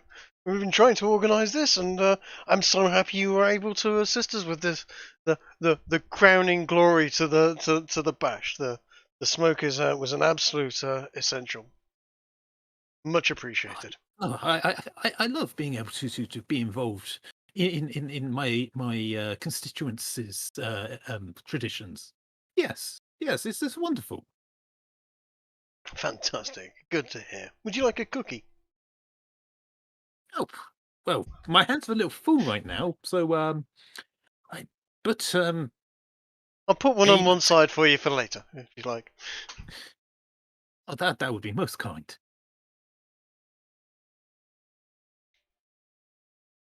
Okay, well, smashing. I think you guys have saved New Year's Eve at Lavendale.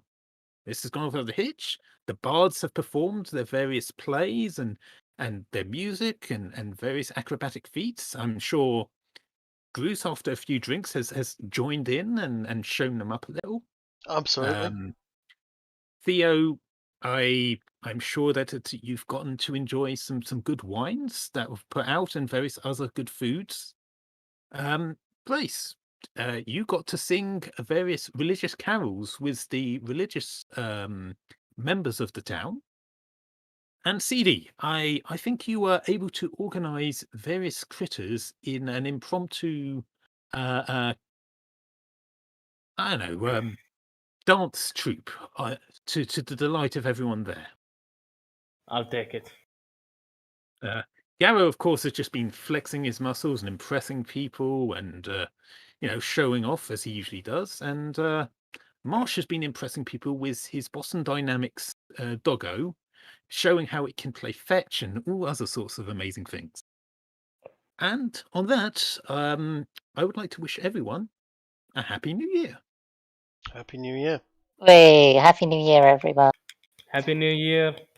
Hey, Yes. as Happy New Year. GM, as That is do we get a level up for being such good characters in New Year's special, I Mr. am GM? going to I am going to award inspiration to everyone. Garrow. Besides Garrow, he didn't do anything.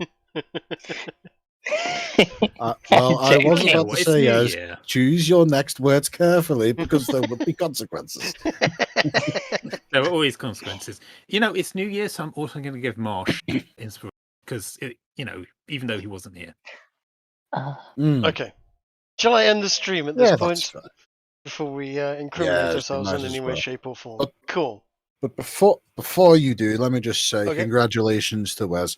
He has, I would say, he has thoroughly proved himself as being a very competent, if not even very good DM, especially in his ability to wrangle you lot.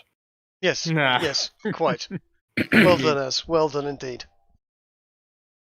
Right. And on that, Thank you. Thank you I very will bid much. our viewer a very good evening. I think that viewer might be me. Although I can see that other people are in fact commenting in the chat. So yes, thank you guys. You have more patience than I do. And I'm going to end the stream at that point. Good night. Good night. Right. That